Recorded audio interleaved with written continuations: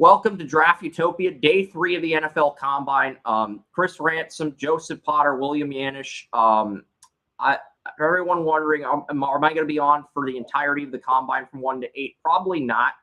And then Restream only lets you stream up to 6 hours. I've talked to Joey earlier off the air. He's got things to do later today. And the other cool thing happening later tonight is for the first time in a long time, during sundown, all 9 planets are going to align next to each other when the sun sets tonight. All 9 planets. That is not going to happen again until 2040. But all 9 planets are going to align next to each other tonight. So if you're into science and astronomy and space and planets, that's really cool. That's really interesting. But it's not why we're here. We're here to talk about the Combine. So Joey, first 2 days of the Combine, what were your impressions on things?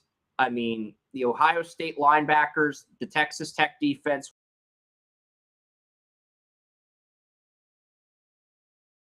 But yeah. The early thought process is pretty simple process. Defensive linemen, I thought there were a lot of nose tackles in this draft. A lot of effective nose tackles, but nose tackles nonetheless. I thought Dominic Williams was very good. Caleb Proctor was great. Zane Durant was absolutely dominant. Zane Durant he was the big takeaway for me. He showed the hip movement. He showed the absolute nastiness. I think he punched one dummy in the face just because he could. I mean, Durant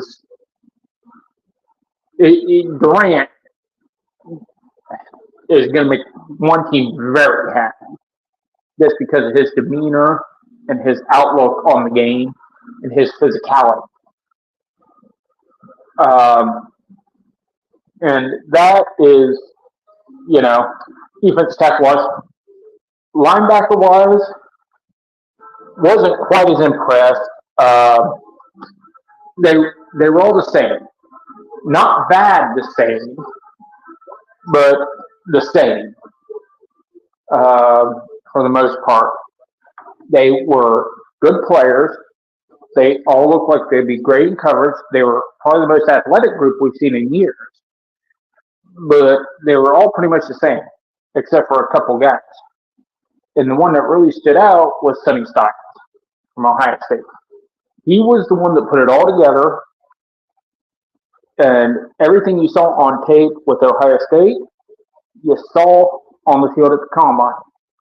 He is much better than his counterpart that they are trying to bump into the number 2 spot with the Jets.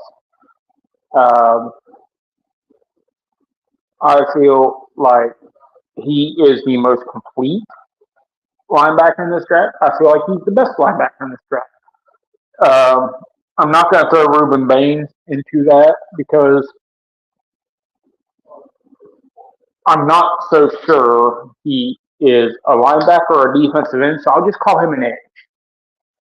So when you talk about the edge rushers, Bain was easily the most impressive in that situation. Bain is a defensive end for me because he's around the 275 range. He had his hand in the dirt more often than not at Miami. Even though Miami's traditionally a 30-40 defense, they ran a little 43 hybrid this year. I think he weighed at 260 or 264 for the Combine. If he was closer to 250, I think he could play in the 34. He's at the 260 range right now. I think he'll be able to adapt to a 34, but I think he's better at 43. Personal preference. I think he's a better fit for a 43 defense. Now for the defensive backs, we have Muhammad from Texas. I thought he was best when it came to. He was the best one out there when it came to finding the ball. Underrated. He got a second round grade. That was before what he did at yesterday's Combine. When he didn't run well. His were a little stiff, but when the ball was in the air, He had the best instincts out of anybody to just go grab it. He got to it's like he had a homing beacon on the football.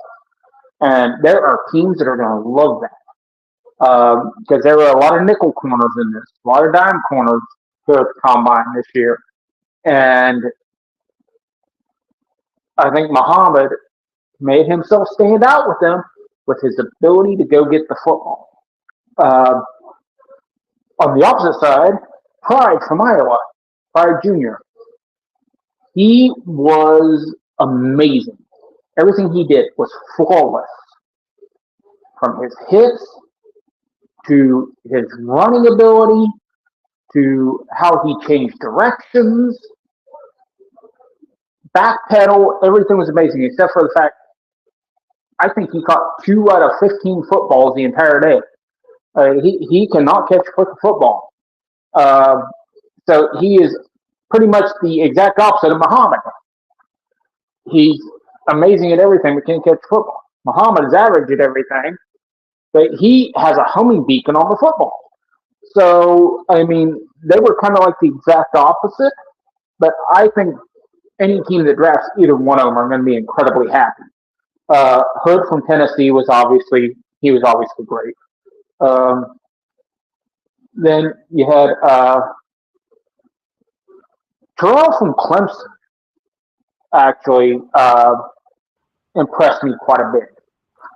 His zone coverage looks a lot better than it did when I watched his tape last summer. And I think that's a big reason why he may get picked from day one now. I mean, I'm not as high as the media, and I don't think there's anything wrong with Colton Hood necessarily. It's just there are so many other corners I like more than him. Like, well, he's got a very high floor, but his ceiling is minuscule compared to a lot of the other corners in this draft. I think there's just a lot.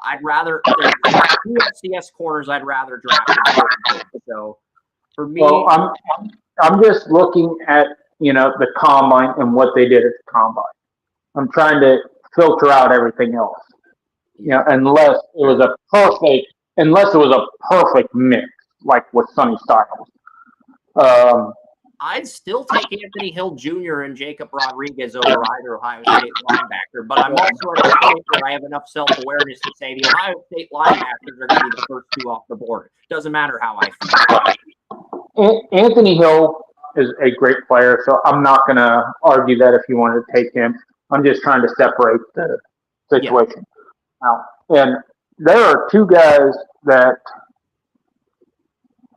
there are 3 guys at tight end that impressed me. Jack Endries did a very nice job. Bauer Sharp did a very nice job when it came to catching and hitting the sled. But the guy who overall impressed me the most was from the great state of Wyoming, a guy I praised a couple years ago, and I thought he was going to be but I remember talking about it in the Mountain West season preview. I remember us talking about him, and I remember talking about him yesterday when we were live. Yeah, John Michael Goldberg. He is this dude. He had a good season last year. He has been somebody who's been impressing over the years, and yesterday he did an amazing job. He was good at everything he did, and he was probably the most overall impressive tight end of anybody at the combine. Now, that being said, for all those guys, we haven't seen the interviews yet. We probably won't hear anything out of the interviews until next week, outside of what they say on because it's like I told you with Tate, you said you didn't think he met with the Browns. And I was like, yeah, he met with the Browns. He talked about it in his presser. And he was talking about, the Browns just had him going over. They wanted to see how he identified defenses. Because remember, these guys to interview players when they're uncertain of what they're getting. I'm just curious to see when's the next time we're going to see a team copy what the Raiders did. The Raiders knew they wanted Amari Cooper. They didn't interview him, and they interviewed Kevin White instead. And they gave teams the impression they were going to take Leonard Williams or Kevin White, and they took Amari Cooper. And they basically played the media. I'm waiting to see a team do that again. It hasn't happened in 11 years, really. So I'm just curious why that's the case. Well, no, that's a good question. We'll see. But unless they say it in the interview, we might not know what comes out of these. I've got something in the chat room. What team is sending the most smoke screens right now? I think it's the Chiefs personally, because when the Chiefs had Patrick Mahomes and Josh Simmons number 1 on their draft board, they didn't say anything. They kept it in-house. There's reports saying the Chiefs love Reuben Bain Jr., they love Jeremiah Love, they love Blake Rivers, they love Peter Woods, they love Sadiq. I think it's all BS. I think the Chiefs want Fano, and they are propping up the other guys to get Fano to drop tonight. That's my theory. Sounds stupid, but that's my theory. It's not really too bad because I'm trying to think of the teams that are sending the smoke signals, and the only two teams I can think that are sending the smoke signals are the Chiefs and Browns. Everybody else seems like they're pretty hunky-dory with everything, and so that's interesting. When the Chiefs drafted the number 1 guy on their board, Mahomes and Josh Simmons last year, they either stayed put, trade down, and they kept everything about that player in house. They were silent about the player they wanted. They didn't make their intentions public. So if they're making their intentions public about guys they want, that tells me they're sending smoke screens. I could be wrong on that, but that's my theory. No, you're good. I just think I'm not seeing the smoke screens I'm used to seeing. It's like the Browns are sending love all these guys, and they're just trying to hype them all up for one roster. That's also a theory, but that's also a possibility. Because we've heard about the Cowboys and all those guys I picture. But this isn't like the Chiefs. They're not That's why it's so compelling. This isn't how it usually approaches things. Yeah, it's like, and they're not being transparent like the Saints, the Bengals, or the Cowboys, who are all saying, we want to trade up for the safety. Okay, well, why? Well, we don't know. We aren't going to tell you that part, but we are going to tell you what we want. And Chiefs aren't doing that. So I can understand. So either they want someone they're not talking about to drop them at 9, or they love all the guys they're talking about and they want one of them to drop to 9. I don't know. But it's interesting to see them take the opposite approach of what they usually do. It is. So, and because you said that, you put it out there the way you did, I'm going to go when it starts. I don't think I can legally show the combine on my stream. I can show, I can pull up NFL.com and screen share the 40 times. I can do that. I don't think I can legally share NFL Network combine on my 40 times. I don't think I can legally do that. That's disputed. Yesterday,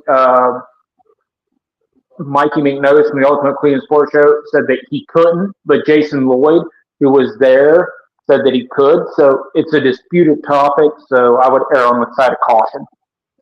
Yeah.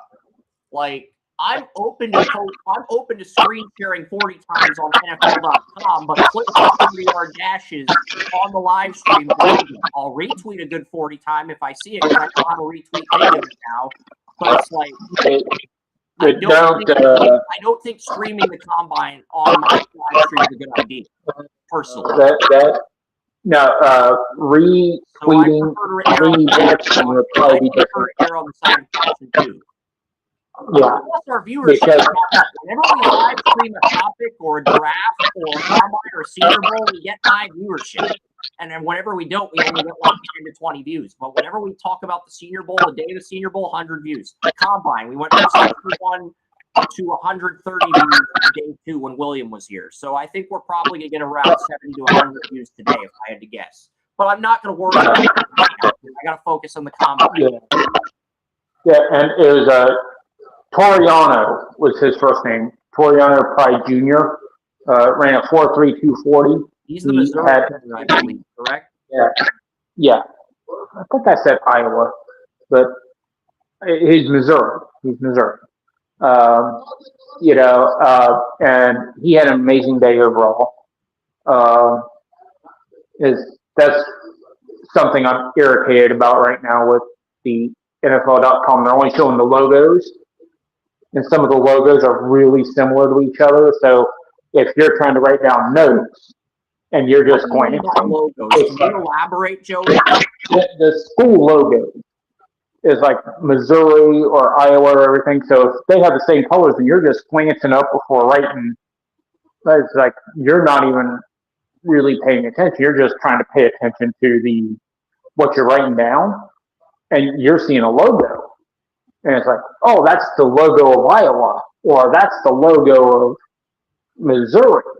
And it's like, no, it's not. Because they're not putting the name of the school beside the player anymore. They're just putting the school's logo. And it's really irritating. I'm having to watch it 2 or 3 times to, just make sure I get the logos right and the teams right.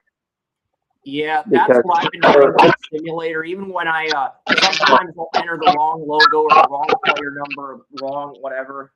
But I got it up to 216 picks. So I've got assuming all the comp picks are accurate for round 3 through 6, 216 picks. And there's 5 picks or less in rounds 3, 4, and 6. But rounds 5 and 7 are the rounds of scratch this year. So rounds 5 and 7 are going to be long. But every other round is going to be fairly quick with the comp picks, which is kind of refreshing. But usually it's round 6 and 7 that are the longest, Joey. This year, round 6 is 4. Yeah, so that'll be nice. I just hope they actually remember how to put the name of the school where the player is, because that's been really annoying when we're trying to take notes this year for the combine. That's just really irritating, having to sometimes go back, like Missouri, I was like, oh, same color scheme. Are they the same? How do you know? High school, so yeah. Yeah, so if you're just glancing up and trying to write names and, things down, it's like, well, all you see is the black and yellow. Dude, put a name of the school in there, please. For the love of crap.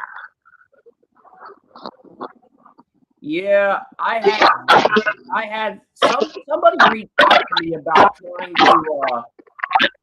trying to win a spelling bee, and they were disappointed they came in second in their middle school spelling bee. So they're like, how do I contact you? You don't get an automatic. You have to win, like every English classroom holds a spelling bee qualifier, and you have to win that to qualify to participate in the spelling bee. I know this because the runner-up in my graduation class did not get a rematch with the champion in 8th grade because I won the qualifier to compete in the spelling bee in 8th grade. But I got knocked out because I didn't know how to spell museum. Yeah. I don't like having to revisit memory lane, but when someone gives me life advice or career advice, I will try to give them as basic of an answer as possible to help them out. But yeah, I don't want to get sidetracked with my past. We got the combine in 2 weeks. What are you looking forward to today? Oh, William's here. Great. So he heard my embarrassing story about the spelling bee. Great. Fantastic. Fantastic. Is William here? Yeah, he's here. Okay, I heard you say fantastic, and I'm like, William's here. And for the first time in a while, even if it isn't for a long time, we're all 3 in the same building. So hallelujah. Yep. We're all in the same building. I can And I see do not apologize for my the audio bar is not showing up. I don't know why the audio bar isn't showing up. Okay. Well, I guess you better get the audio bar showing up. I didn't hear William. Now I hear William. Now I see William. What's going on, man? Are you doing well? Not much. What are you up to, man? Awesome. What's happening here this morning? Well, We're just going over the stuff. combine, and then I gave someone career advice about spelling bee because they were disappointed about finishing second. Like, Career and that's the advice. thing. This is it. Back when I was in middle school, only 7th and 8th graders qualify for the spelling bee. Now 6th graders can participate in it too. And it's like, if you're in 6th grade and you finish second out of the entire graduation, that's awesome. You have 2 years to win, just like Drake May on his rookie deal. You have 2 years to win the big game. Just go out and do it. Don't feel sorry for yourself. Hey, man, somebody's TV is like really loud, bro. That's it. That's No, Somebody's TV is like really loud, dude. Yeah. Is my mic too loud? I think so, because my ear just almost blew. It's like as the you TV in the background, man. That's all I Okay. can hear. All right. I'm trying to figure out. How about this? I'm going to lower my volume on my mic slightly. It's at 100. I'm going to lower it to like 80. If it's still too loud, I can lower it to 75. But I lowered it to 80. Is that better? A little bit. Oh, yeah. Let's see for a minute. Yeah, because my mic volume, I have it maxed out at 80. So my mic cannot go louder than 80. My mic can go up to 100. My mic maxes out at 80. That's a feature I I have. can just hear the TV like really barking in the background, dude. Yeah, I'm standing in the back corner of the bedroom where no TV is. So I know it ain't me. Oh yeah, I'm outside. So it's just Yeah, the TV is really loud somewhere, man. That must be you, Chris. It's not Can me. turn I down the TV. lowered my mic. I lowered my mic. Really? All right, I'll lower I'm going to tell Joey. you something real Not gonna quick. low. I know Joey's a huge proponent in freedom of speech, so I'll lower your mic volume to 90. Not gonna lower 91. 91. It's at 100. We'll lower it to 91, so Joey can still feel special. All right. That's Now the I lowest think I'm lowering it's. Joey because I don't want to give him. Now I'm not hearing it. Because I don't. Now I'm It's not hearing good. it. Good. Anyway, Now man. you can't hear me, or No. Everything's good now. okay. All right. I'm not hearing that barking in the background anymore. So. Yeah, because I'm not sure what the barking was, but obviously it was on my end. So And I can hear Joey a lot Anyway. better now, so everything's perfect. All right. hear me a lot better from nothing to nothing just because you lowered my volume 9%. No, because I volume, the Restream default has the volume at 100 for everyone, but I lowered the volume to 80 because you said I was too loud, or you guys could hear me better, but I didn't sound too loud. I lowered Joey's volume to 91, and William's happy with you at 91 out of 100. And William's Well, I'm still hearing at some 100. feedback now, and now it kind of started again. It's like just kind of Fine, I'll lower myself to 75. I'm not It's like 76. All right. That's the lowest I'm going. it's like I'm not sure why you're getting so much feedback. It's like better the volume that I know of. You It know? sounds like a digital freaking dog bark. It sounds but Digital dog. imagine it. Are you Like talking I said, about it sounds like a TV in the in background. Joey's background? Because I hear some funky noises. They sound like a robot dog at Radio Shack barking, demanding treats. You know, Something like Radio that. Shack had the robot dog back. They did. They did. I agree. It's like I have no volume in the house except for me, so I'm not exactly sure what the barking might be. Now I can hear your voice, dude. Before I could just hear the. All right, awesome. So yeah. Anyway. I am rather confused right now. Yeah, same. All right. Cool. Let's talk about what we think is going to happen today. Because we talked about day 1 and day 2 of the combine. I gave some career advice, embarrassing story, inspiration. Let's talk about today. Let's talk about what's going to happen today. Aller is going to throw today. Carson Beck is also going to throw today. I think Aguilar might throw the dynasty quarterback. I think his deep ball is better than Ty Simpson's, but I don't think I think the earliest he could get picked is round 3. The latest he picked is round 7. Could go undrafted because he wanted to go back to Tennessee. That's also a possibility. Mm-hmm. But That's good, man.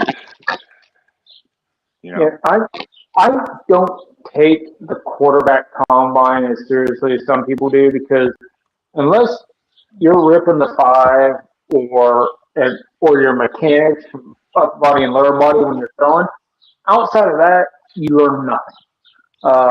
What I'm looking at more is the receiver.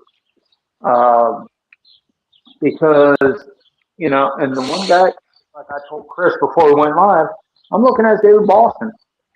Boston has all the makings of, not David Boston, Denzel Boston. David Boston's his dad. Denzel Boston, yeah, is like, Denzel Boston is a guy, he has the hands. He's a hands catcher.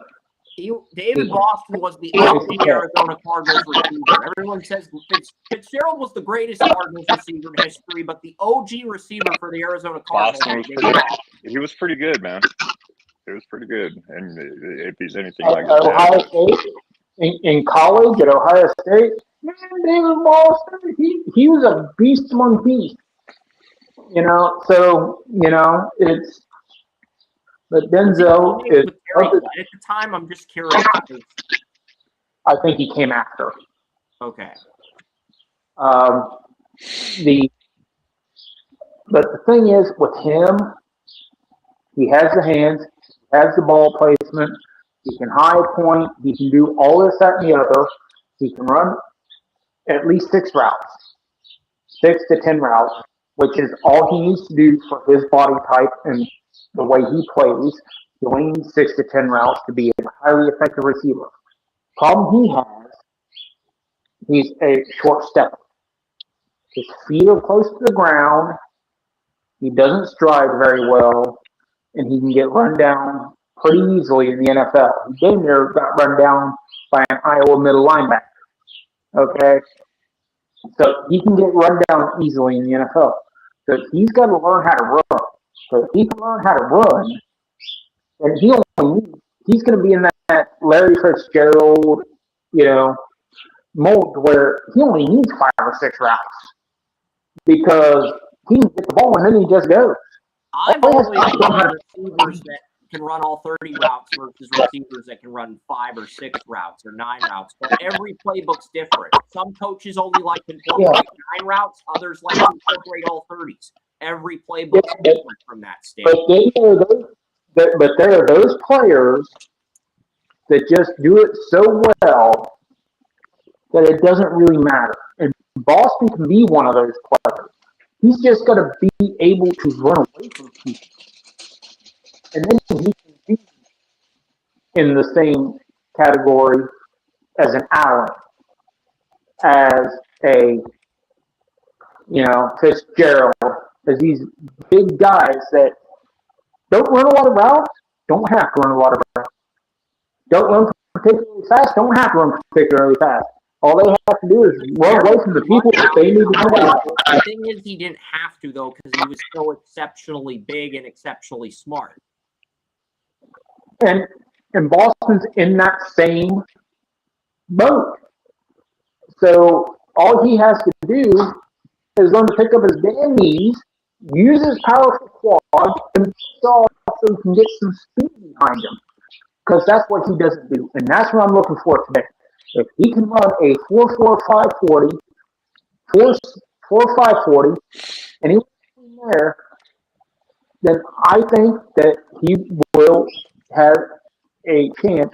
Because the highest I've seen him go is 24 to the Browns. I think he can go higher than that if he can prove that he can have a little bit of full-way speed. And I think that's what I'm looking for today. The thing is, this is such a deep receiver draft, and there's so many teams that want wide receiver ones. the expectation from NFL front offices is that 5 receivers are going to go in round 1. Right now, I only see 4 day 1 guys: Surratt, Lennon, Tate, and Tyson. I only see 4 in district class. There's an expectation that 5 teams should draft receivers in round 1. What's up, and William? when you look at the tight ends that we saw yesterday, there's all kinds of guys that can catch the ball in this. I mean, some of these guys are just. I mean, Michael Trigg high pointing the ball. Like I said, I still close my eyes and see him just one-handed balls, dude. I mean, Michael Trigg is. And these are just a lot of big receivers, you know, that can go in there, and like we were talking about lining Gronkowski up with Claire and what we were talking about yesterday, dude. I'm still trying to freaking wake up, but dude, I mean, there is no shortage of guys that are going to be scoring a ton of touchdowns in the NFL the next few years. And, you know, to agree with you, William, if these wide receivers, a lot of the problems they have with them, they're either special with potential or they're too slow. And if these guys can't step up, there are a bunch of tight ends that are ready to fill that gap. Very much so.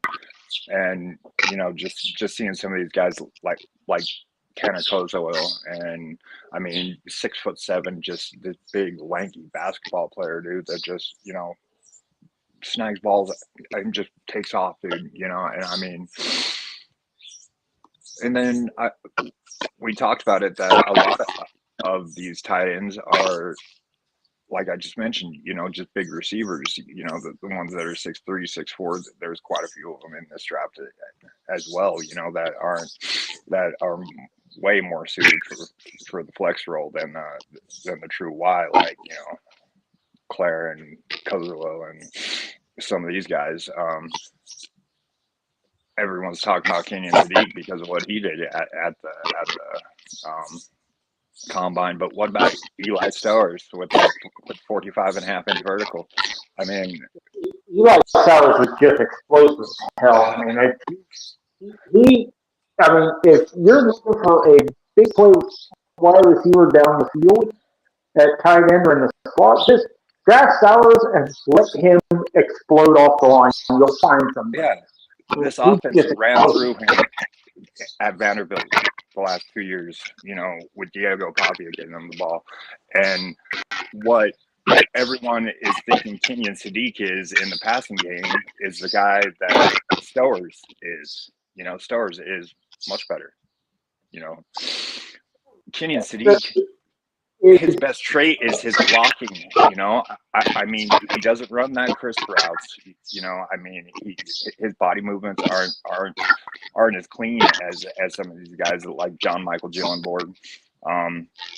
It's one of those things, but he eventually, you know, get into that and work on this, developing in the NFL in the next couple of years for whatever team comes up and snags him in the first round. Somebody is gonna just, you know, like I said, he's definitely gonna be a first round tight end. I don't have him graded in the first round. I've got him graded at the end of the second, you know, and I've got four tight ends above him, you know, and it's just, like I said, Michael Trigg just absolutely came out of nowhere, and just playing for that Baylor offense, it showcased, you know, him being able to catch the ball. You know, like I said, I had to go back to his old Miss film to see him block, you know, and Trigg, any of these top 4 tight ends, I've got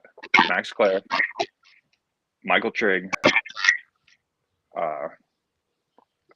Eli Stowers, and Tanner Kozola. That's my top 4 right there. I would love to have him on any team that I would coach, any of those guys. When it comes to the Niners, I am so glad this is going to be a draft that, when we're looking for that guy to develop behind Kittle, Tonjes is a free agent. He was mediocre, but he was good because of the system, and I mean he definitely has traits, but he's going to end up somewhere else now, and like I said, I've seen so many of these mock drafts. I mean, between Bucky Brooks, he had Max Clare going to the Niners. Another one had Kansas City going to the Niners. I mean, I've just seen it, and there are, like I said, any of those top 4 guys is going to be an absolute weapon in that offense, and well, I'm just, I can't wait. It's like the receivers. This receiver class is kind of like where there's not so many true superstars. Like some years, there's not a Malik Neighbors in this class. There's not, but.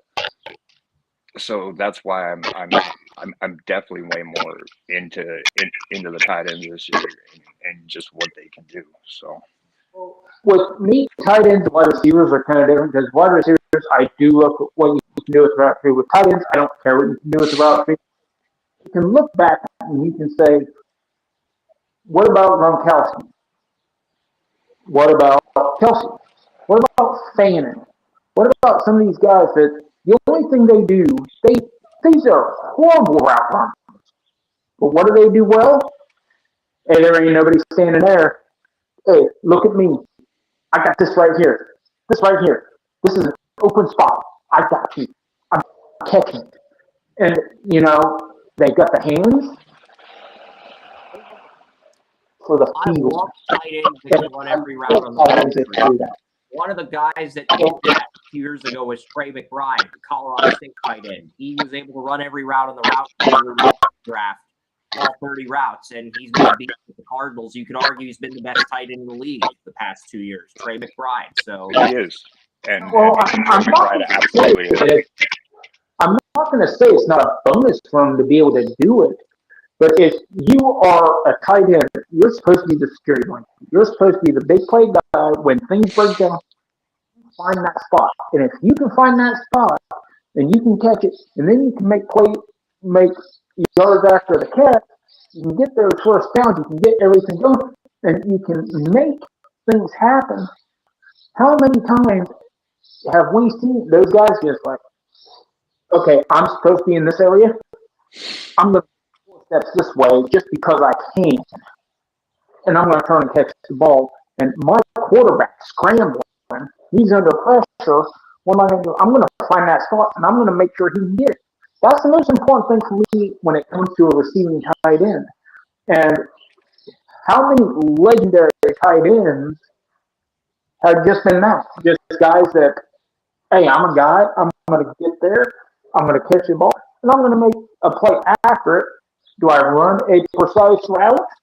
No. Do I know how to? Sure.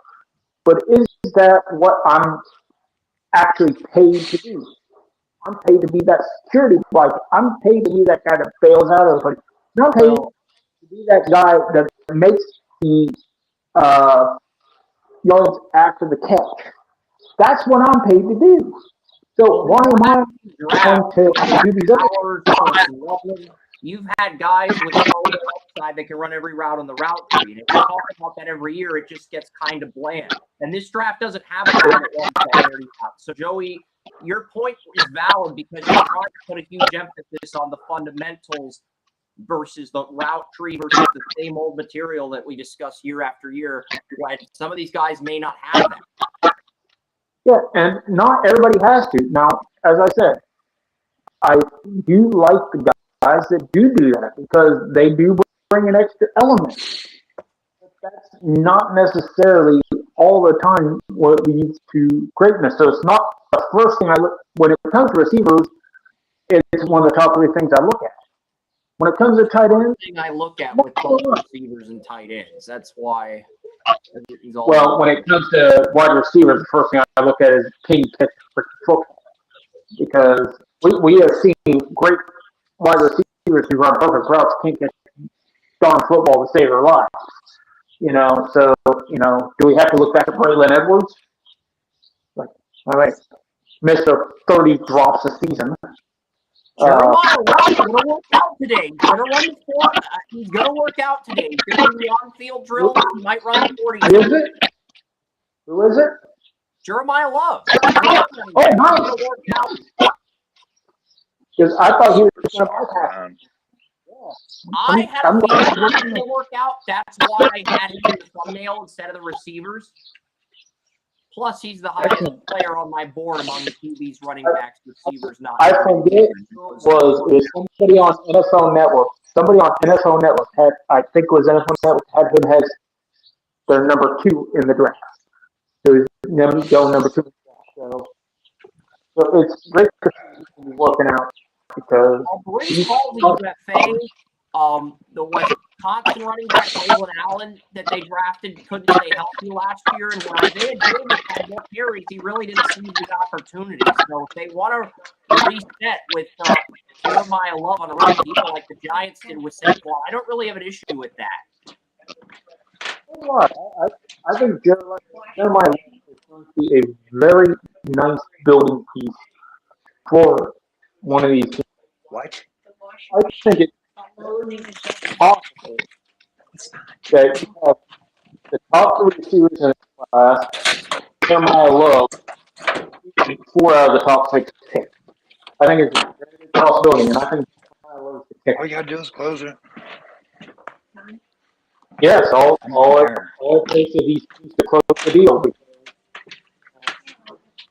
the top 3 receivers, Jeremiah Love, are amazing.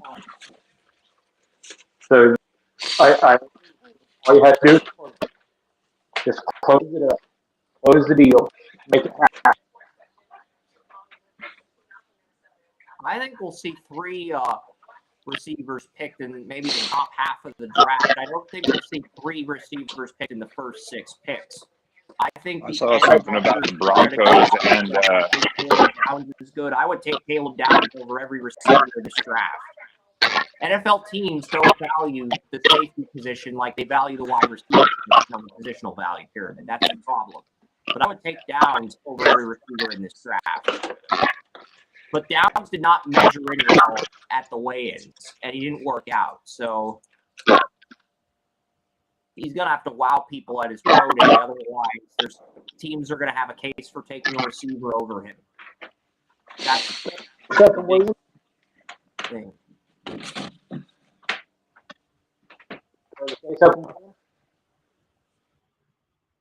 You all right, William? Okay, it says running backs, quarterbacks, wide receivers. So we might get the running backs first instead of the quarterbacks today. Last year, I think the running backs went last.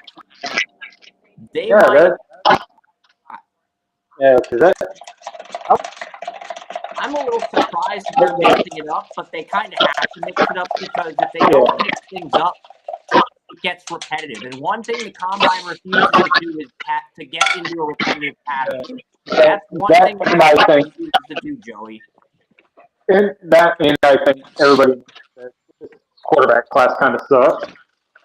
So, and the wide receiver is probably the deepest position of these 3 positions. So they're basically saying if the wide receiver is the deepest position of these 3 positions, F you, we're going to make you wait for the wide receiver. So you watch all 7 hours. That's basically what they're saying. Yeah, it's a programming situation. And, I was just on D. Bush's podcast before I came here. And, I was texting with him on his, and I said, I love competition. I would love for some of these people with young quarterbacks to draft maybe a Ty Simpson or somebody like that from round 3 to 6 just to bring in competition. Because I love the fact that I know they're probably going to lose whatever competition they have.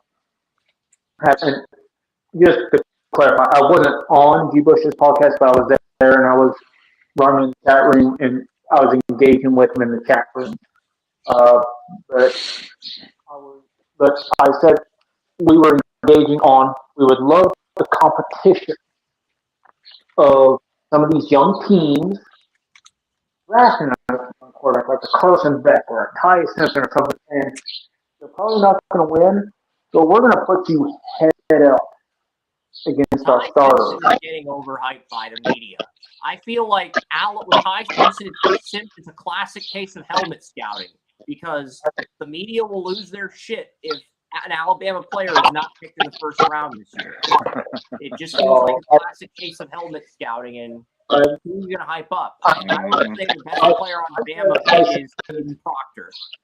Alabama is the player I'd consider in round one, and I think he could end up falling to day two.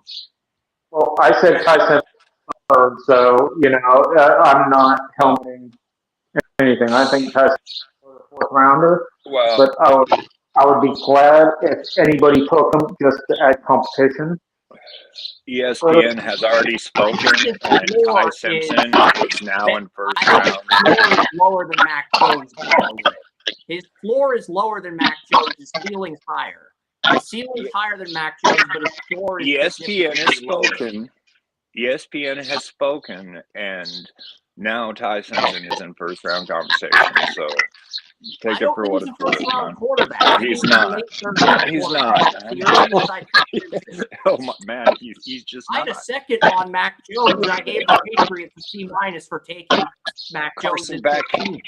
Carson Beck is 10 times the quarterback. Carson Beck is 10 times the quarterback. And Carson Beck is better than Ty Simpson. Yes, very He reads more progression. Carson Beck. Aguilar is a better quarterback than Ty Simpson. I would take all three of those quarterbacks over Ty Simpson. I will say this, William. I think he's overhyped by the media. I agree, William. Carson Beck is 10 times the quarterback, but he's also 10 times as stupid. There is nobody else on this planet that I know would transfer to the University of Miami to be with his girlfriend and then cheat on her in the first week. It's like that's how he was getting rid of her, man. And now he's dating a former porn star. Yeah. It feels like an MTV Real World episode. Well, whatever that's worth. I mean,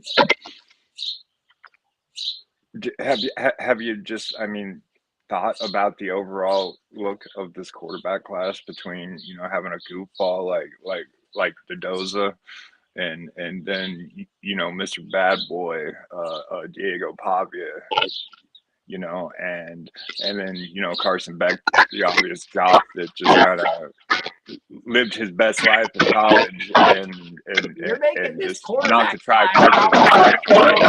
It's like the real the Bad Boy, and you've got the addict. Carson Beck is the addict. I'm not going to say what type of addict he is, but he's the addict. Well, you know what? I want Jameis Winston to put on a big nose and go back into the draft and, is saying, sling it around. I'm Jameis Winston. Hit the combine. The guy's got to throw, man. Jameis wants to be. He'd have a nice big old mustache on, Jameis Winston, he gets a wig and he goes into the draft like Chad Powers. The Chad Powers. Have you seen Chad Powers on Hulu? It's great. But yeah, Jameis Winston, he should get a wig and he should go back into the draft like Chad Powers. Samuel Jackson in Pulp Fiction or something. Oh man, now we just need Keanu Reeves coming back, and for the whole Johnny Utah. We gotta have that long hair that Keanu Reeves come out in their places, just jogging along and they slow motion the thing and the hair flying. Shane Falco, Johnny Utah. He played the best ever, Maple Leaf quarterbacks ever in movie history. Point Break was just an awesome. And the best make-believe quarterback. Watch his film, man. He even got a tryout with the Ravens back in 2000, and I think they just Honestly, if he had accepted the tryout, I think he would have been Super Bowl MVP almost.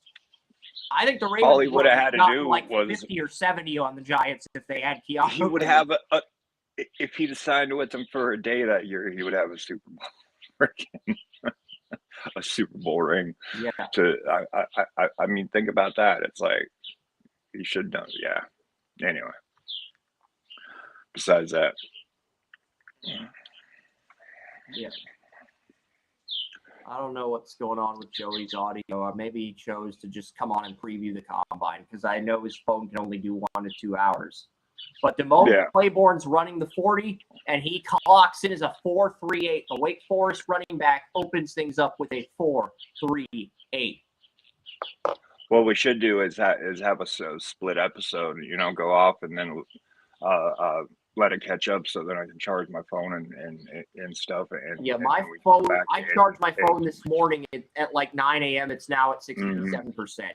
It's now at 67. Yeah, my phone's in 6.7 mode. Yeah. So Eli Heinderich, if we go for like really good another hour really or so, and then final 5th round player on my draft simulators, Eli Heinderich, he's about to run the 40. He's working out with the running backs. He projects the running back, but he's a gadget player. He went to Mount Lebanon High School. It's one of the 2 high schools near my apartment. You got Chartiers Valley, you got Mount Lebanon. They're the 2 closest to me.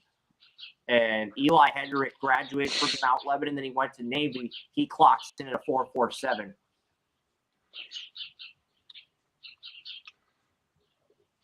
But yes, as if we split this and then charge the phone back up and then came back on and recapped everything that they had, it would give up on so much of the commercials and stuff and crap that like they pulled on us yesterday. I don't think I can quit the show and then re-air it. I don't think it works like that on Restream. I wish it did. Oh, darn it!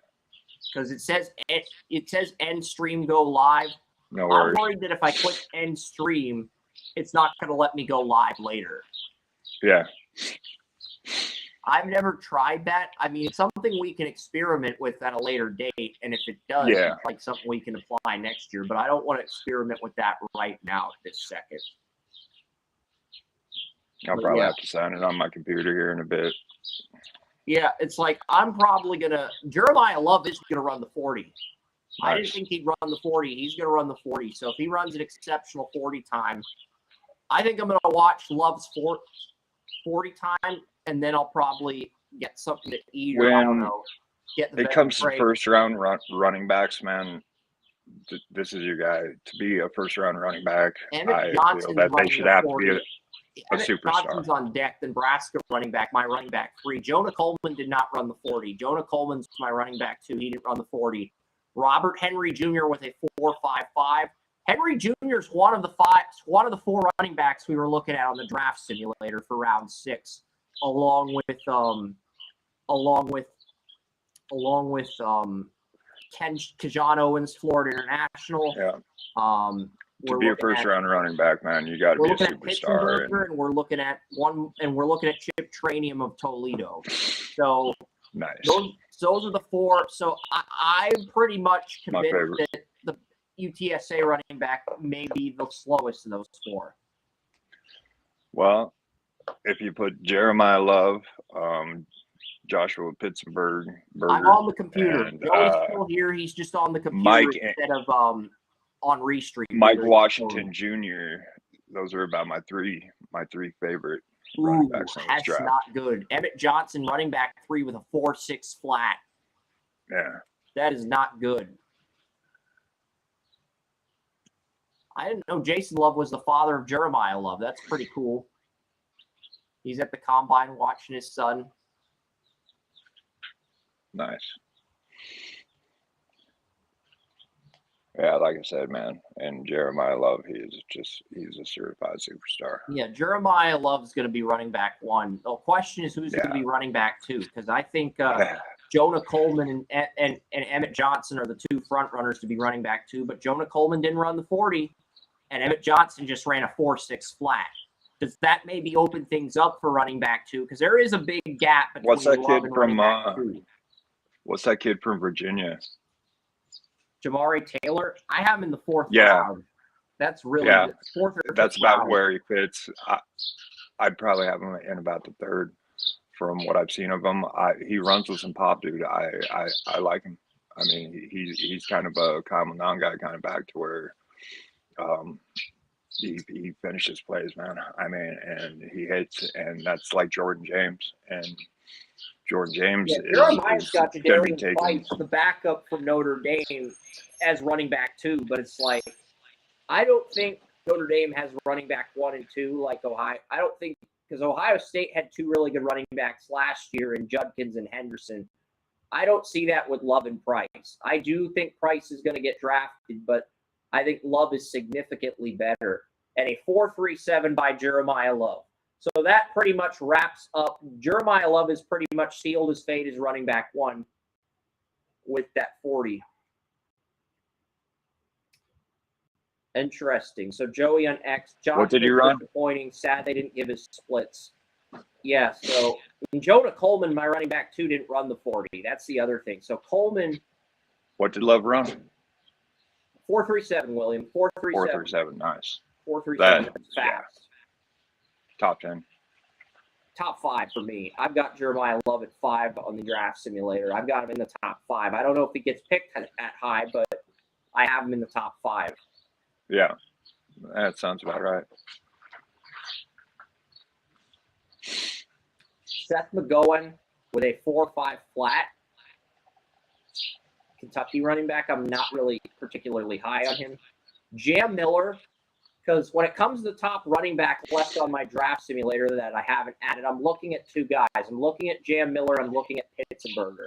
This is a big 40 for Jam Miller. He has an opportunity to separate himself from Pitzenberger after everyone in the media said the running game is the weak point with Alabama's offense. That's the one thing about Pitzenberger, though. You know, for his size, he has some getaway. I mean, I like Pitzenberger more than the UTSA running back, and I like him. He more ran away from some of the national guys. Defensive backs, dude, and I was surprised for a guy. I like him more than Chip Tranium, but Jam Miller just ran a 4.43, so I'm probably going to go Miller and then Pitzenberger when ranking the running backs still on the board.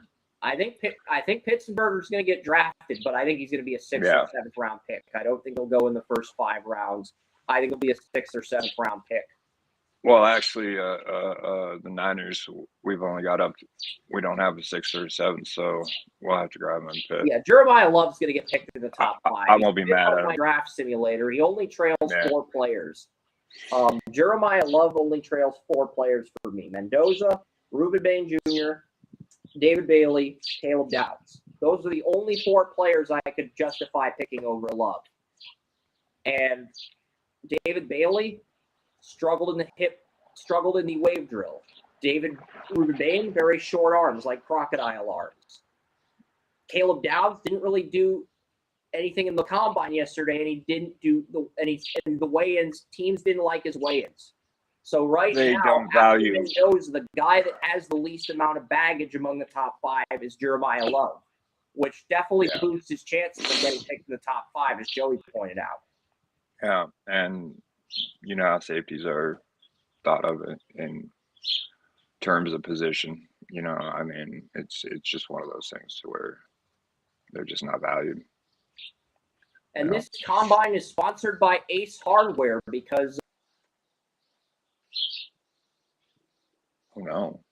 at a screwdriver in one of the stands at the combine.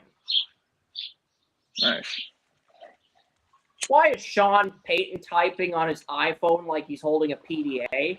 You're not holding a PDA, bro. You're not holding a BlackBerry. You don't need to type like you're holding a BlackBerry, bro. I do that, bro. I can respect you doing that, but Sean Payton makes millions of dollars. He is too prestigious to be behaving like that on his phone. I'm not sure how to take that, Chris. Hardware joke because Ace is the place. I'm not sure how to take that, bro. Ace is the place where the hardware goes. I'm not sure how to take that, man. And take it as a compliment. Price with a 4.5 flat, the Notre Dame running back with a 4.5 flat. Nice.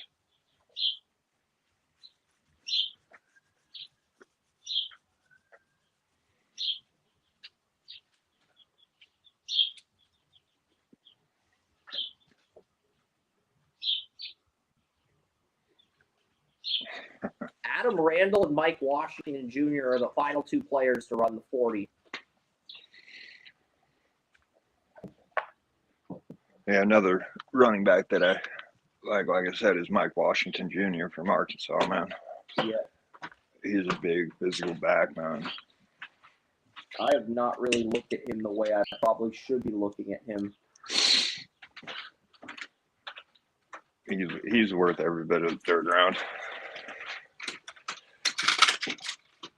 Like I said, I don't speak a whole lot until I do full evaluations, but I'm confident enough in that assessment on him. So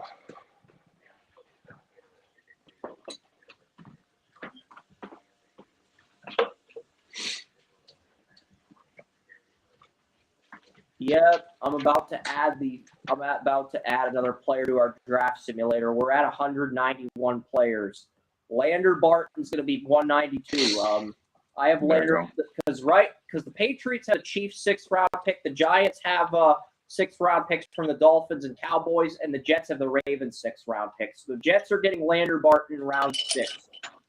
And if that happens in real life, Lander Barton's going to end up being better than whoever they drafted to if they take Arvell Reese or if the Jets take Arvell Reese at 2 and Lander Barton in the 6th round. Lander Barton's going to be better. Lander Barton's going to end up being better than Arvell Reese. Just watch, William. I believe it. I like Barton. I like Barton a lot. He's got that. Joey, who reminds you of Rocket Sanders from last year? Jeremiah Love? Rocket Sanders. It's just, I'm curious who you're comparing to Rocket Sanders. Maybe he's comparing Price to Sanders. Or was he comparing Washington to Sanders? Because they both played at Arkansas.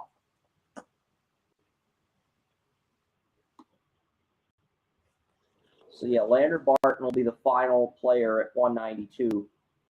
I think we got the draft simulator up to 216 teams, which is every pick in round 6. So, I think the goal for today is to get the actual simulator up to 200 players. I'm at 191 right now, and I'm adding Lander Barton during these commercial breaks. So, yeah, Lander Barton.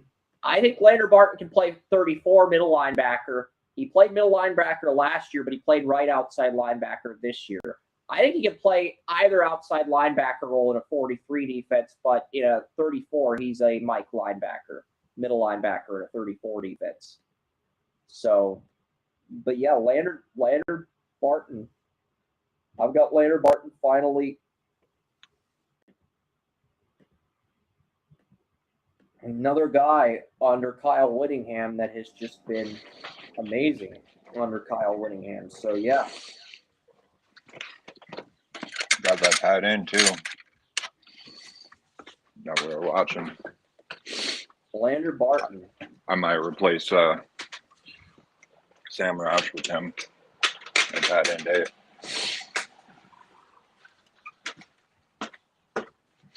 Oh, that's what I need to do is grab my computer. So we can look up some of this stuff. I've added 15 quarterbacks are on the draft simulator. There's going to be at least 17. And I agree, this quarterback draft is not great, but it's yeah. Teams draft quarterbacks. You're telling me, man. Teams draft quarterbacks. If teams don't want to pay for quarterbacks in free agency, guess what? They're going to draft quarterbacks even if they suck. Trial and error. I'm going to do a whole little spiel for a reel with the quarterbacks, the bad boy and the goofball and the jock that, loves strippers and or porn stars. I was thinking the addict, but yes, the jock that loves strippers because he went from his girlfriend to another girl to an ex-adult film star he's in a serious relationship with. So it's like, yeah. I was originally I'm gonna do a whole spiel on that, but that just feels too extreme. That feels too you can't really say that either. That would be taken across a little bit too wrong about him. I was thinking it, but it's like I'm not going to say that on a podcast. That's not appropriate. That's too personal. Yeah. It would be taken the wrong way, even though Yeah, exactly. That's why you don't say it. It's common sense, You don't say it. You can think it, you just can't say it.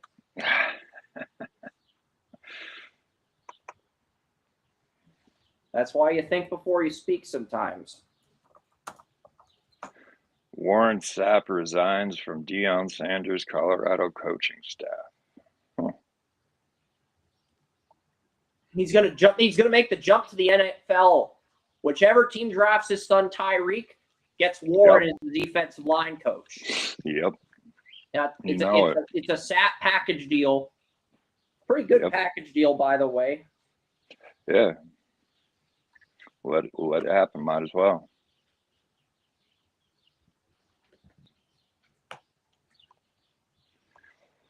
.6'5", 240. That's what the Utah site says on Lander Barton. Did Lander Barton play in either the Shrine Bowl or the Senior Bowl? I think he played in one of those two games. If he didn't, I'm going to have to use the school website for the weigh-in. But Utah says he's 6'5", 240. I don't believe he's that big. Yeah. I usually go off of ESPN.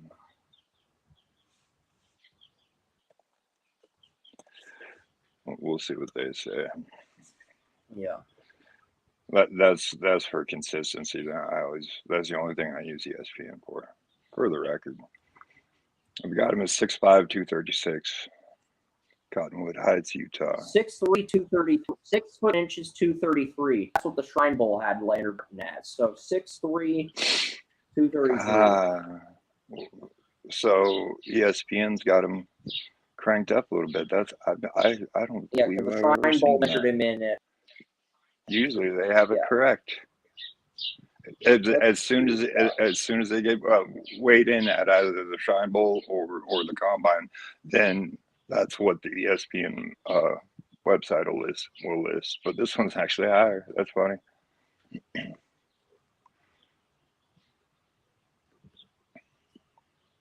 But yeah, he's going to be a good one. I wouldn't mind seeing him, So across from Fred Warner. Next four: Buccaneers, Vikings from Colts, Falcons, and Commanders from Vikings. When I will worry about that during, worry about that on the air. Like Jeremiah loves not running the 40 again because he knows his 4.37 was just so good, and he already knows he's running back one. Don't do that. Yeah, don't.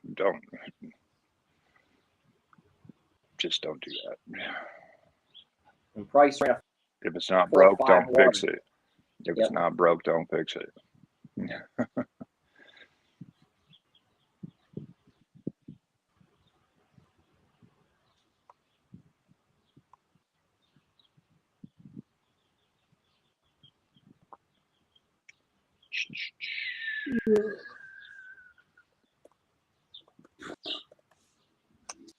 Yeah, have I played any games on Netflix? I have the Sonic game on my phone, and I haven't played anything past the first level because I've been busy with stuff. And yeah, they have the Happy Gilmore. They have a demo for the Happy Gilmore video game on the Netflix, but I have to play. I can only play that at my mom's house, and you fight an alligator and you fight Bob Barker. It's kind of tasteless, though. You make an app where Happy Gilmore fights Bob Barker, and you make the app after Bob Barker ties. That's kind of tasteless, in my opinion.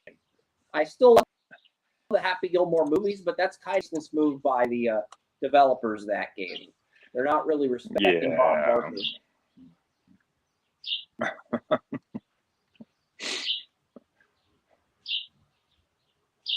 price is wrong, Bobby. Mike Washington Jr. ran a 4.33. That is the fastest 40 time. I wonder if that's comparing to Rocket Sanders. Oh, no. That's not good. What's up? I mean, that's not good that he ran that fast. 4.33 was what Mike Washington Jr. ran. Yeah. Unofficially. That's wow. The dude he can absolutely play, dude, and he is 4.36 second time. a physical dude. Mm-hmm. They'll probably give Washington a 4.32, and they'll bump Jeremiah Love up to a 4.35, so they can say Jeremiah Love was the best running back at the combine, because that's what they do. They inflate the numbers, always inflate the numbers of the stars, the combine, when it comes to the official times. For sure.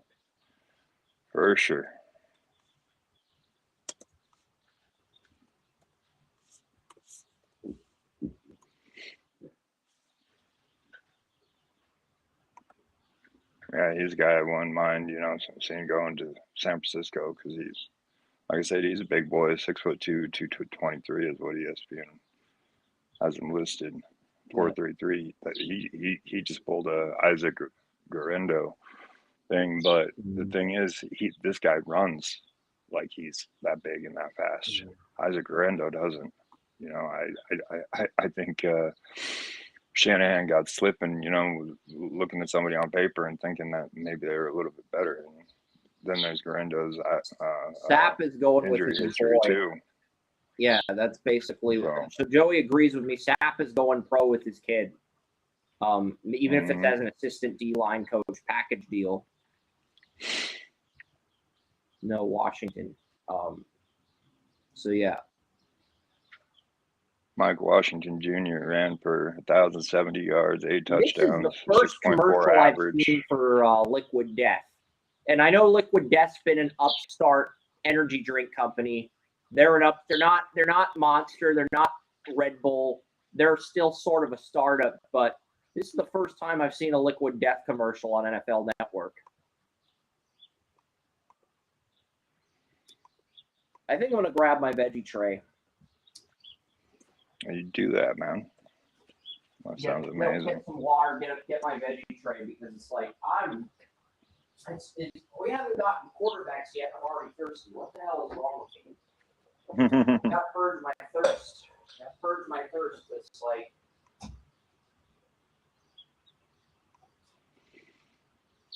yes, sir. I got to turn on some Washington film here.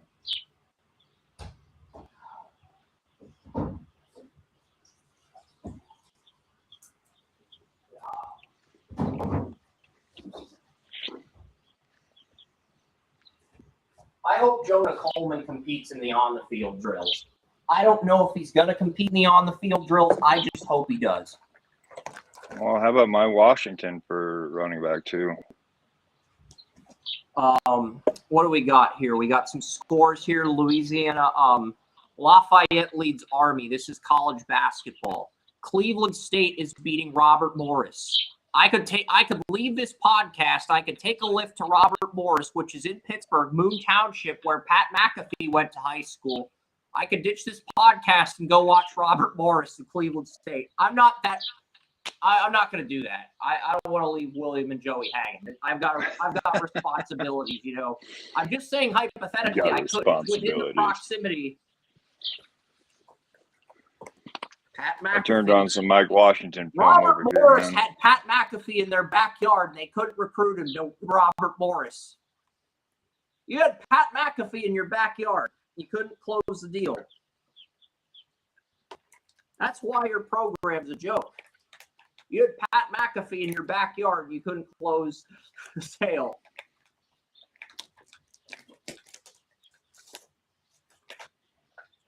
Well, Pat McAfee was never going to go to Robert Morris. I don't think he was going to go there.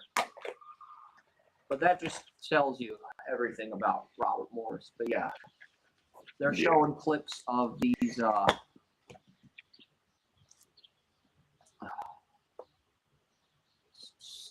Yeah, I cannot eat veggies without ranch dressing. The dip Yeah, that they wouldn't give be you is good, very dude. small. The dip they give you is very small. I can eat carrots without ranch, but it's like it tastes better. Tastes better with ranch.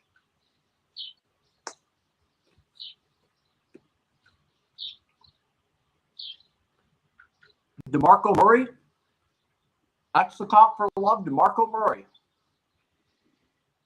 I think Love's better than DeMarco Murray. I don't agree with that comp. Yeah, I don't either. Markham Murray was good for stints, but that was about it. Mm-hmm. Anyway, he wasn't a superstar, man.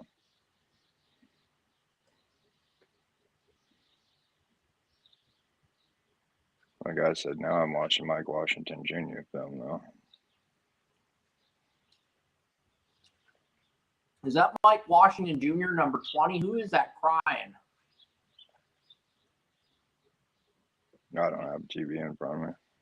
I got a computer. Combine's on in the house.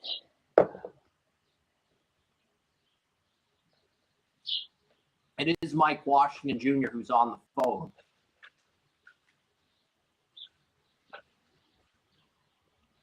Yeah, man. I've got this kid for running back too. I got Jonah Coleman as running back too, but he didn't work out today. Emmett Johnson, my running back 3, just based on. Man, I don't like that. Emmett Johnson I don't care was for my that, running man. back 3 entering the day, just based on the tape. But it's like, I don't know. I don't already know. had a thing for It Washington. feels more wide open now after Jeremiah Love. The gap between Love and running back 2 was pretty big entering the day. Now it just feels massive. Yeah.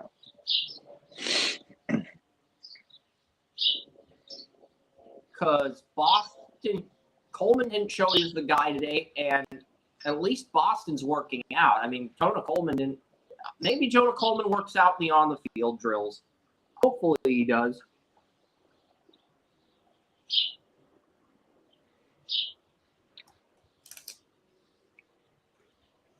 I watched Washington back to New Mexico State a couple weeks ago, and yeah,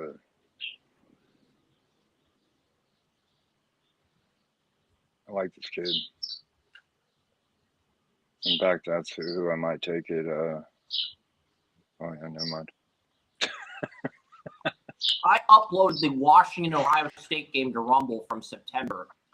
Jonah Coleman stood out in that game. Even though he didn't get 100 yards, he stood out. He made some nice runs against Ohio State's defense. So I'll consider Jonah Coleman. Let me go look at him for a sec. Let me go turn on some of his stuff.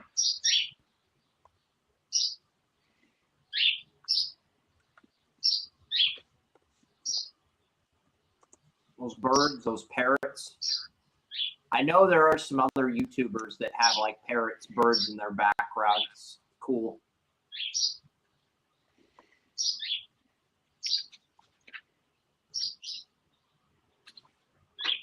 Jed Fish still coach up there in Washington?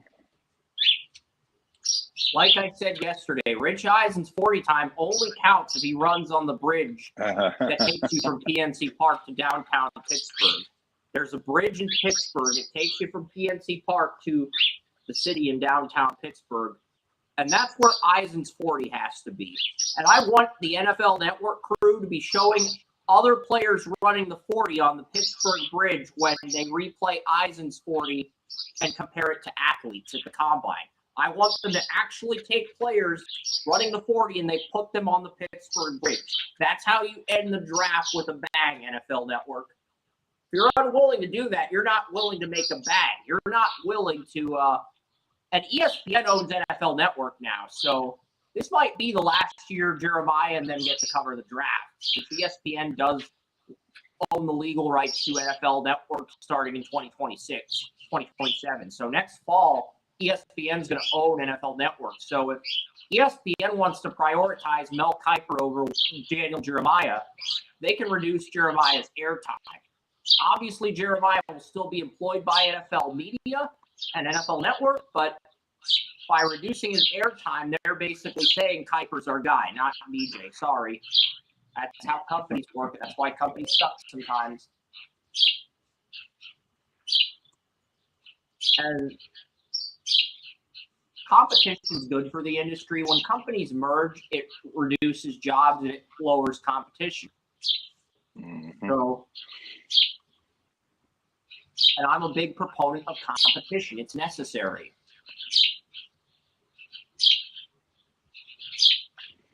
Yeah, Jonah Coleman, he's a damn bowling ball, man. 5'9". I don't think he's 5'9". I was just watching film, and I was thinking he leaned a little bit closer, 5'8", 228. Yeah, I still like Washington a little bit more because I see him more. Big Ten running back of the year. Mm. Now we got Jeremiah Love. Love looking great.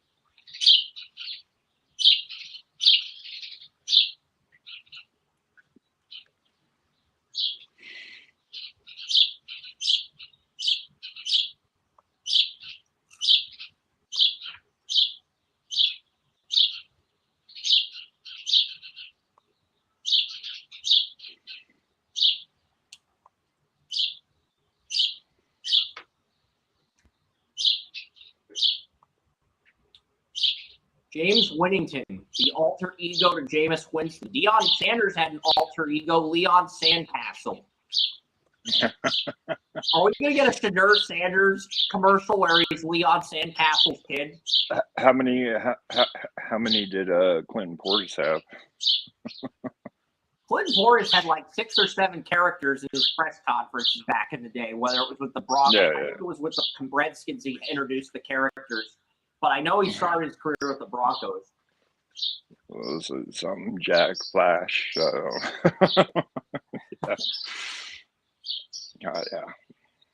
I agree.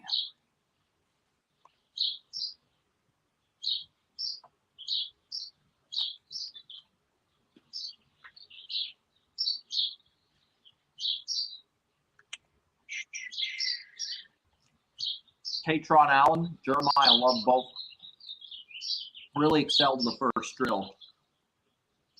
And Jadarian Price did too, but I've got a 5th on Jadarian Price. I feel like NFL Network's hyping him up. He ran a 4.5 flat.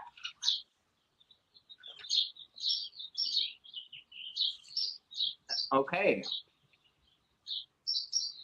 Really? So since Madden is sponsoring the combine, basically the 40-yard dashes determine the Madden speed ratings for each running back. So Mike Washington's going to have a 95 speed rating on Madden. Jeremiah Love's going to have a 94.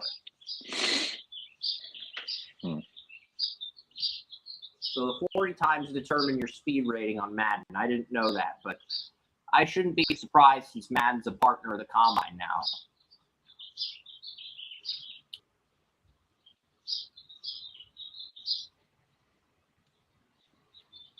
Move the sticks. Former NFL scouts break down the 2026. And NFL scouts 2026 draft are the trigger words.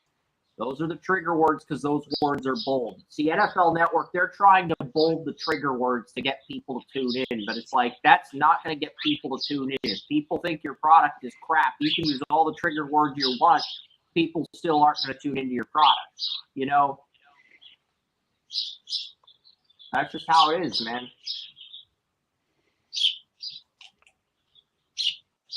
Katron Allen, 5'11", 217. Katron Allen.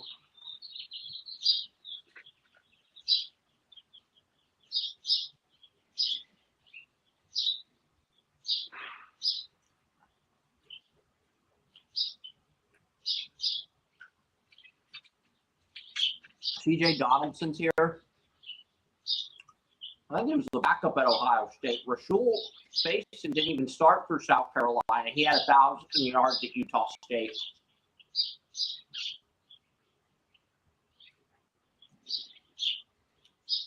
I like Eli Heidenreich. I've got a 5th on him. I've got a 5th on Roman Hemby, too. And Roman Hemby was a beast at Maryland, and he wins a championship with the Doza. The Doza.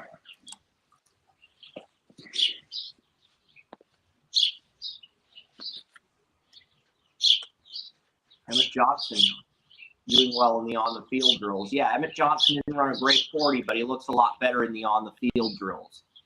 So why isn't Jonah Coleman in the on-the-field drills? Is he still recovering from an injury? Is there? Oh, that's not good.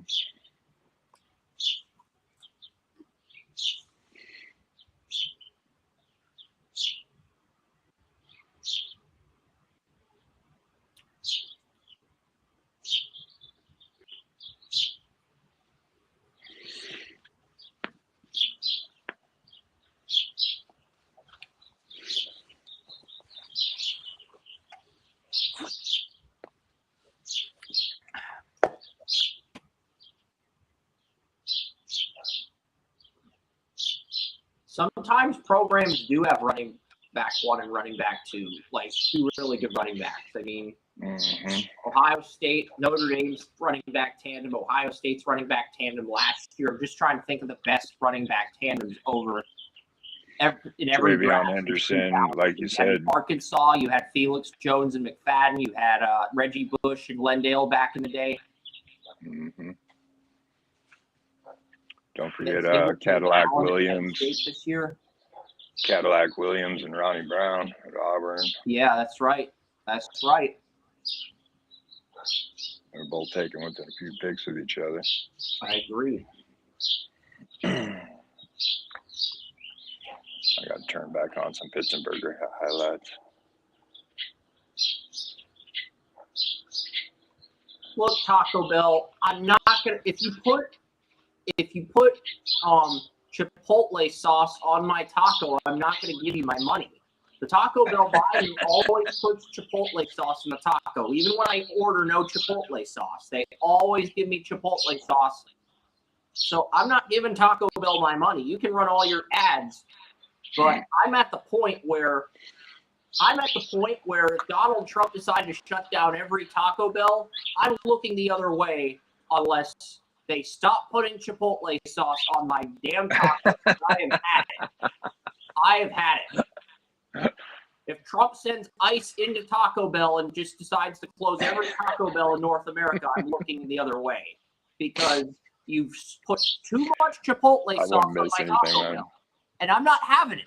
It's not going to happen. I wouldn't miss it. If you're going to take my money, you make the taco the way I tell you to make it, or you don't get my money. It's that simple. Put some sour cream on that motherfucker, too. Sour cream? I can live with regular ranch on a taco. I can live with sour cream on a taco. Okay? This is why I went to Sheetz, but then Sheetz got rid of their hard tacos with beef in them that are good to go towards more of a soft taco. It's like, no, you had me hooked, and then you went away from what had me hooked, and now you're just milking your brand. It's like, no, don't do that. Like, Sheetz had a really good taco, and they went away from that. Okay, this is a good time to refill my water. Yes, sir. I gotta say hydrated. Yeah. Oh, I do that like constantly. I'm going to tell you guys about the personal news with the group mod because, okay, so on Monday, we're going to have a twist in the group mock this year. On Monday, for 2 hours, I'm going to put someone else in charge of the group. Yeah, I'm still running things, and yeah, I did technically name Wiliam my successor. He still can keep track of picks and be in charge of stuff if he's not busy, but it's like, for 2 hours, I am going to put someone else in charge because at home, I got a pretty difficult situation on my hands. So one of my family members just had knee surgery. They can't walk. And guess who has to take the dog outside?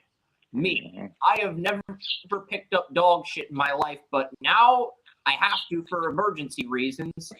And because I have to pick up dog shit, someone else besides me is going to be keeping track of the picks for an hour or two. Just when I pick up the dog shit. Once I come back in the house, then I will resume if nobody else wants to run things. But I let my dog shit in everyone else's yard, man. Just giving everyone here a heads up. I let my dog shit in everyone else's yard. It's an art, man. Let me tell you, ever seen the movie The Burbs? Hey! You know, yeah. All these politically correct people let you have a doggy bag, just common courtesy, common sense. I think when I took my last dog Buddy for a walk, he shit in these fucking assholes around here. And I didn't have a dog bag on me. So these guys deserve it around here. So just saying. Seasons might be my problem when I lose a dog. Well, I mean, so I'm gonna have to take the dog out twice, once in the morning and once at night. So when I take the dog out at night, I'm gonna let someone else run the group mock for an hour or two. Or if they don't want to run anything, we'll just put the group mock on hold until I get back. That's fine too. But had to bring that up because it's for the first time in my life with the group mock, we have something else that's going to take priority over it. So we're still doing business as normal, but because of my family emergency, someone not being able to walk due to breaking their knee, and because I agreed to take care of the dog by letting it go outside. And there's doggy bags, there's all this other stuff. But we'll worry about that later. Excuse me. So the running backs are catching screen passes now. I'm just curious, who's throwing the screen passes? What quarterback is throwing the screen passes? Can we identify the quarterback throwing the screen passes? Is it a player working out with the quarterbacks later today? Elroy, I got a quick glance at the back of the jersey. I don't know who that is. I'm trying to figure out who's. I don't think that's Aller. I don't know who it is. Like, I can't recognize the person in that picture throwing to the running backs. I don't know who that is. El Zerma. That's, and I don't think, sometimes they bring back former quarterbacks to throw to the running backs. Sometimes they bring back former quarterbacks that know they're not going to have an NFL career just to throw to the running backs. But sometimes quarterbacks work out with the running backs too. So I'm guessing they brought back a former quarterback for this drill. But I'm not certain. Jadarian Price.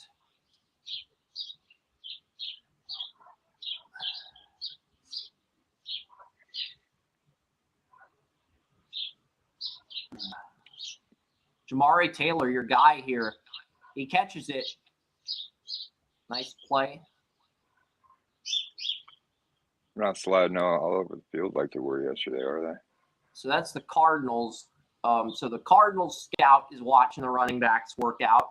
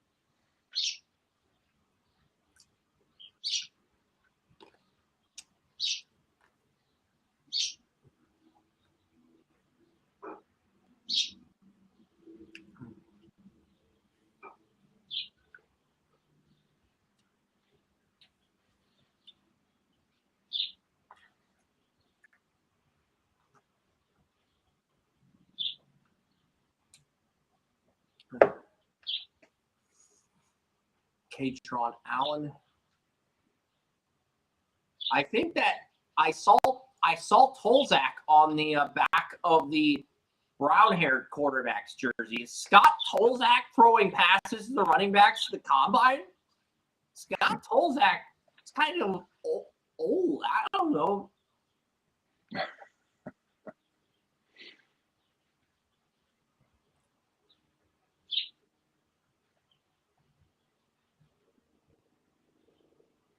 Running backs are doing a great job catching passes. I don't think I've seen a drop yet from this entire group, William. I think we're on the third running back drill.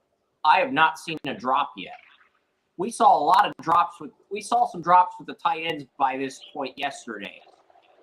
But we're on the Texas angle drill. We're on like the third or fourth running back drill, the second pass catching drill. And we haven't seen a drop yet, William. That's amazing. That just shows you how flexible and how much variety these running backs actually have.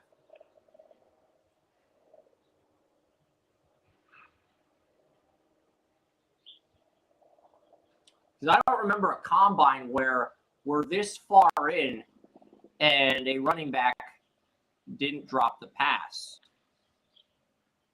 So that leads me to believe these are actual former NFL quarterbacks versus current ones, because a college quarterback would underthrow one of these running backs or be responsible for the running back dropping the ball. And that just hasn't been the case with the running backs today. So, and Jeremiah Price, he slipped on that drill. He still caught it. He still actually caught it. And the Texas route, the Texas route, Texas angle. It's not the Texas route. It's a Texas angle, but yeah. Maury Taylor catches it. So we're going to enter drill 5, and there hasn't been a single drop from this running back group yet. That's probably going to change when we get to the gauntlet, William, but right now, the running backs have been pretty good in the on-the-field drills. I'm pleasantly surprised. I do think that adds some value to the running back class. That it does. Not a lot of these guys are able, are very used in the passing game when it comes to their colleges, and I mean.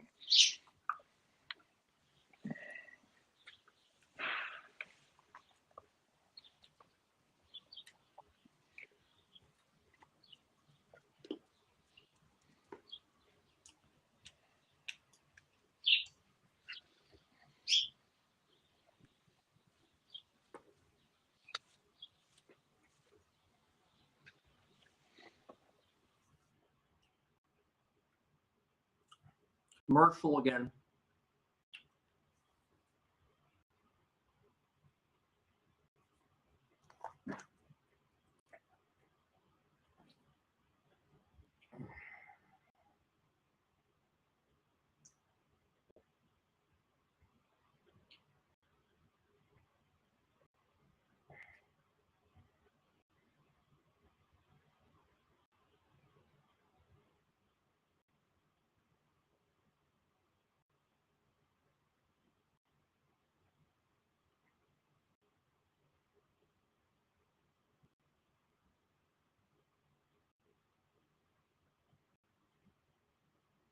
Give the Giants a right guard because both their right guards are free agents.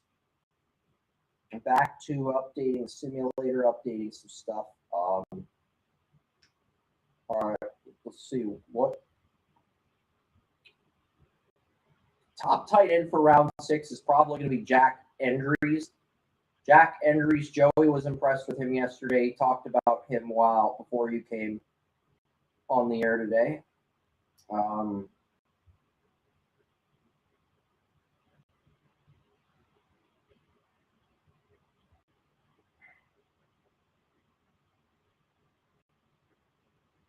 Charles Deming and Leonard Barton. So yeah, Buccaneers round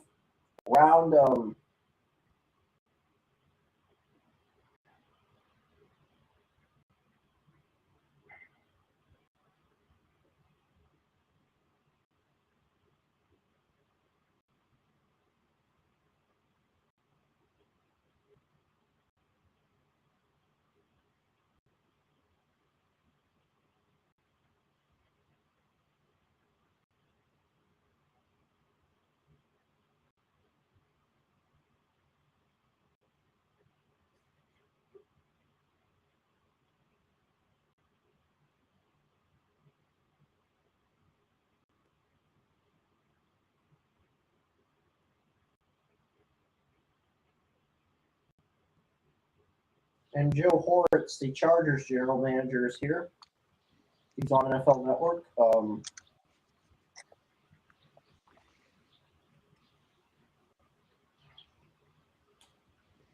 I do have an update as far as trade rumors go. A team has offered the Toronto Maple Leafs a first-round pick for former Florida Panthers defenseman Oliver Ekman-Larsson. Ekman-Larsson's under contract till 2029. He's making $3.5 million a year for the next 3 years. So a team has offered him a first-round pick. I don't know what team has offered him a first-round pick. I think it's your Avalanche. I think it's the Colorado Avalanche. They've got the best record in the league. They still have their 2027 first-round pick, and they have $10.5 million in cap space. By trading Girard, they created more cap space. If I had to guess who offered that pick, I would guess it's Colorado. It could be Dallas, but I don't. Dallas only has 17 or 18 million for next season in cap space, and they got to pay Jason Robertson. So I don't see them making a move like this.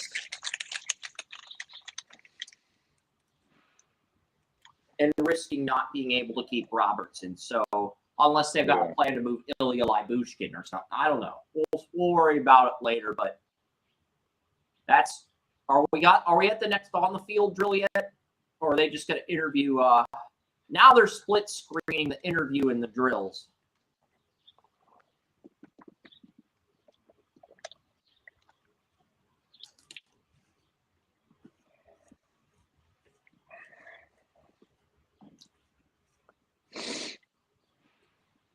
Gotta stay hydrated.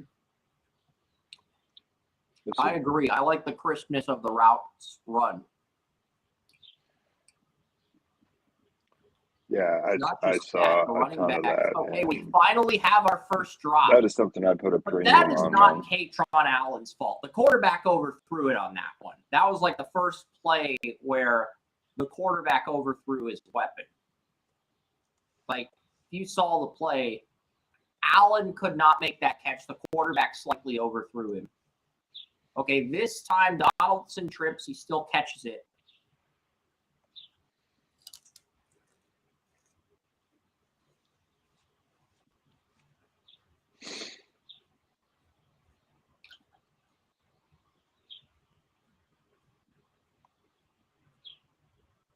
Heidenreich is a gadget player. He was listed as a running back on NCAA Football 26, but he had more receiving yards than rushing yards at Navy. So Heidenreich is a gadget player, the Navy running back. Just want to. Yeah. And outside of Katron Allen, everyone else has been perfect today. And I don't think you can blame Allen for that drop. The quarterback overthrew it. But still going to count as a drop since the player was targeted and didn't make the catch.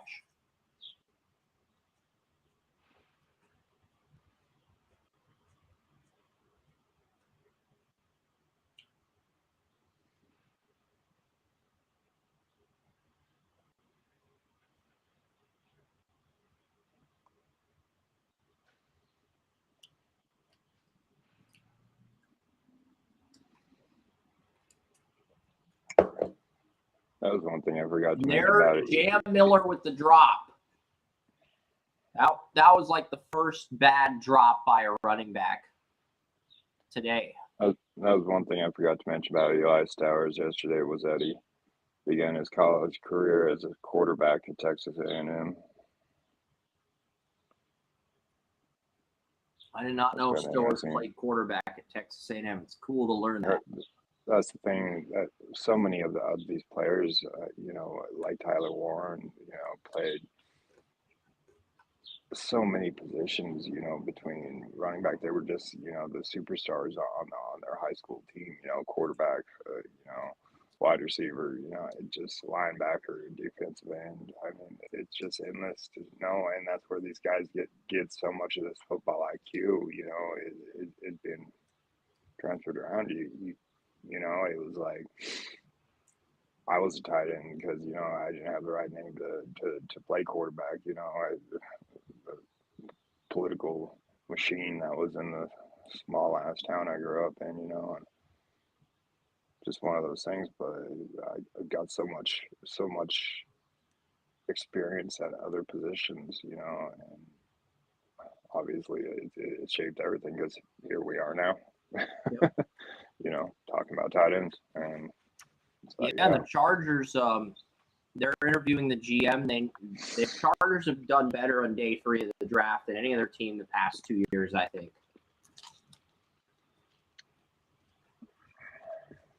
Tar Heap still, Cam Hart, Gadsden. I mean, they've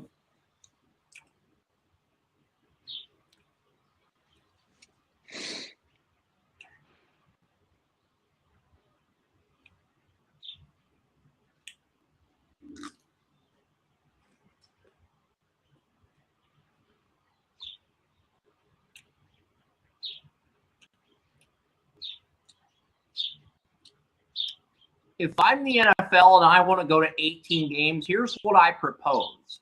We propose a rule where starters only have to play 16 of the 18 games, and the backups have to play in 2 games. The backups actually have to start in 2 games. So there would be some strategy involved, William. You'd have to pick what 2 games you want to start your backups in. Do you just want to get it out of the way? Obviously, if you're playing in the NFL International Series, I would probably play the backups in that game. That way you keep your starters fresh. If you've got the 1 seed clinched, you could start your backups. If you're eliminated from the playoff picture, you could just start your backups after you're eliminated. So obviously there would be some strategy involved in this, as you can only play 16 of 18 regular season games. And I think that's good for the league because it enhances the value of every position, even the backups and the third stringers. It enhances the value and the importance of having depth. Agreed. And I think that's the only way the players would agree to an 18-game schedule, William, is if you made it so that the starters only had to play 16 games. Because if you don't make that rule, there's zero incentive for the NFL Players Association and the players to agree to an 18-game schedule. But the owners are so hell-bent on an 18-game schedule, 1 bye week, 19 weeks. It's only going to happen if you make a rule where the starters only have to play 16 games. Drake May, Josh Allen, they only have to play 16 games. You got to play your backup for 2 games. But you can play the backup in the opening 2 weeks of the season. If you think the starters are rusty, you can play your backups during the London games or the international games, the Brazil games, the Spain games. The Niners are playing the Rams in Australia. You could play under this system. You could play Mac Jones in Australia. Under an 18-game schedule, you can play Mac Jones in Australia instead of Brock Purdy. There would be more strategy involved, I think, and I like that. So, plus, if teams always played their backups in the international games, it would devalue the international series, the global brand the NFL's trying to build. It would devalue that. And I think the NFL has gone too far with the international thing, but guess what? Until they get a Super Bowl in London or they get an expansion team outside the United States, I think they're just going to keep beating the international agenda into the ground.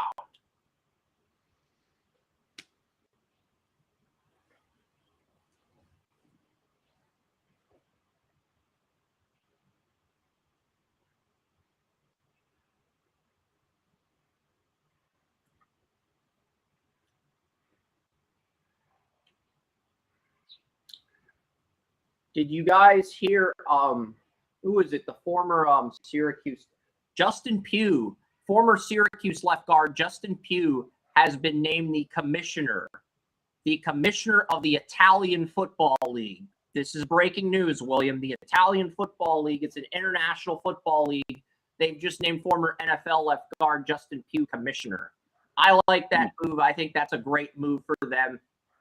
And we're going to get an NFL game in Italy either this year or next year with the international series as well. Woo! This is called the flare route. If I just screamed woo every time the receiver caught the ball during the flare route like Ric Flair, I think the NFL would say, all right, we're gonna get rid of this. We're gonna get rid of this. This is super. We don't want Ric Flair screaming every time someone catches a pass during the flare route. All right, scrap this.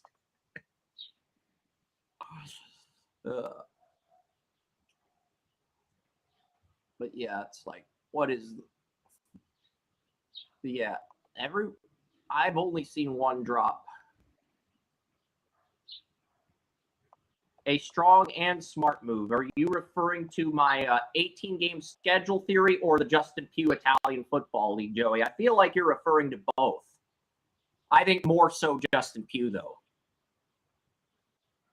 Because I do think Justin Pugh is going to be a good commissioner in the Italian Football League. And if you want a suggestion for Deputy Commissioner Justin Pugh, J.C. Treader. J.C. Treader as your deputy commissioner, another offensive lineman who got blacklisted from the NFL Players Association. J.C. Treader as the deputy commissioner of Justin Pugh in the Italian Football League. You can grow that brand that way. Just throwing it out there. Like an assistant. Yeah, Justin Pugh. Okay, thanks for clarifying. But yeah, Justin Pugh, yeah.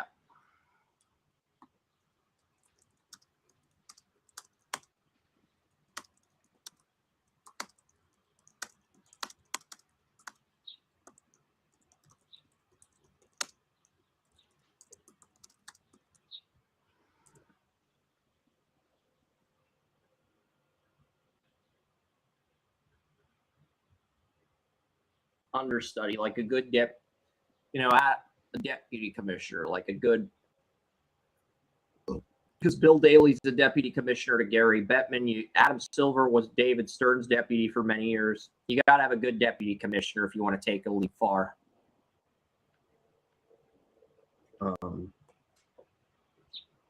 Yeah, but yeah, that's awesome to hear what happened with Justin Pugh, the Italian Football League, and we're going to get NFL International Series in Italy.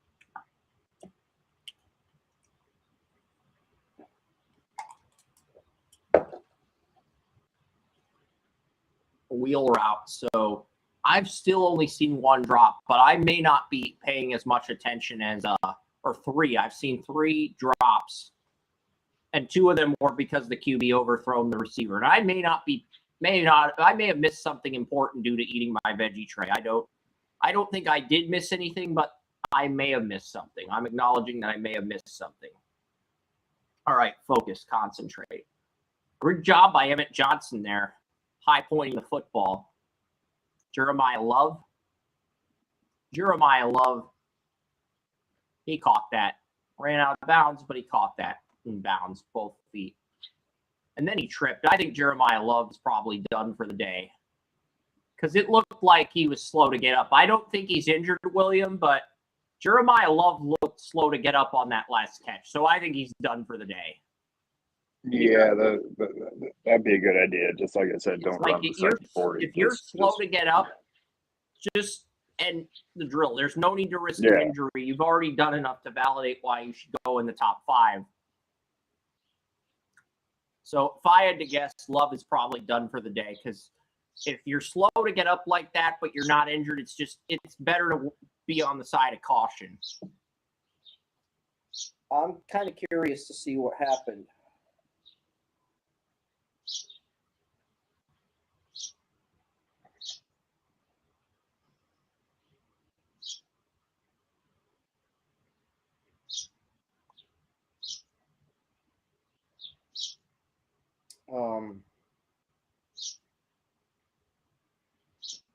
I'm checking to see if Jeremiah Love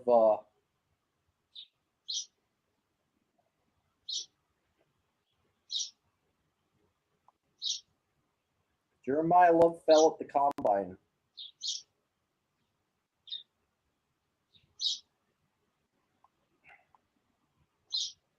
Love with one of the scariest slips in combine history.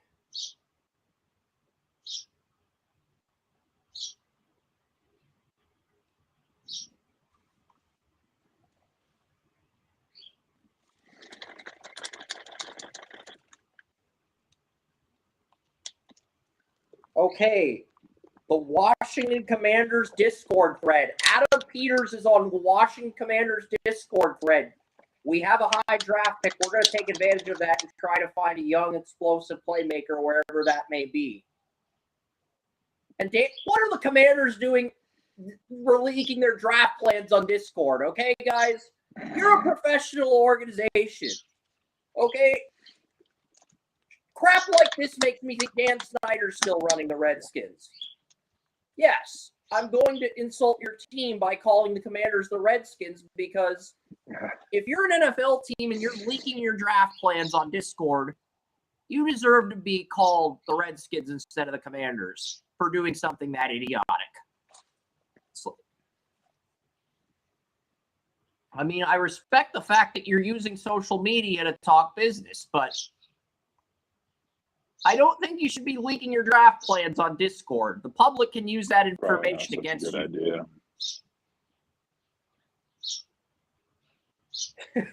You know, for a John Lynch understudy, that is very stupid. That's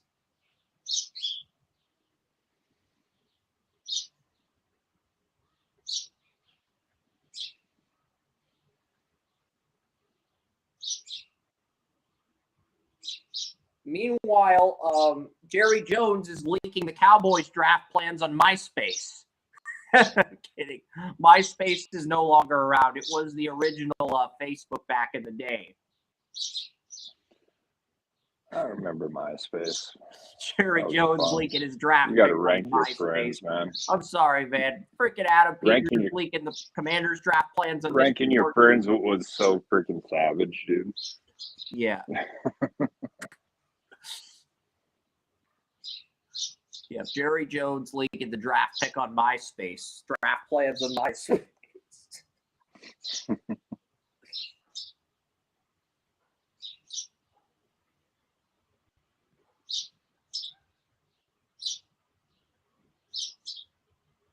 Jeremiah Love just ran the 40 like he was running away from the police.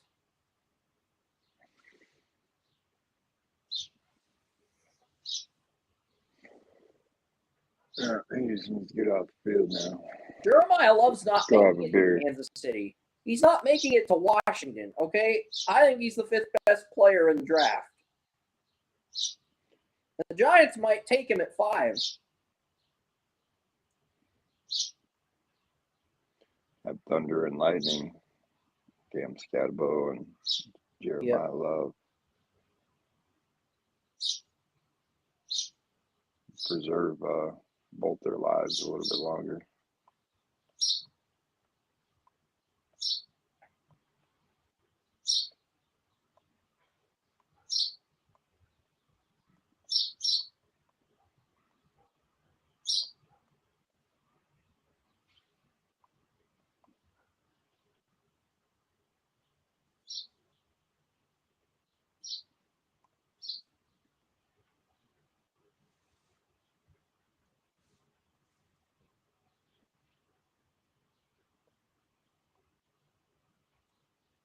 Mekhi Lemon, my best attributes are my ability to run after the catch and make people miss. And my blocking, I like to block.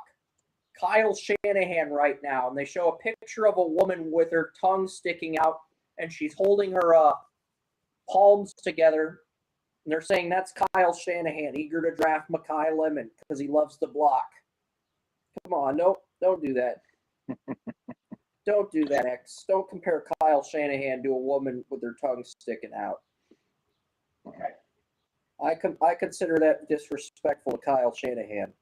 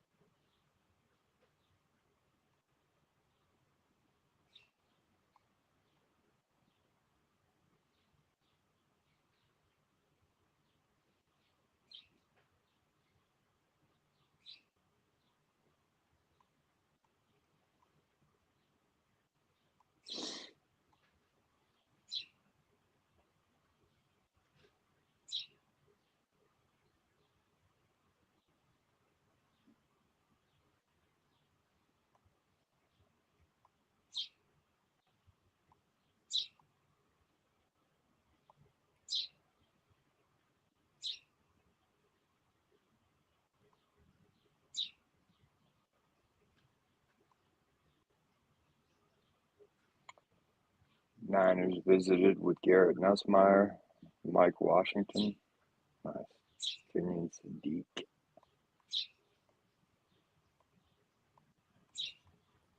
Yes, Jeremiah Love created a own.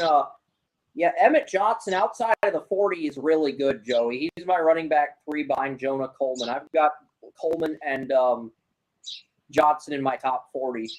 I think the Chiefs and Bengals could be looking at running backs in round 2 if they miss out on Love. I don't see Love getting to 9 or 10. I know. As cool as it would be. Oh, Jeremiah Love created a manga character called Jermonstar. A manga character. Jeremiah Love created a manga character.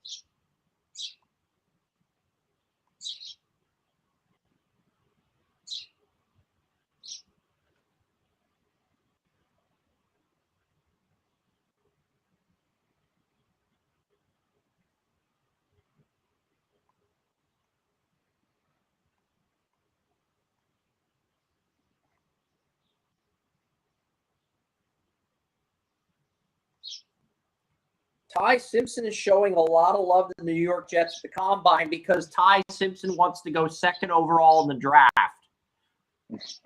I gave the Bears a D- for trading up for Trubisky. If the Jets took Ty Simpson at 2, I think I might actually hand out the first F- grade in the history. I've handed out F grades. I've never handed out an F-. I might have to give the Jets an F- for Ty Simpson at number 2. That's just not. Is that like an extra medium? That's an extra medium. I don't think Simpson's bad enough to warrant an F grade, but I think he's the 5th best quarterback, and the earliest I'd take him is the late 3rd round. I gave the Patriots a C- for Mac Jones at 15 because I had him in the 2nd round at pick 47. I didn't think he was a 1st-round quarterback. I gave the Patriots a C-, and I know a Patriots fan in the group is like boycotted me after that. It's like, look, I'm a Patriots fan too, but objectively speaking, I don't think Mac Jones is the guy. And I was right. Drake May ended up being the best thing that ever happened to the Patriots after Tom Brady. Drake May. For sure, man. We don't get Drake May unless Josh McDaniels bails.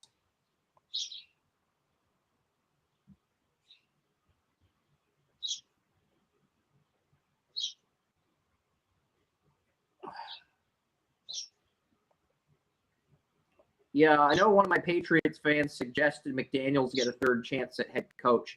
He lost the Broncos locker room and the Raiders locker room, and he turned down the Colts job when Jim Irsay came to his house. He's not getting a 3rd chance. He technically did get 3 chances, but he only took 2 shots.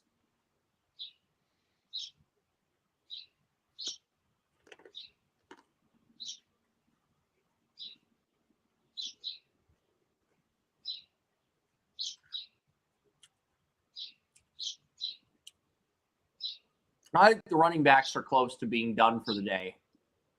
But they probably scheduled group 1 of the quarterbacks for 3 and group 2 of the quarterbacks for 5.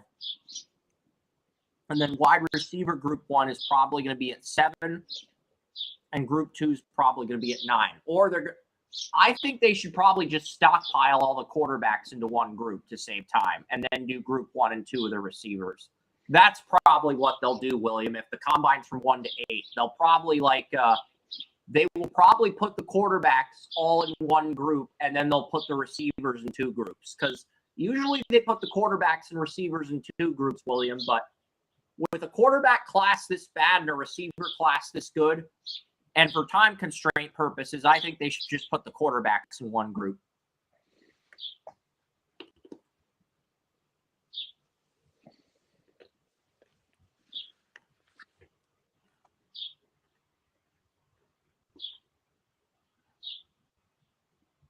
Hmm.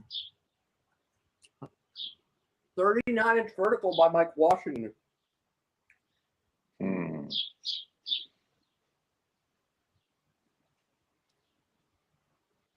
Yeah.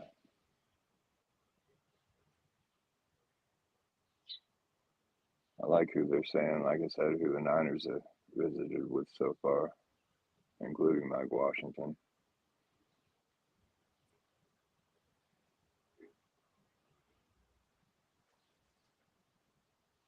Like I said, that's the guy's a Garindo that they thought they were getting is Mike Washington. So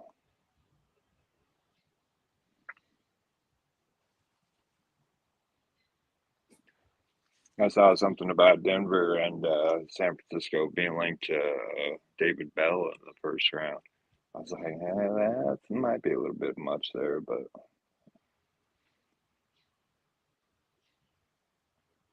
it was interesting. I saw that somewhere in the last day or two.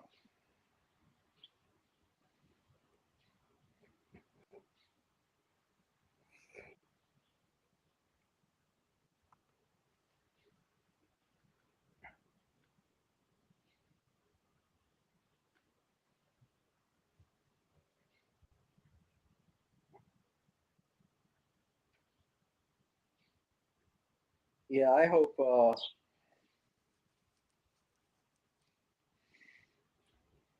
Lobster Fest duo.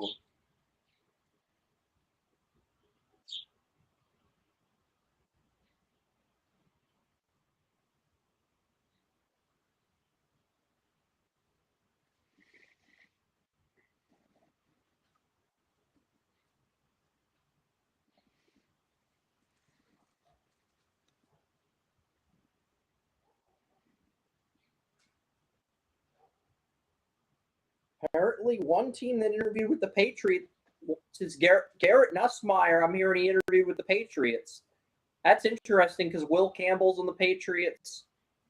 I mean, if Nussmeier goes to the Patriots, I actually think he beats out Josh Dobbs for the backup job. Oh yeah, that's the one guy I think he could. That Nussmeier's probably going to start out as a third stringer on most teams, but I actually think if the Patriots drafted him, he beats out Dobbs for the backup job. And then they have another Garoppolo situation on their hands with Nussmeier. Mm-hmm.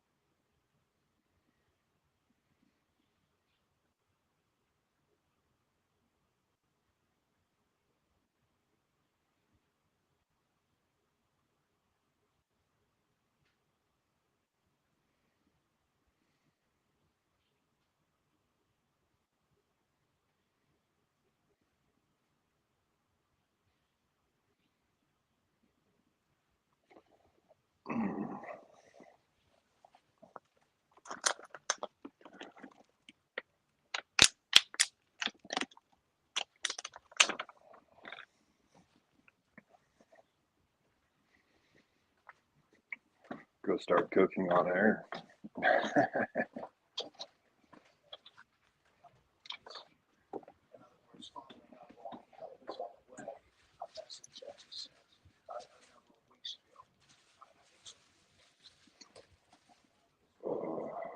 Hungry?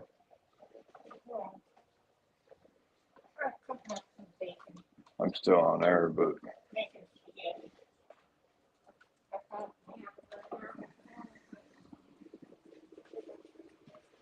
well, we could have tacos. We could have we've got pork loin in here.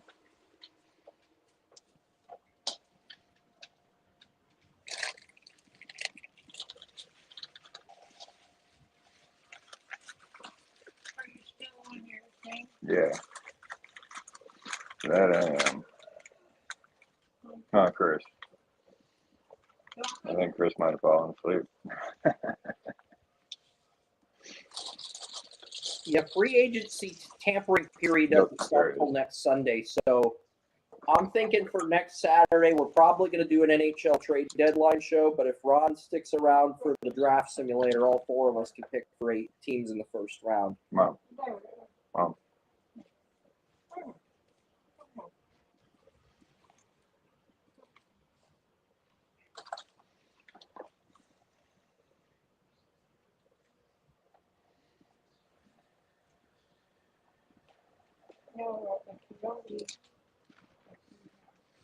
You can use my phone.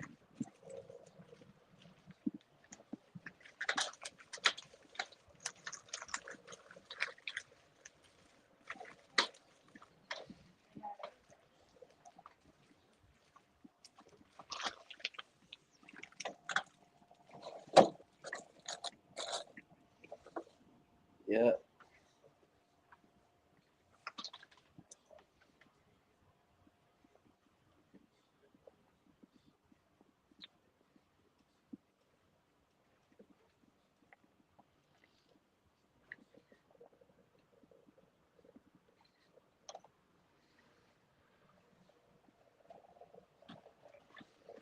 Are you feeling better, William?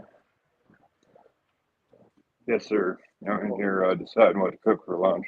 I just read your text. I just wanted to make sure you're feeling better. I appreciate that you're feeling better. Oh, yeah. Oh, the freaking antibiotics, dude. I just had a toothache. Oh, got jacked up for a couple of days, man. Let me tell you.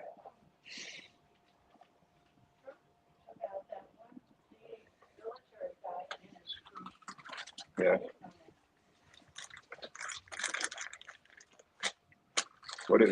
What are you doing here? Okay. You don't want to eat that.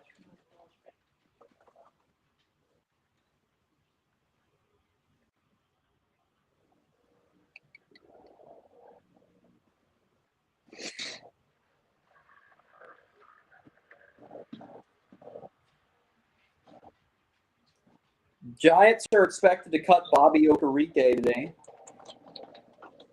Really?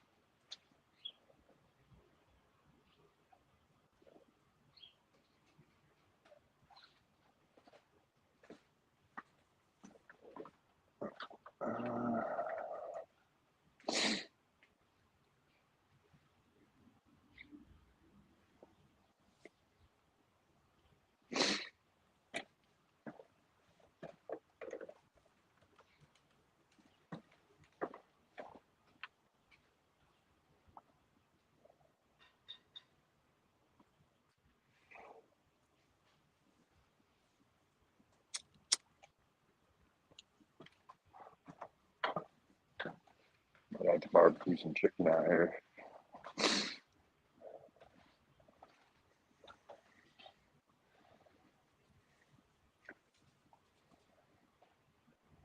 I got these laser titanium pans, dude, and they're freaking like badass. I thought they were gonna be some kind of like gimmick, like Teflon or something, but it's just the way they're etched, man. And these things are freaking awesome, dude. I love cooking them. Yep. You even season them like old cast iron.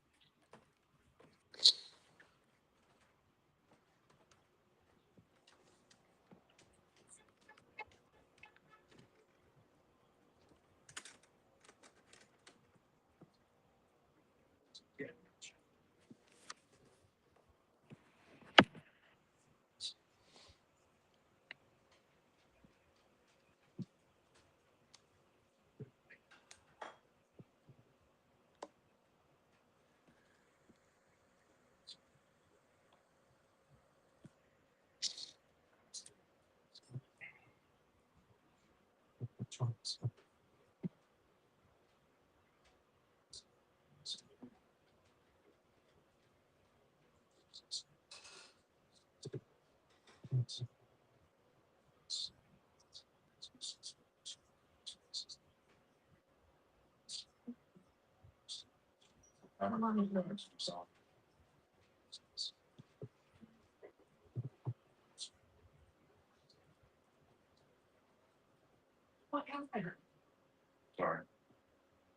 Just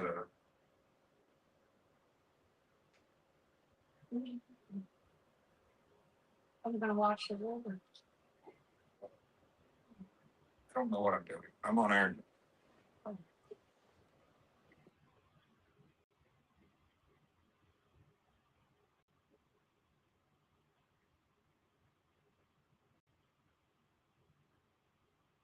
Yes, so the QBs and receivers are probably working out at 3. QBs are probably working out at 3, running 40s. But NFL, because they schedule each positional group 2 hours after the first position, William. Have you noticed that? Like, the next position group works out exactly 2 hours after the first group. So when the running backs, like today, the running backs finished early, they're going to clutter NFL Network with ads and talking heads for about 30 minutes. That's the most annoying part of the combine.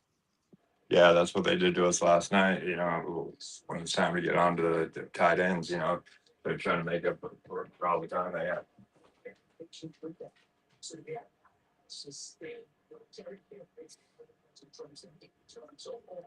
half an hour's worth of commercial before they finally got them on. Yeah. So now, we come back.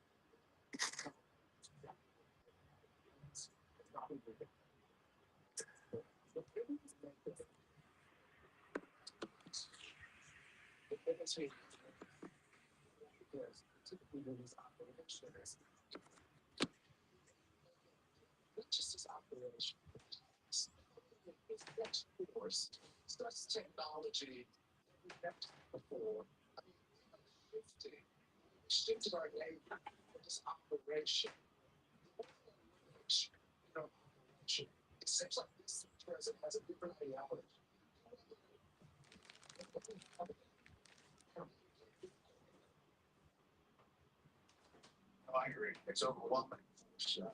It ideally is case-based strength. Now, showing strength of the diplomatic efforts according to the U.S. fell apart. They were worried, I believe, that the Iraqis were trying to drop in negotiations. And this is the time, but it is overwhelming force. What is we have this much material assets to go like ships since the beginning of the first run. And I think that it's going to be something that has been planned out for a long time. So I just saw a tweet as I was coming out of the bathroom. I do hear a trade is in the works. The Jets and Commanders are having preliminary talks about the number 2 pick in the draft. I think the Commanders are trying to get Jeremiah Love, William, because I bet they are. To 7, and I'm hearing they want number 2. They're willing to give up 7 and a first rounder next year. So I hear talks are heating up for that number 2 pick. And last time Washington traded up to 2, they got RG3. So and then this could become been exactly 14 years since RG3 was drafted. So That's a situation to keep an eye on moving forward. Is that an overpay? Yeah, but Jeremiah loves one player that can keep Jaden Daniels on the field. Well, that's what I was mentioning. Freaking, what was that last night about? Jeremiah Love and the Jets apparently love Jordan Tyson. A team thinking that They would move they're one player away to from grab Tyson at 7 if somebody was willing to give up a pick in the top 7 and a first rounder next year. So talks. I don't know if the Commanders are going to give up 7 and a first rounder next year, but they've had preliminary dialogue about trading up to 2. So, and you were just saying about them. Joey and Tracy told me that the Cowboys are trying to move up with the Browns for Jordan Tice, for Caleb Downs, the Ohio State safety. Well, Commanders are trying to move up for Love. That's one thing I'm hearing. So we could have a trade at number 2. We could also have a trade at 6. So that's something to keep an eye on. Yeah, and I just happened to mention that, and you just said how the Redskins were looking for, a superstar. Well, that's what they got then. Yeah, and then the Jets would have 4 first-round picks next year if they took number 7 and a first-rounder in 2027, because they've already got the Colts, Cowboys, their own first-round pick. You add the Commanders, you have 4 first-round picks in 2027. And then you can trade for Davis Mills or Tanner McKee and pull off the tank job of the century. Maybe not tank job of the century, because it's pretty obvious. People are giving NBA teams crap for tanking. It's like they're not tanking to the degree in which the Jets are tanking. So it's like stop accusing NBA players of tanking. They're not tanking to the degree that which the Jets are tanking. 10 to 12. Okay, there you go. Thanks so much. It's rampant lately, man. Rampant.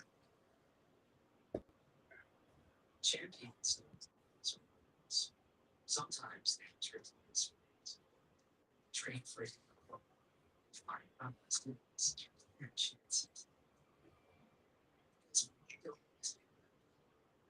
Yeah.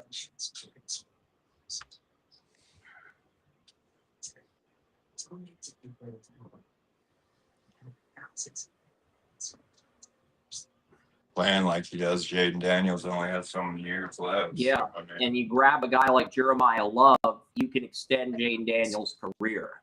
yeah. He was very strong. He explained why he was doing this. He explained the suffering of the Iranian people. Especially with, they've got it washed up, Eckler and Bill, and that's about it. The great leader. We talk about Churchill and Reagan. Trading out Brian Robinson last year, and Robinson's a free agent again. I said that's why I mentioned Jordan James. It's going to be interesting to see him President did this for several reasons. start getting worked into this offense, because To be intentionally trying to undermine taking nuclear weapons. It's a long time at them. And they're not absolutely clear that's not going to happen. The Democrats, they started going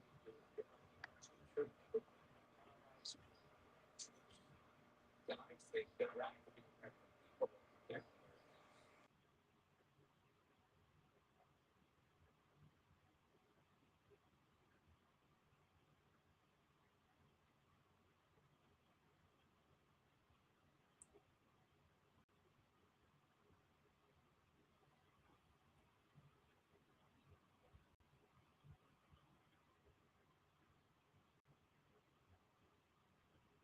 Jaguars prefer to go defense in round 2. That's from Charlie Campbell.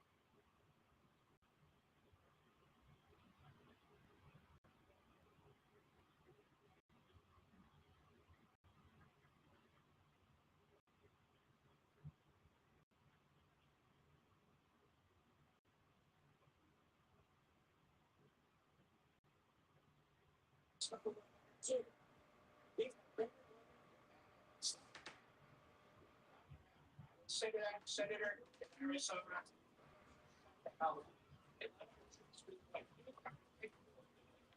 what your party is incapable of doing. And I'm saying to the American people, take notice of these politicians. They're talking.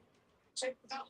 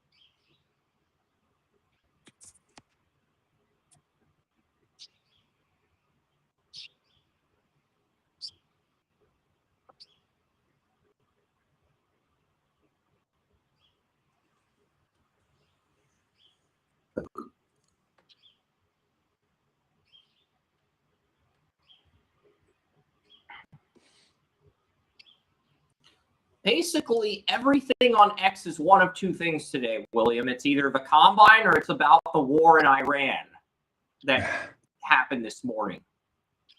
I swear, every tweet on X is one of those two topics. It's one or the other. It's nothing else. There's no middle ground. There's no in between.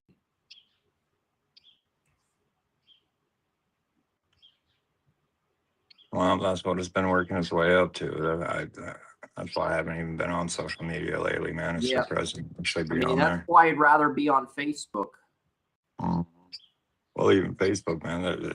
I've been depressing to sit there and scroll through that shit over and over and over. It's like, come on now. Do better than that. What happened when this stuff was, what it was meant for, memes, and stuff that made you laugh, and people showing, who they are in life, and having a record of who they are in life, I mean, and then now all it is it looks like the quarterbacks are getting ready to run the 40s now because they're showing Aller. Yeah. So the quarterbacks are going to work out either now or at 3. Maybe they realized, okay, let's just have the quarterbacks because you have 2 receiver groups you got to factor in as well. You've got the group 1 and group 2. If they want to do group 1 and group 2 for the quarterbacks, they have to do that. I think they're just going to have one group of quarterbacks because there's only 5 quarterbacks running the 40. Luke Altmaier, Jalen Daniels, Joe Fagano, Taylon Green, and Haynes King. Those are the only 5 running the 40. And I think the quarterbacks realize how pointless the 40-yard dash is. We've gotten to the point where they realize how pointless it is.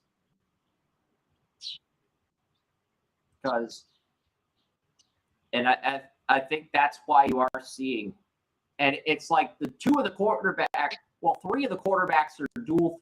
2 of the quarterbacks, Green and Daniels, are dual threats, and Haynes King plays in a wishbone offense. Yeah. So those are 3 of the 5.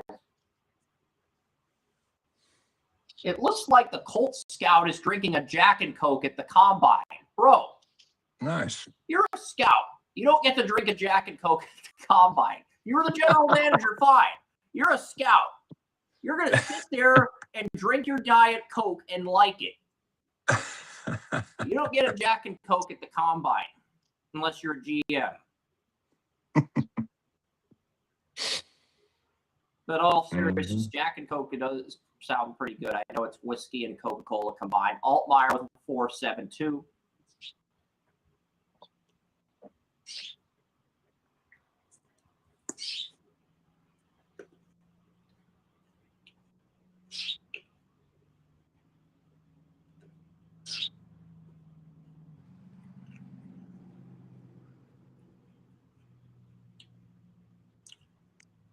I'm willing to bet Jalen Daniels or Taylon Green runs a good 40.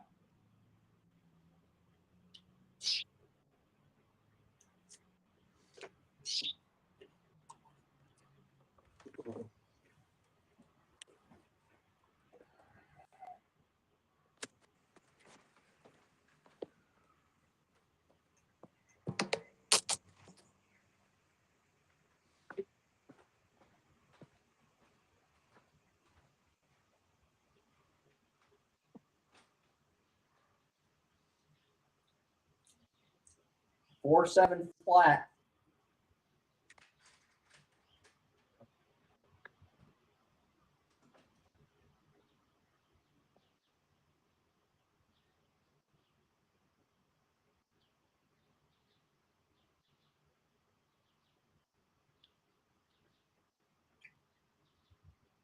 Steelers are going to cut Calvin Anderson to save $2 million in cap space, the backup left tackle.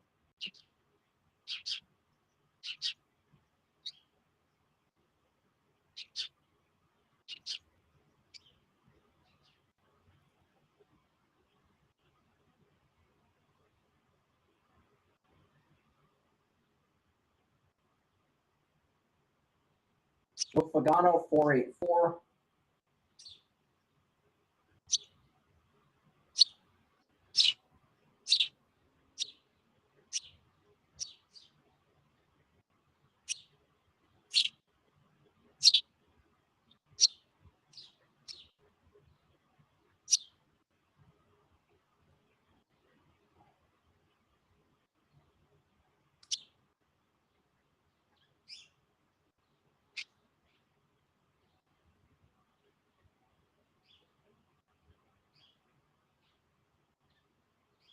Taylon Green running the 40. 4.37 for Taylon Green. Taylon Green, Ken LeBlanc's QB1 with a 4.37 40 time at quarterback. I had a feeling one of those two was going to run a good 40. I didn't anticipate a 4.37 from either quarterback, William. So Taylon Green, Ken's QB1, a 4.37.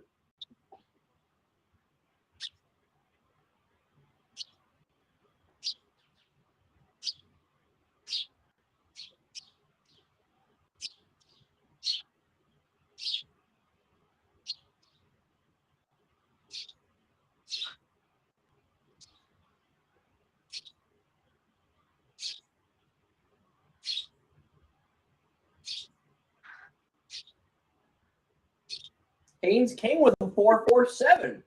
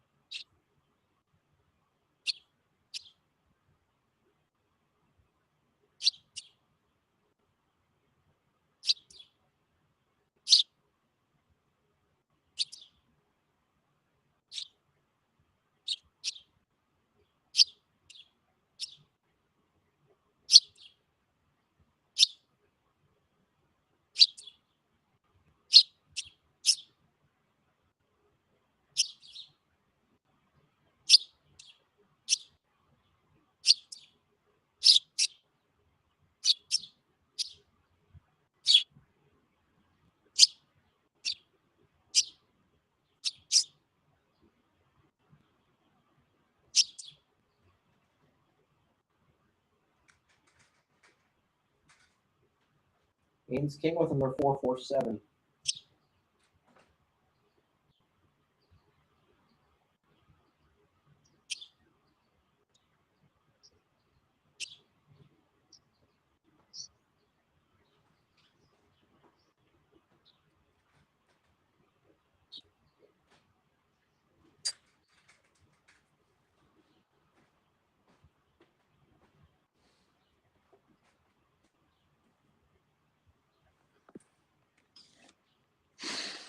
What I miss?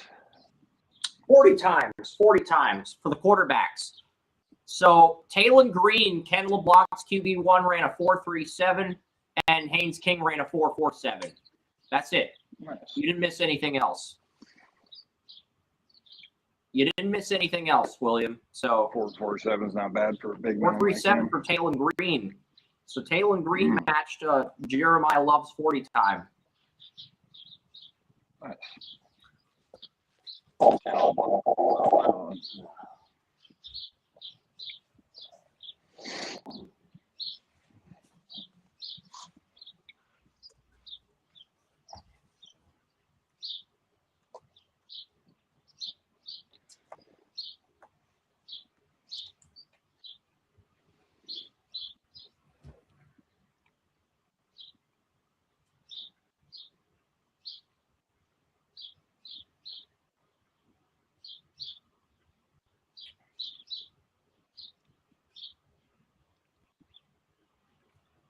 So this year's running back combine group, fastest in the history of the combine. Wow.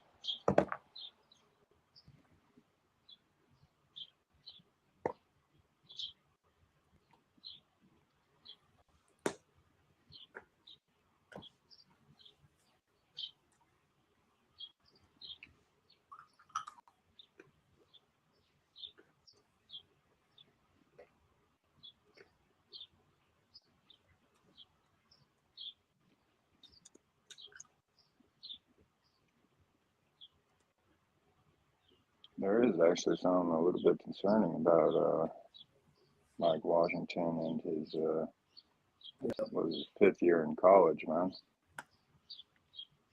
He might have a little bit of wear on him.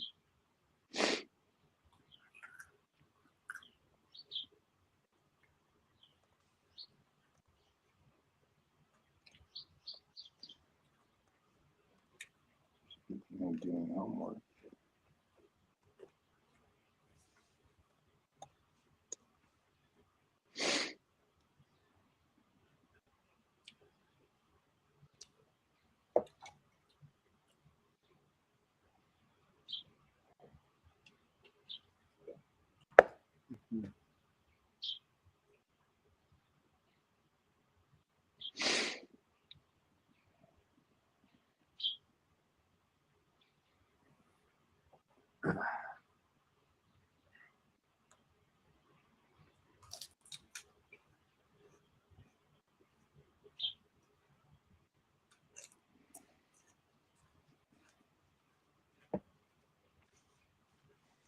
Man, can the quarterbacks start throwing already?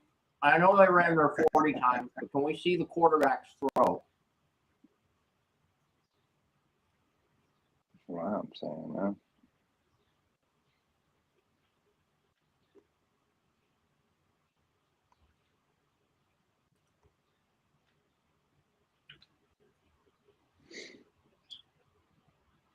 More commercials in the Super Bowl. They're just not as good either. Interesting. The St. Louis Cardinals have announced Coca-Cola Unlimited tickets start at $29 each and include unlimited fountain drinks, hot dogs, chicken tenders, bratwurst, nacho chips and cheese, French fries, popcorn, peanuts, kettle chips, ice cream. So unlimited items for those. That is a good deal. Like unlimited free food on that plan. I like free food. I think that's only for season ticket holders, though. I don't think that's for every fan who buys tickets online.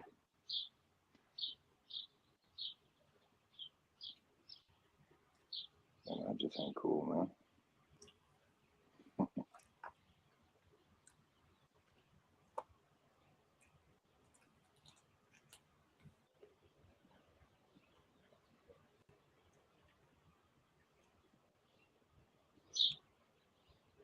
I guarantee you a team's going to try to convert Kalen Green to receiver like Randall L. William. With this 40 time, 4.37, I think a team's going to try to convert him to receiver like Edelman or Randall L. Because he doesn't have the leverage that a Lamar Jackson has to turn that down if he wants to play in the league. He doesn't have the leverage that Tebow even had. He doesn't have that. He's a good player, but he doesn't have the leverage those guys had.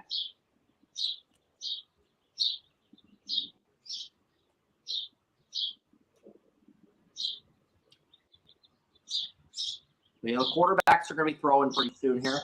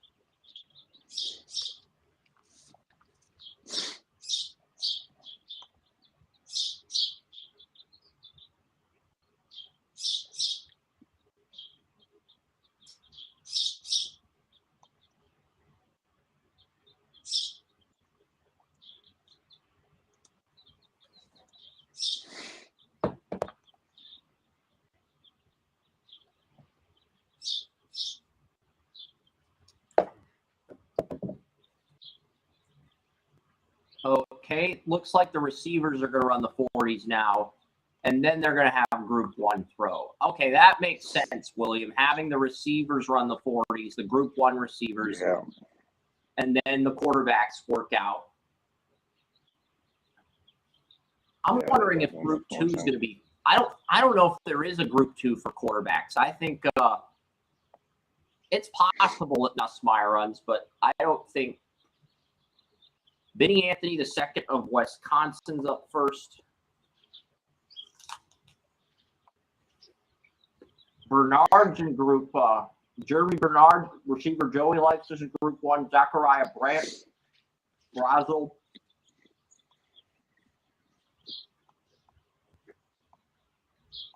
Marion Brown is going to be in this group.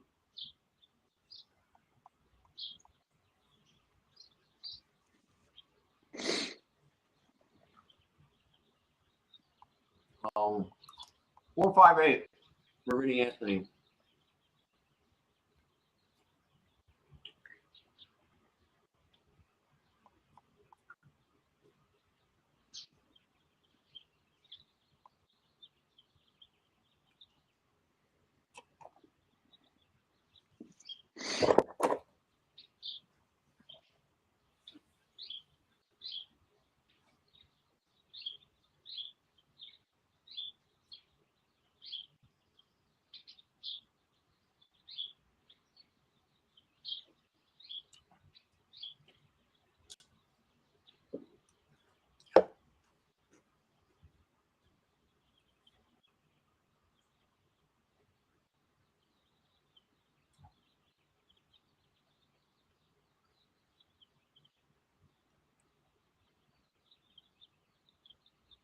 Dylan Bell, the Georgia receiver's up now.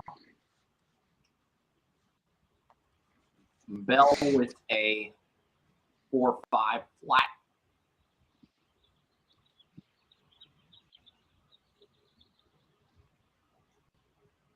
Skylar Bell. Skylar Bell's up next. Maybe I should turn the heat up. I mean, I've got it on cold because I don't like it when the temperature is below 70 degrees, but it's like it's so cold that I feel like I'm in an igloo. That's when I turn the heat up. And then when it's too hot, I make it cold again. So, yeah, I'm going to keep screwing with the thermostat. That's what Skylar Bell, I have a late second on Skylar Bell. Connecticut wide receiver. I've got a late second on him. I'm a big fan of his. I think he's going to be one of the steals of this draft. If he falls to round 3 or below, I think he's going to be a steal, maybe a sleeper in this draft. 4-4 flat for Skylar Bell.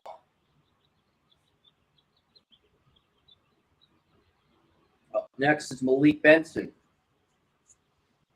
Oregon receiver.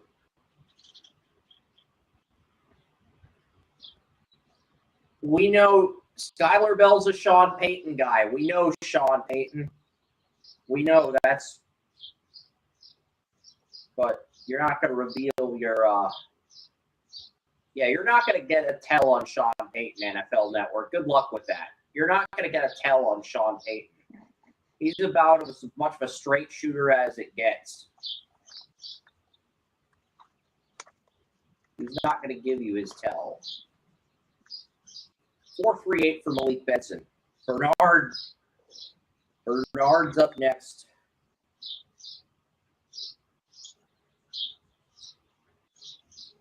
Jeremy Bernard.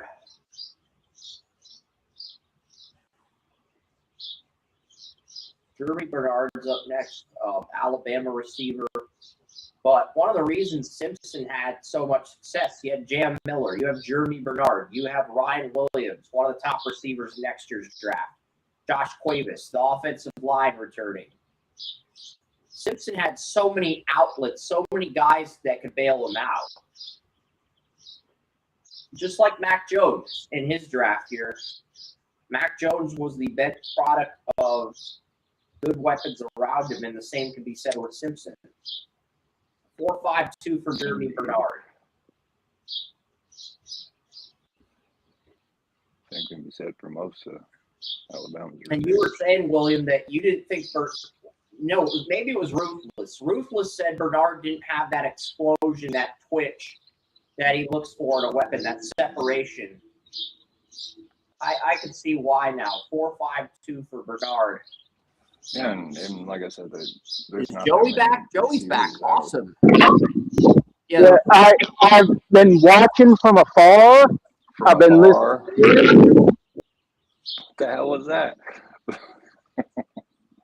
Joey's audio bar disappeared. I think your audio bar had a heart attack, Joe. Your audio bar in Restream. Now I saw it again for a second. Joey. It's rebuffering. Take your time. Well, he's back for I can see some smoke in William's background. You cooking some tacos? You cooking some ribs? No, that's your, I need to that's be, your yeah. cigarette. I Never didn't mind. get started. Yeah, Never mind. not yet. I've been meaning to, but Okay, he scares corners. I've seen that part as is. He actually scares corners when he gets up to them because he will run through them.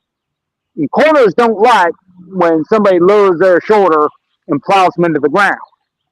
Okay, so if he can get that 4.52, which is an improvement over what I thought he'd run. I thought he'd run a 4.55, 4.56, something around there.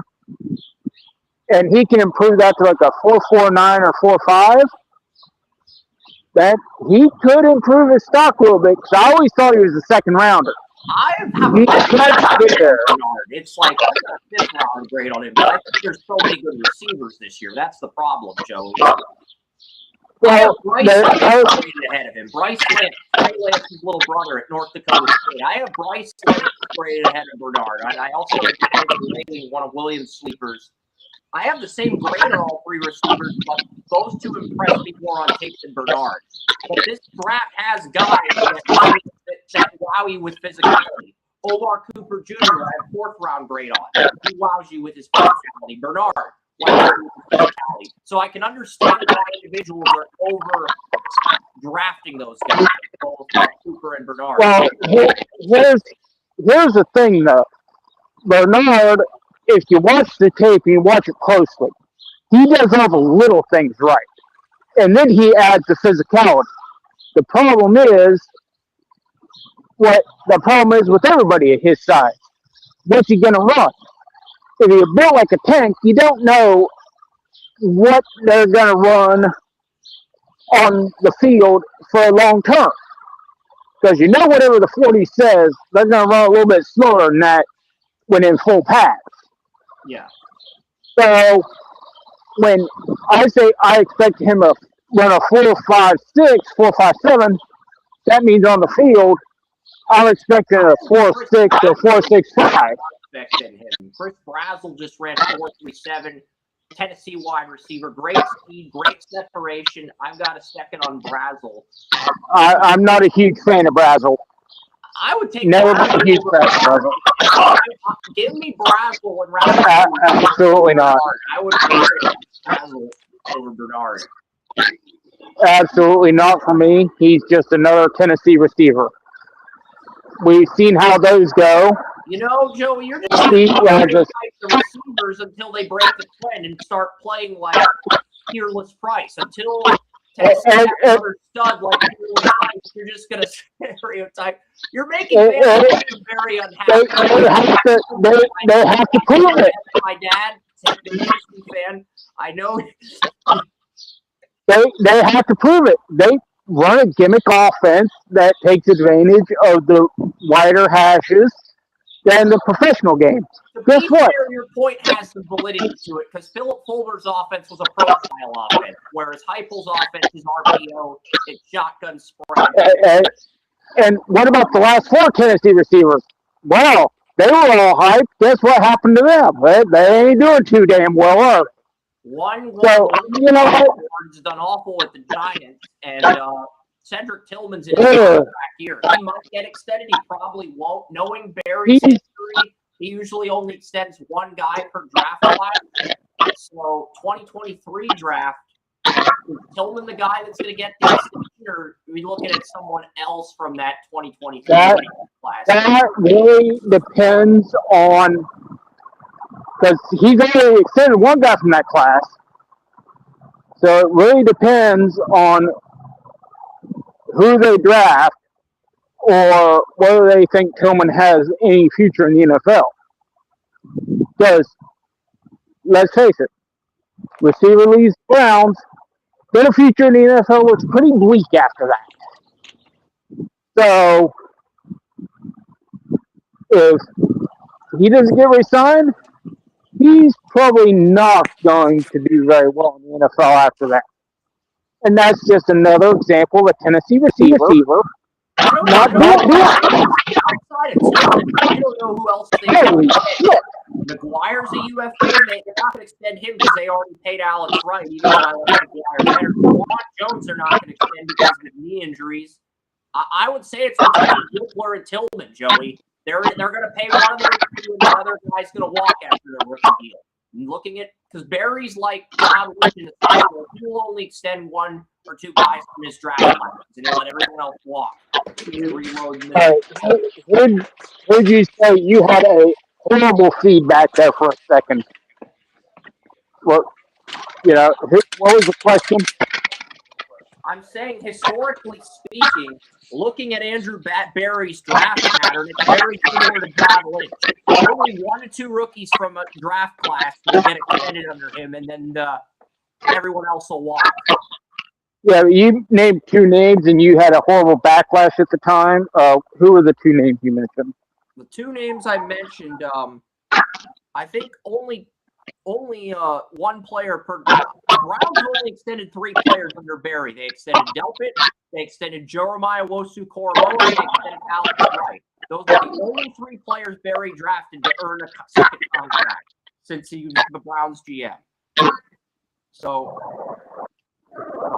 the one I think is going to get a tender offer for an extension is going to be the 360. Or it's well, Whippler is going to get extended. Draft class, they got Roman, Ika. Juwan Jones can't stay healthy. I like McGuire, but they already paid Garrett and he's been filtered out. Cameron Mitchell's probably not getting extended, so that really leaves Whippler or Tillman by process of elimination. The only two it's going to be Whippler. Draft. They love Whippler, and so do I. So it's going to be Whippler. Yeah. Because I think Whippler's more likely to take a trade-friendly deal than Tillman. I like Tillman more than Whippler from a standpoint, but I think Whippler will take money to stay with the Browns. Not only that, but Whippler only had 4 games of starting experience overall, and in those 4 games last year, he ranked in the top 5 of all centers in pass rush win rate. So it's like he's in his rookie year. Yeah, and I know it's a small sample size, but when you no, you're not wrong. Was a fifth-round pick out of Wisconsin. He played 4 or 5 games for an injured Ryan Kelly, and he was in the top 5 as a rookie in those games. So the Colts basically let Ryan Kelly walk and team over to Bortolini. And that's basically the approach the Browns are taking with Whippler. Yeah, because so I say yes, it's going to be Whippler. Tillman's going to be on the market, which means you're going to have another Tennessee guy on the market. Tillman, but I also think he's going to want more money than Whippler, and the money's going to play a factor. Even though I think Tillman's the most talented player from that class, Whippler's going to want less money, and he's going to play better in his contract year. And ultimately, that's what the Browns are. That's why the Browns are going to decide to pay Whippler. Yeah, absolutely. Because he has limited starting experience. He's going to need to earn his way, but he's earned enough where he's going to get a nice contract. But he's not going to be overwhelming. Where Tillman, you have the wide receiver craze, which is going to elevate his contract, and he's only been an above average, average to above average. You're only going to have to pay $7 to $12 million to extend him. With Tillman, you're going to have to pay $10 to $15 million to extend him. He might want $20 million tops this year. Yeah. And the Browns, So it's going to be if he wins MVP or Offensive Player of the Year, like Smith and Jigga. So it's going to be If he did that, he would not get $20 million from the Browns. He might get that on the open market. He's not going to get that from the Browns. No, because the Browns are cash strapped. Browns are cash strapped for the next couple of years. They're not going to have money until next year, and they're not going to spend it on a guy who may have 1 or 2 good years, but may be average at a position of premium need, like wide receiver. You know, they're not going to spend that much on that. They would rather spend it on a center that they can keep for 3 to 5 years. And he's not the best run blocker. He might be one of the best pass blockers. And what do you need? Well, if you look at last season, you need pass blockers because their offensive line against the pass was absolutely horrendous. So you're going to have that Tennessee guy on the market. Yeah. Which does not look good for Tennessee receivers again. Because Tennessee receivers willing to run deep. He torched Georgia. I did not see. I felt like the only reason Bernard succeeded is because Ryan Williams was double teamed, triple teamed in a lot of games this year, which opened things up for Bernard. What Bernard ability, but I see him as a wide receiver too. I don't see him becoming a Pro Bowl caliber receiver. I see him being solid but unspectacular. What Bernard did was he was very good at getting open over the middle and over the under routes. And he was spectacular at it. Now, he may not be great at going deep and everything, but once he gets the ball in his hands, he's one of those guys that make sure with the ball in his hands, he's going to make a difference. And he makes sure he gets the ball in his hands. And that is something NFL teams look at highly. They highly covet that type of thing. So that's why I say Bernard has to get down to around, he had a 4.52. I expect it to be worse than that. He's get down to a 4.48 to 4.45 or to 4.5 because that is what you said is true. And Reza looks pretty decent on tape. But the bottom line is, you got to look at what the NFL is looking for on tape. And right now, Bernard is one of those guys the NFL, one of those type of players the NFL is looking for. And he's going to be one of those guys that if he can prove he's a 4.4 or he's a 4.4 guy or a 4.5 flat guy, they're going to look at him and they're going to push him up. I mean, I don't dislike Bernard. I just think there's a lot of receivers I like more than Bernard this year. I would take him in the 5th round, but the problem is NFL teams are looking more at certain qualities. I think Brazel's going to be Chiefs interviewed Brazel. Colts have interviewed him. They're discrediting Brazel. The fact, interesting tweet by Jordan Moore. The fact there are scouts and NFL draft analysts completely discrediting Brazel because he played in the Heupel wide choice offense are being exposed as non-football watchers. Tennessee's passing game.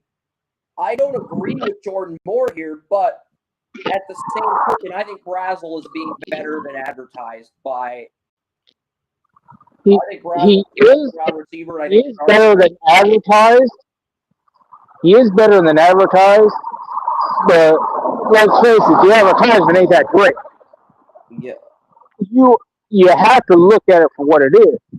You know, I'm not looking at because Tennessee is a great school. I don't like Brazel over Colton. I think Colton Hood's the most over. I think Colton Hood's the most corner on Tennessee. I think Colton Carter and Jermon McCoy are both better than him.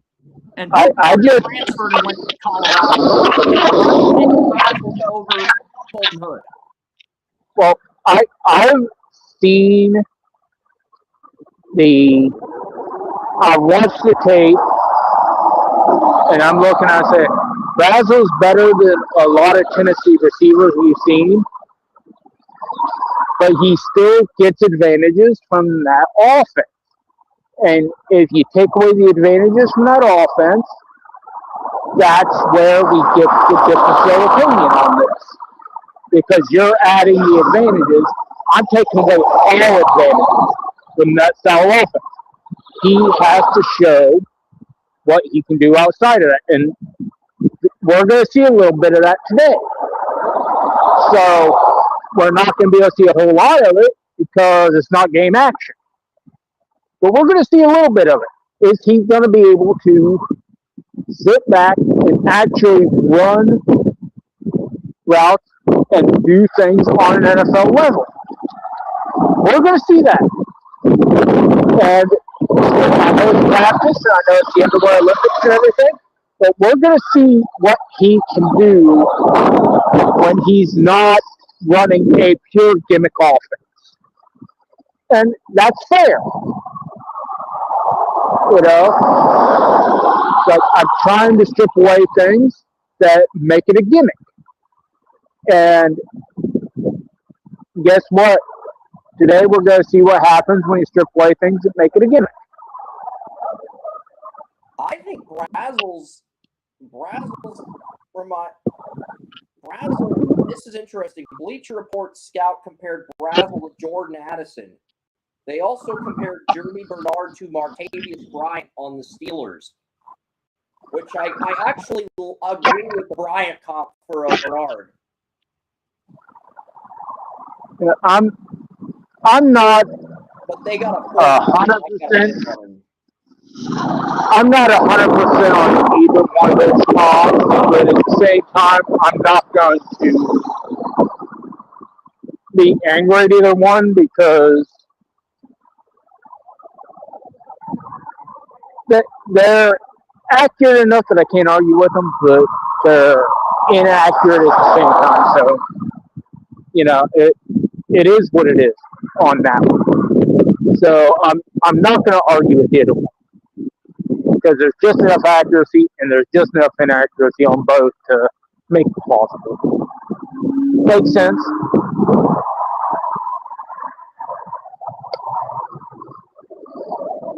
So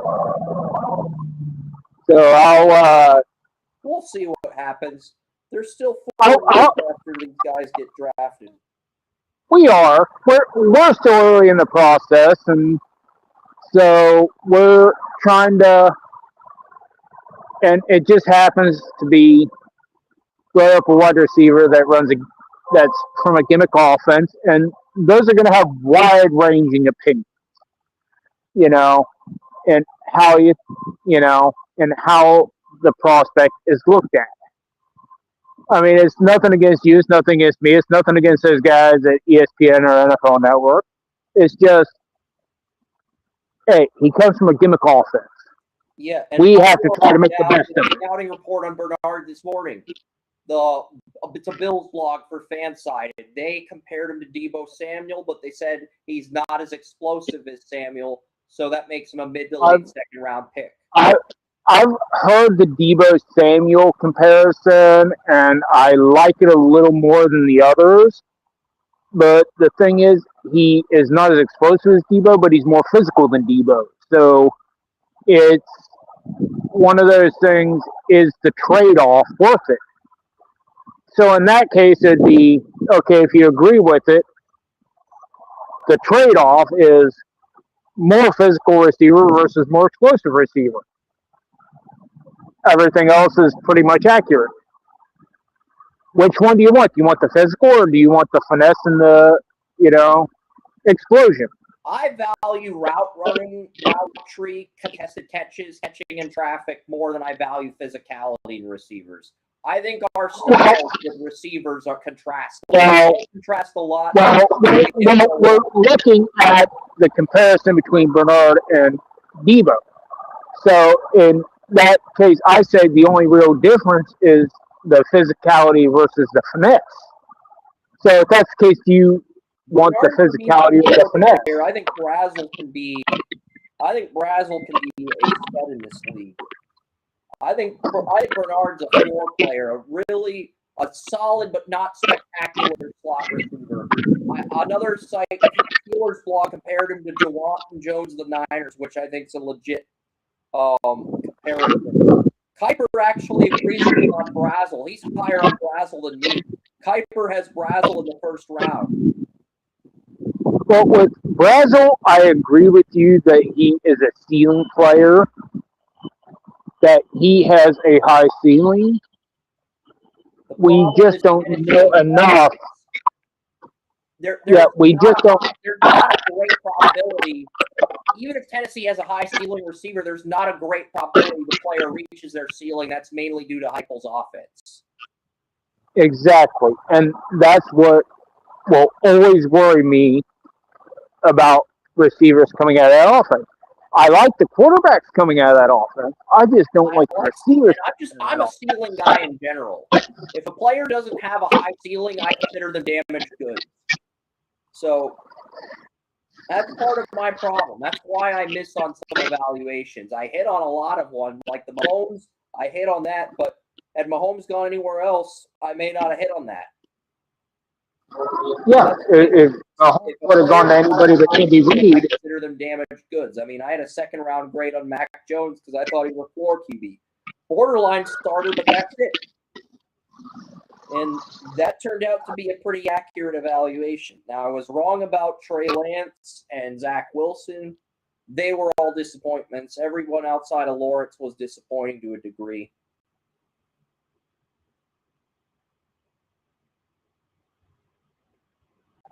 yeah, and I try to look at it for what it is.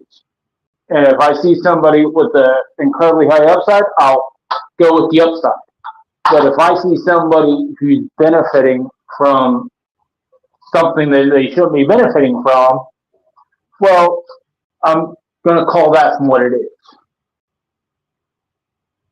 Yeah, and last word on sports said Brazel's a low ceiling, high floor player, which I don't agree with. I think it's the opposite. He's high floor, but you could argue it's high ceiling, but his floor might be lower than people think it is because of the offense he played in. But I think he's going to overcome that because Tennessee's due to have a receiver overcome that in the NFL. I mean, the last good receiver they produced, I think, was Peerless Price. Before that, they had some guys in the early 2000s like Robert Meacham, but that's when Tennessee started having busts at receiver. Just trying to think who else besides Meacham. You're kind of doing like I did with C.J. Stroud, where you're like, man, we had so many busts, we got to have one at some point. You know, one's got to work. You know, Yeah. and there's nothing bad about that. I mean, the laws of probability, you gotta at some point with the law of probability, you gotta go up there and you gotta get one of them. Yeah. So you gotta have faith somewhere. Like I had faith in Tillman when he came out, and well, we're seeing. I was lucky enough to see Tillman and when Pitt played Tennessee in 2022. I think Kenny Pickett was on Pitt at the time. It was Tennessee versus Pitt at Acrisure in Pittsburgh. Hendon Hooker beat Kenny Pickett in overtime, I think. But it was a hell of a game. It went to and then we made fun of Hooker's name for the next 6 years. You know, Hendon Hooker is the third stringer on the Panthers at the moment, behind Bryce Young and Andy Dalton. He's still around, so we'll give him credit. He's sticking around. There are people that think Hendon Hooker was better than Bryce Young, and he did beat Bryce Young head-to-head in his draft year. True. That is true. So we'll give. I'm always going to give. Tennessee actually 2-0 against Alabama at Neyland Stadium the last two go-arounds. I don't know if they'll beat Alabama this year. I mean, they got Tristan Keys and they got Faison Brandon. Faison Brandon was the number 1 recruit in the country at one point, and he's a 5-star quarterback, and Tristan Keys is a 5-star receiver. If those two become the stars they're expected to be, I could see Tennessee doing some damage in the playoff in like 2 or 3 years. I don't think they're going to do much next season, but I could see them doing some damage down the road.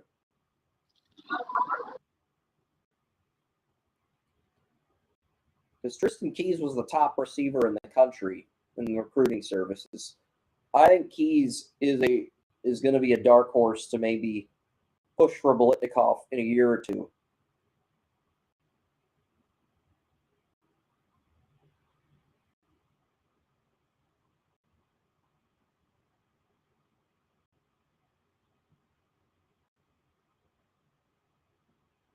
Malachi Fields, 4.64. Fields is not a good 40 time. But Fields only had the one game against Pitt where he went off. That was like his best game.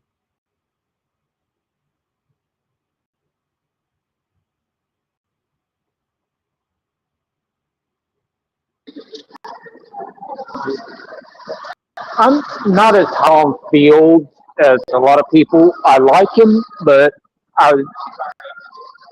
he's got a lot of hype. I got a late third on Fields. I'll be honest. I got a late third on Malachi Fields. Yeah, I could see that. Yeah, that sounds pretty decent. It's just, I was like, I've always wondered what the hype behind him is outside of the team he plays for, because he's a good player. I think he's going to be a solid pro, but I've heard people say he's going to be a first-round pick, early second-round pick. I'm like, dude, where are you coming from? Hyped up, Joe. You gotta understand, because so many teams want a good wide receiver one, they don't want to have to pay big money in free agency to get him. And there's an expectation of how deep this receiver draft is. There's an expectation that 5 receivers are picked in round 1. I see him as the 5th receiver. He wasn't consistent. I understand. I understand that, but it's like there are so many other receivers that have legitimate hype that you could throw into that mess. You don't have to. This is a very solid receiver draft. You can find one. Just open your eyes. You don't have to manufacture one. Outside of Surratt and the 3 receivers that are in the first round, Lemon, Tyson, Tate. A lot of guys are getting Denzel Boston. I've got. After Denzel Boston, my next best receiver is my wide receiver 6 is Brazel at 52. And then I've got Texas A&M Conception at 53. There have been some people taking Conception in the round 1. And Conception is like, I don't like him, but at least there's some reason to have him there. There's some reason to think. He gives you reason to think he should be there without his flaws. I mean, there's reason for hype. Wide receiver 8 is actually Skylar Bell out of Bell. I have a late second on Skylar Bell out of Kentucky. Okay, so I don't pick in the second, but if Skylar Bell, he's a better value pick in my opinion than Malachi Fields. Bell is an interesting prospect. I will give it that. He's going to be coming in for a discussion the further that the process goes on. He's got some athleticism. He's got pretty decent hands. Nothing overly extraordinary, but he's got some decent hands. He's got some stuff going for him. Wide receiver 9 for me right now is Chris Bell. There are some people that just the hype as Boston has in the pre-draft process, Joe. You know that, but he's not as good as Boston. Okay, he's more athletic than Boston, but he runs fewer routes. He doesn't have as good of hands. He's not good at catching over the middle. I mean, so I got him in it's the early portion of the third round, but most people have him in the first or second. And if you draft him oh that boy, early, you're going to be disappointed. definitely gonna be disappointed.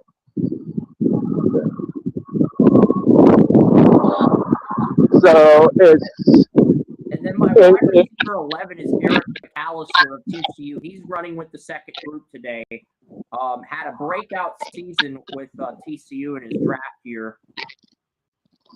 And then I have Malachi Fields, at 99. And then I have guys in day 3 like Josh Cameron, Baylor, Ted Hurst, Georgia State. Better value picks than Fields, to be honest. Cameron and Hurst go day 3, and they could end up having better careers than Malachi Fields. I have Omar Cooper Jr. in day 3. A lot of people have Cooper in day 2. Some have him in day 1 with physicality. Some have him ahead of Surratt, like Jeremiah.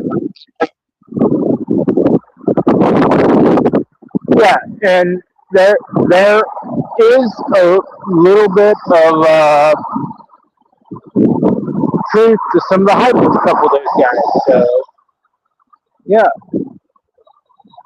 It feels like Austin, Brazel, Bell, Fields, and Cooper, those 5 in particular, have generated the most hype outside of Surratt and the top 3 receivers. Because they're trying to figure out which of those guys, conceptually, which of those 5 or 6 guys is a true wide receiver 5, the last guy to in round 1. And frankly, I haven't seen enough of any of those 5 or 6 to warrant handing out a 5th first round grade, Joey.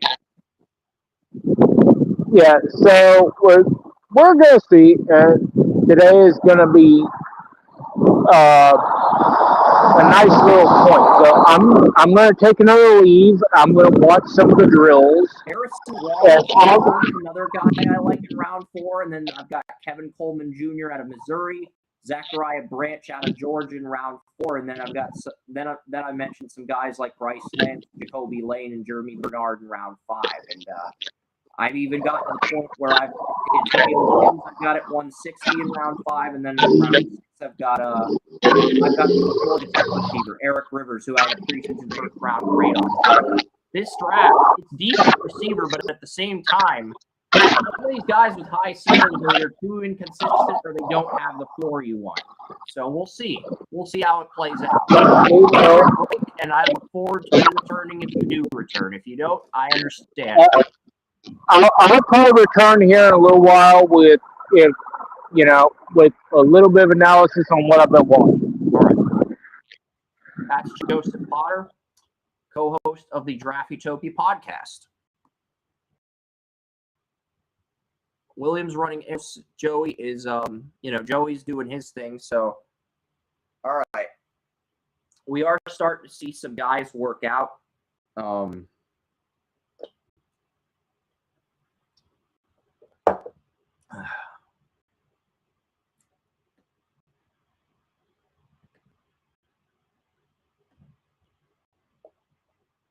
Okay, let's take a look at updated version.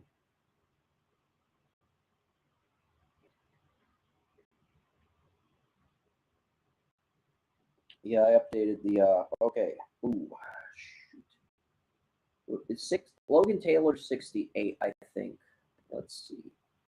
Nope, Taylor's 65. Did I not put his number? Hold on, let me check something here.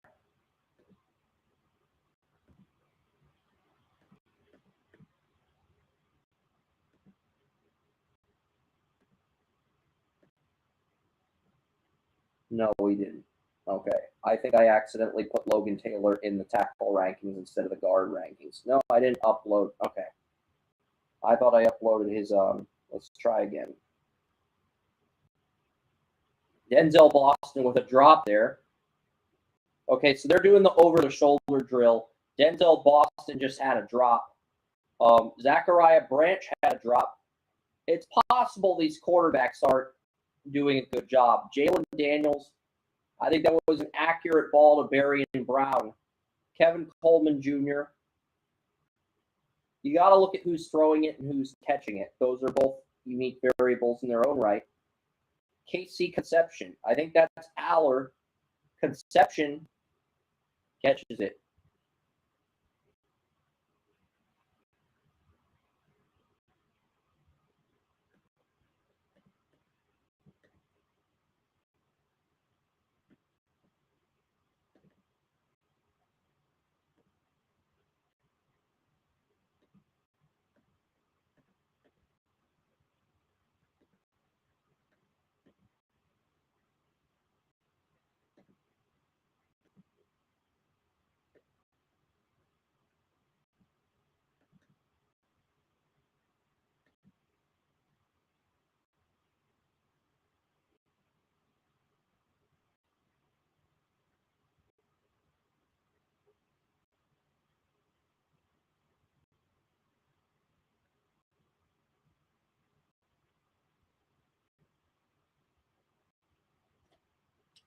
All right, let's try again.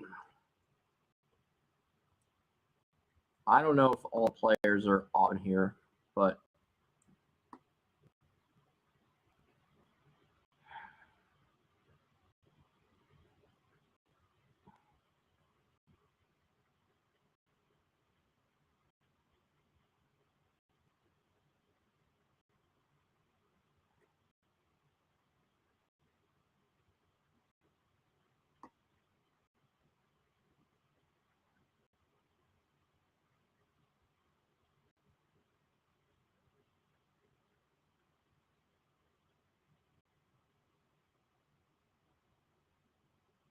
all right, perfect. It's everything's showing up here.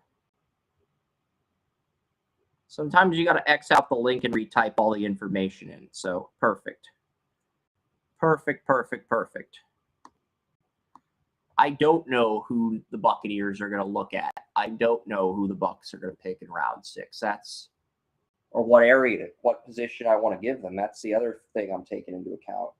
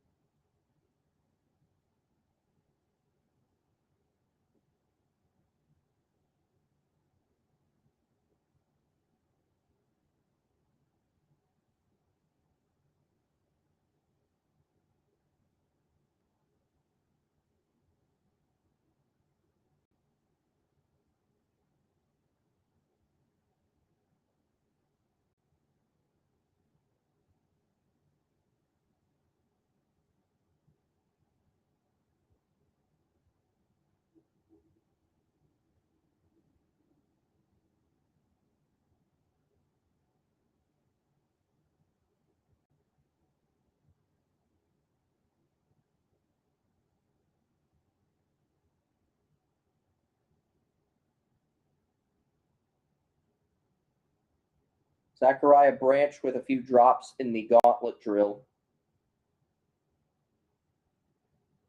Yeah, I'm looking at, okay, what's a player the Buck, Kate Otten is a UFA.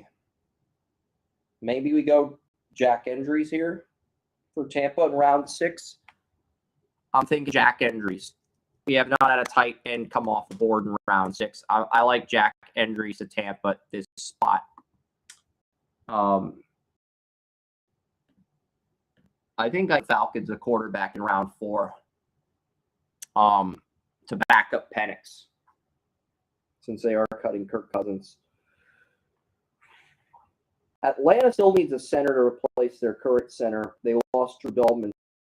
So I'm looking at White, and I'm looking at Bond. And I'm looking at Ben Coleman from Arizona State. I don't know of those 3 who's the best.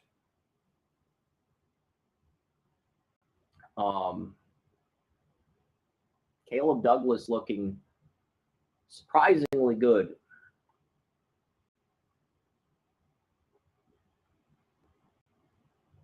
Malachi Fields, I think he's had 1 drop so far today. Perfect the rest of the way, though.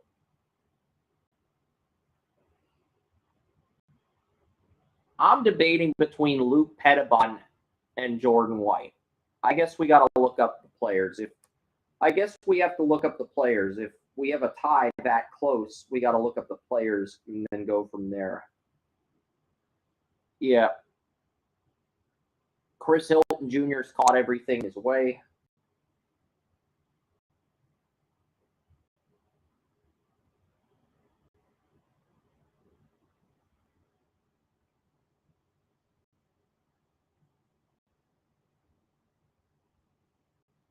Yeah, so he played at Cal.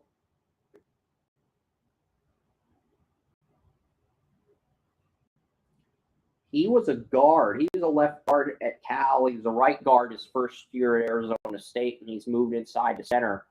I do like Coleman's versatility. Coleman, I think Ben Coleman's versatility is a plus. Oh, we got to look at Jacob Spomer as well. There's a few centers that I really like. I have them graded similarly. Spomer, Fresno State starting center. He was a left tackle most of his career, but he converted to center after finding out NFL scouts had him viewed as a center, as an interior lineman. So his communication improved as a result. I do like Spomer, but only 1 year starter. Jordan White out of Virginia. He played for Vanderbilt. He played for Liberty. He was a Liberty center who transferred to so he played at Liberty. He played at West Virginia, Liberty, and then he went to he does not have a lot of he played 943 offensive snaps at Liberty in 2023. Then he made the move to left guard at Vanderbilt, and then he made the move to left guard at Liberty in his second season. And then he moved to Vanderbilt to play center again.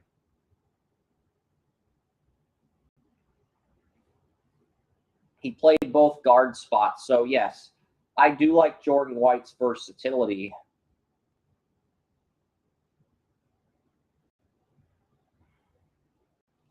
Luke Pettibon. Let's see what he's done. 6'2", 310. Started all 12 games at center. The first player to do that since Alec Eberle in 2018. He had 22 starts at Wake Forest. In 2024, he had 10 starts at center.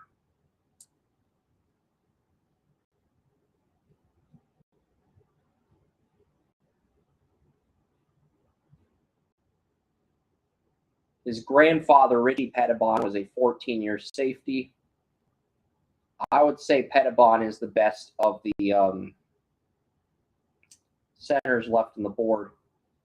Had 11 starts in 2023, redshirted in 2022, 11 games in 2021.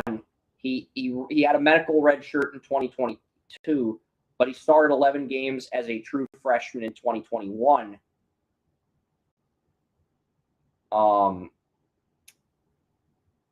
When Wake Forest made the ACC championship and lost to Kenny Pickett. So he was on Wake Forest for most of his career, but he took a red shirt. So I would say Luke Pettibon is probably the best fit for, I don't know, the Falcons.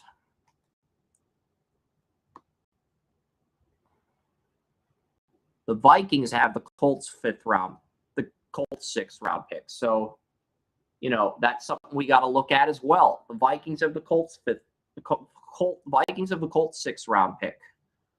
And Deion Burks 4.3 flat, Brazil 4.37. To the Vikings.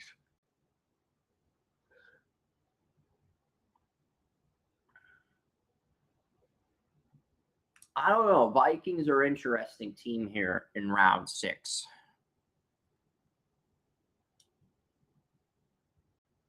I thought the Falcons were up, but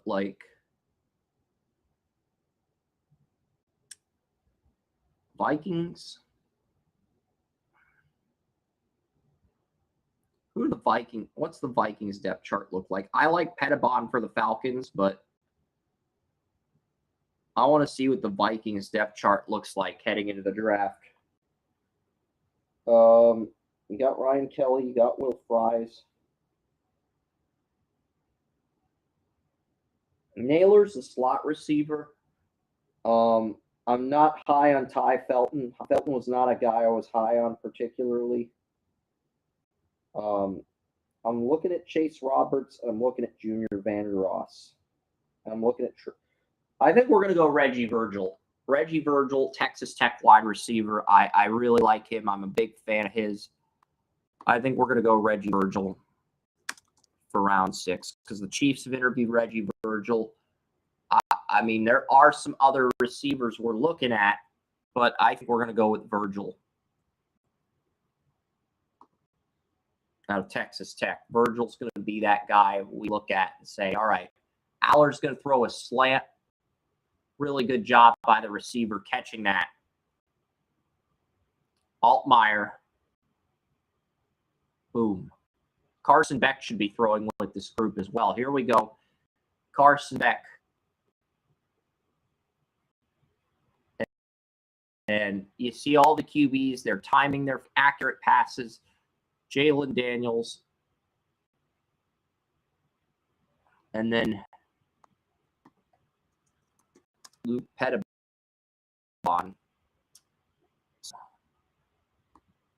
And then who do we have at 196? I'm multitasking. I'm talking about the combine. Jalen Daniels with a completion. Connecticut's quarterback Fagnano with a completion. I don't think I've seen an incompletion in the slants drill so far.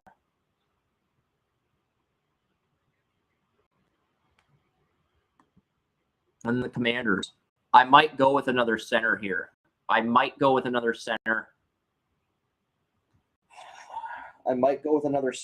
Commanders just released their starting center to save cap space. And I'm wait, James Brockenmeyer. How many games? I completely overlooked Brockenmeyer.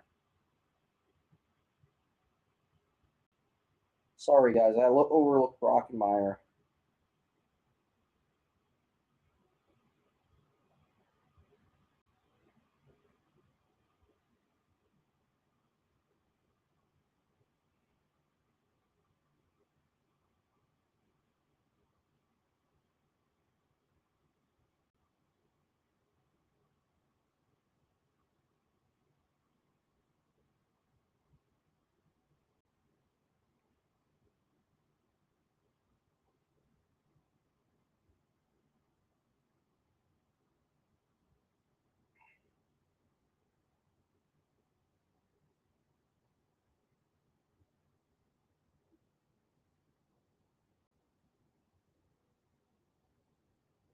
I do like Brockenmeyer. I know he never started at Alabama, but I do like Brockenmeyer. I think we're going to go Brockenmeyer for Brockermeyer. I think we're going to go Brockermeyer here for the 196. So we're probably going to have 2 more centers in round 6. I got to go to the bathroom. I still haven't finished the veggie tray, and I want to finish it today. It's just, it's too cold. It's too cold in my apartment. I turned the heat on. Let's put it at 71 degrees. It's probably going to get hot by the time it's 5 or 6. It says 5:19. All right.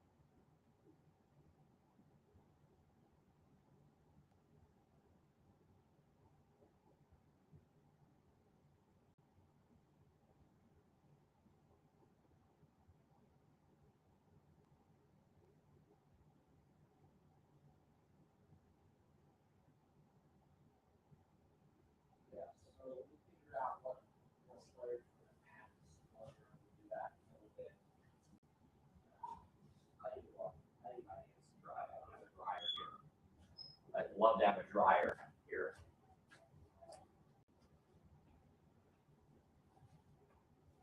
And they're basically doing a flashback to the 2023 Scouting Combine.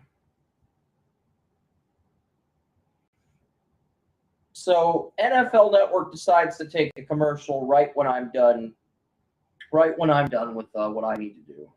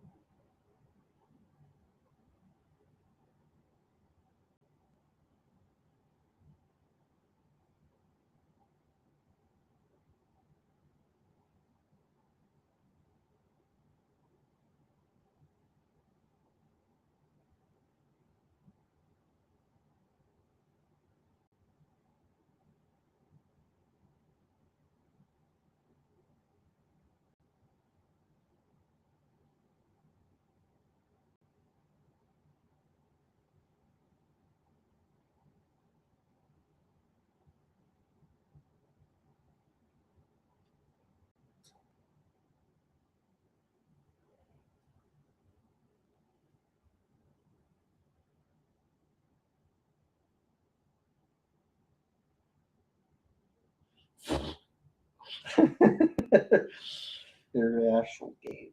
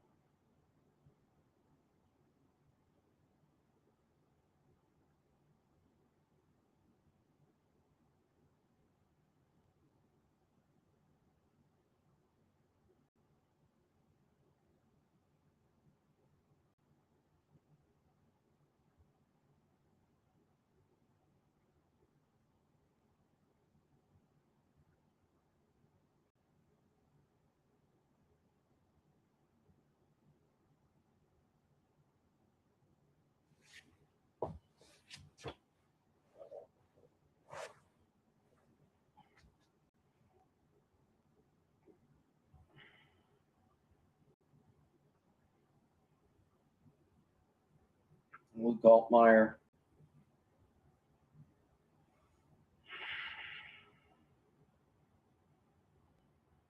All right, I'll put the phone down. I know I'm waiting for William or Joey to return, but it's like, all right, waiting for someone to return here. My hands are not dry yet, so I'm trying to avoid using the computer until my hands are dry. I don't like using my computer. Okay, Joey's back. Perfect timing. William's still out running errands. Perfect timing. Hey, what's up? You're back. Yeah, this is going to be my last check-in. I think I've seen what I need to see. The receivers were nothing burger for the most part, and the reason was drop passes were were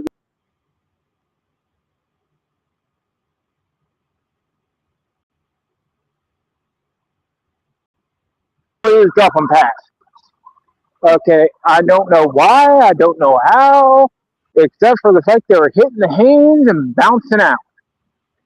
Okay, literally after David Boston said they're reinforcing Denzel, thank you. I'm going to make that mistake up through the draft, I promise you. But as he was saying, as every reporter said, you just throw it up and I'll grab it. What happened? They threw it up. What happened? He couldn't get it. It's like, and they just read a report where he said, you throw it up, I'll grab it. And the Vikings are actively looking for a new quarterback to replace McCarthy. The rumor that's been coming out a few minutes ago. I don't know how much there is to it. I haven't heard anything on it through the combine that I've been paying attention to, but I'll pay attention to that. And as far as the quarterbacks go, the quarterback.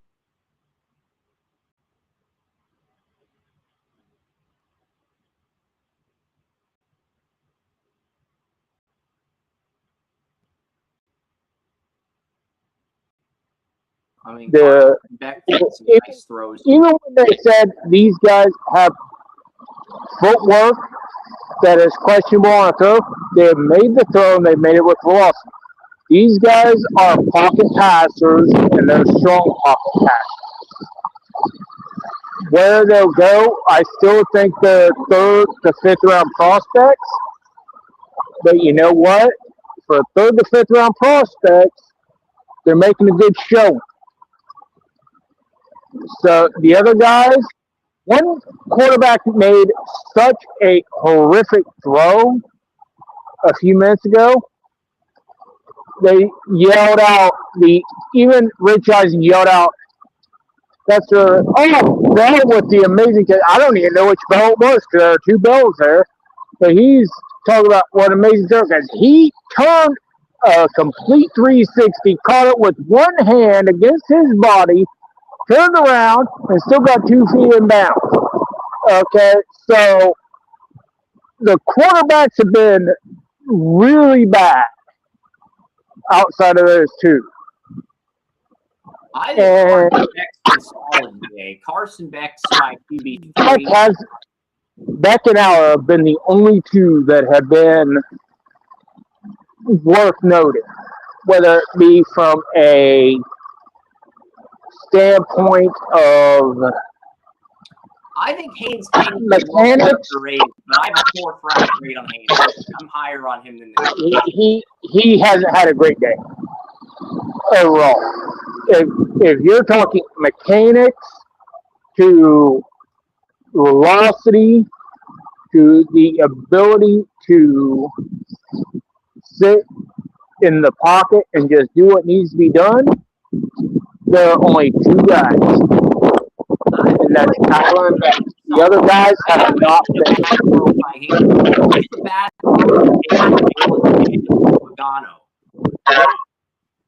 I've seen a couple of them. Overthrows, behind receivers. Now, to the receivers' respect, because they were not given credit, a couple of those receivers were, who dropped passes earlier, were able to make catches on bad passes from the quarterback. So to give the receivers a little bit of credit, I don't exactly know which ones were which because they were not highlighted. To give them credit as a whole, they made a few quarterbacks look good. But the only two quarterbacks that have looked good by name are the two I mentioned earlier. I feel like King's been the third best, but I think that says more about how bad Fagano and Jalen Daniels have been more than how impressive King's been. I've got Haynes King in the fourth round, but he could go undrafted as well. He could go undrafted simply because of the offense he played at Georgia Tech. And I like Horvath as well, but he didn't get a combine invite. I've got 4 Navy players getting drafted. 4. So that's possible. That's possible. Yeah. So I can't take the Cincinnati nose tackle. I'm pretty sure Corleone knocked out the bowl game for Navy, but if he played in that game, that means Texas, the Navy fullback, pancaked him. So I'm really high on that. I mean, if you're pancake defensive tackle and you're only 220 pounds, you're built like a running back and you can pancake defensive tackles like an offensive, that tells me you have the ability to be a really good fullback. Well, as I put it, I was not impressed with the wide receivers as a whole because of the fact that they dropped so many passes. And there were only 2 quarterbacks, which I had any level of impression on. And I think that with the quarterbacks, I think that fits with the overall thought of this quarterback class. But with the wide receivers, I think that hurts them immensely since if you look at it the way it was, these guys were a bunch of sure-handed, maybe not the most athletic, but the most, reliable people in the last couple years. I think that hurts them as a whole. All right. And that's my takeaway from the rest of today's combine.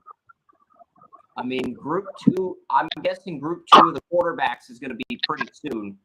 I don't know if they're going to, because they're supposed to run the combine, but I have a feeling it's going to end early because I think the running backs ended at 2:30. They had to wait till 3. I feel like this group of the quarterbacks is almost done. They might work out until a 6, Group 2 at 6. I don't know yet. I really don't know looking at the patterns, but I feel like everyone's ahead of schedule today. Well, if they are, I'll message you and call back in at an appropriate time. Yeah, because I feel like now, if Ty throws later today, you might call back in at like 6:30 or 7. If not, you're probably just going to call it. That's probably where you're at mindset's in it right now. Yeah, because right now it seems like the best of the quarterbacks and receivers have already gone. And I already know aren't running the 40. I already found that out early. They might do on the field, but they might just stand pat on their draft stock. So if they don't work out, that's a massive incentive for you to call back in because it's like, yeah, because if they work out, I'd probably call back in.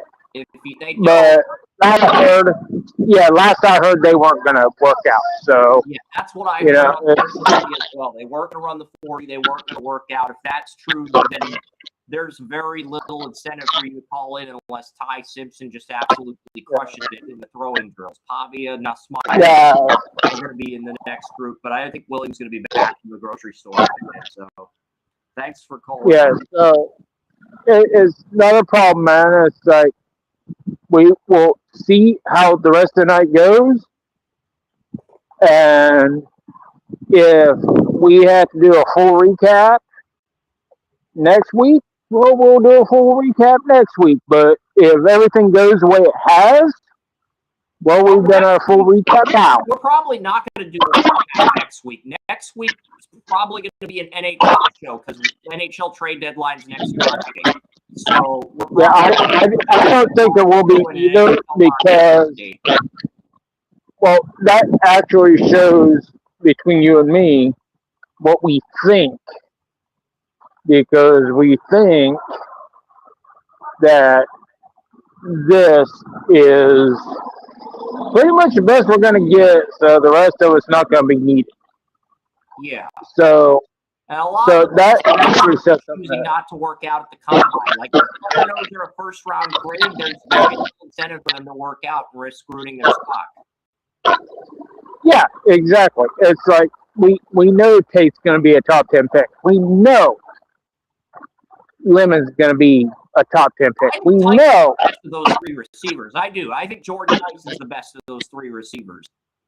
Well, Tyson was what I was going to say next, but that was the name I was going to say next. But since you beat me to it, I mean, you know, who's to be upset about it? I mean, we named the receivers. Those top three are all going to be off the board by pick 16. And what's the chances they're going to work out? What are the chances those three are going to put their stuff on the line in the underwear Olympics? But not very high. Yeah. Lemon or blue chip receivers. I think Lemon could be a very good, very consistent second Pro Bowler like Amari Cooper, but I don't see him as a blue chip receiver. I don't see Carnell that Larry Fitzgerald, and Johnson that Tyler put him in. I don't think he's that good. I think all three of those guys are number one receivers. You go with the blue chip prospects. I just say number one. They're all but at the same time, so, like anything that's a 95 or above is a blue chip player for me. I've got Tatum before, but he's consistent. Best work ethic, best route runner, youngest of the three. That's best floor. Those are enough reasons to make him the first receiver off the board if you're willing to overlook a player's ceiling. There's enough reasons. That's basically what Wiliam and I have been saying for months now. If you're willing to overlook the ceiling, you can make an argument that Tate's the best all-around receiver. I'm a ceiling guy. Well, I'm an all-around guy, and I look at for me, the blue chip prospect thing goes from high school to college. It doesn't go to the NFL. The generational prospect thing is outdated. Okay, it's like there is no more generational. Unless generational is every 2-3 years. I think the term generational talent gets overused so much. It gets overused so it does. And it gets the same with every draft. It gets overused in hockey. Whenever it's like a player that literally has no weaknesses, they beat the generational talent. Oh, Gavin McKinnon is a generational talent. Connor Bedard is a generational talent. That was celebrity. NHL, they beat the generational talent. Punchline into the NFL does the same thing. Well, the NFL does the same thing. It's like, how long is the generation? 3 years? Like you pumping out a baby every 6 months or 2 months or something? It's like, what the hell is a generation?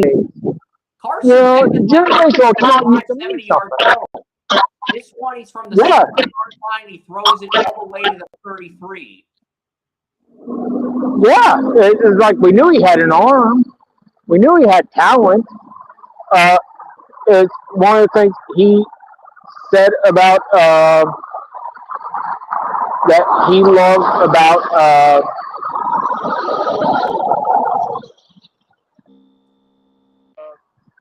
this time the Browns new head coach. He said that he was the best offensive coordinator he ever played for I because think Jalen he Daniels let him had a rip it. 20-yard throw, Joe, because Jalen Daniels threw that ball from the 5 or 4 yard line and got all the way to the opponent's 25-yard line. I think that's a 20-yard throw. So Jalen Daniels has some really good deep ball accuracy, but his short accuracy is very inconsistent, and that's the problem. I was going to say, so did Anthony Richardson. I mean, at least with Carson Beck, we could see it happen in a game. With this one, it's like, you know, we sure we're not looking at another Anthony Richardson that can hit an 80-yard pass and then bounce a 3-yard pass. Yeah, it's like he can hit an 80-yard pass, but he's going to have trouble with short and medium passes, Jalen Daniels. And he's not going to be able to throw an 80-yard pass unless he's in the pocket. I don't think Jalen Daniels can make that throw when he's pressured. Under pressure. It's like if he would be under pressure, say, Shedeur Sanders or Cam, Titans quarterback last year, and try to make that pass, he probably won't be able to do it. Those two guys made the pass. Yeah, is Daniels going to be able to do it? Until next Sunday. So basically, for next Saturday, I'm thinking we'll probably do an NHL trade deadline show. I'll bring on Ron to break down the NHL mock I posted over at Draft Prospect Hockey, another company I work with. And then after that, we will either do two things. We'll either do the simulator with Wiliam, Ron, you, and myself, or if Ron doesn't want to do it, he has to go, we can do NFL Jeopardy. We can do something fun to take the stress off before free agency. Because here, the one thing I want people to remember. I found actual site you have to go to if you want to play NFL Jeopardy. I looked it up on Google. I actually found the site that comes up with the question. We could also go over the group too, because that's starting on Monday. So there's a variety of things we can do for the fun activity after the hockey talk. You can. One thing I want you guys to remember. When they are throwing at the combine, they hit these 70-yard passes. Like, what are they going to do under pressure?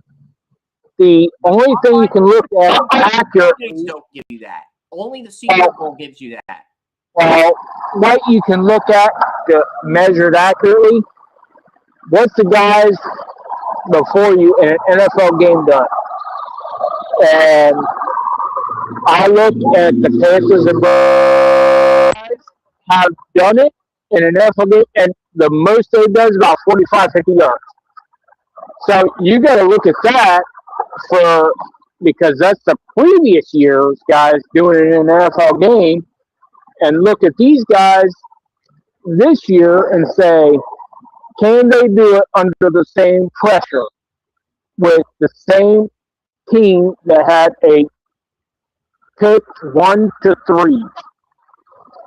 If they can't, then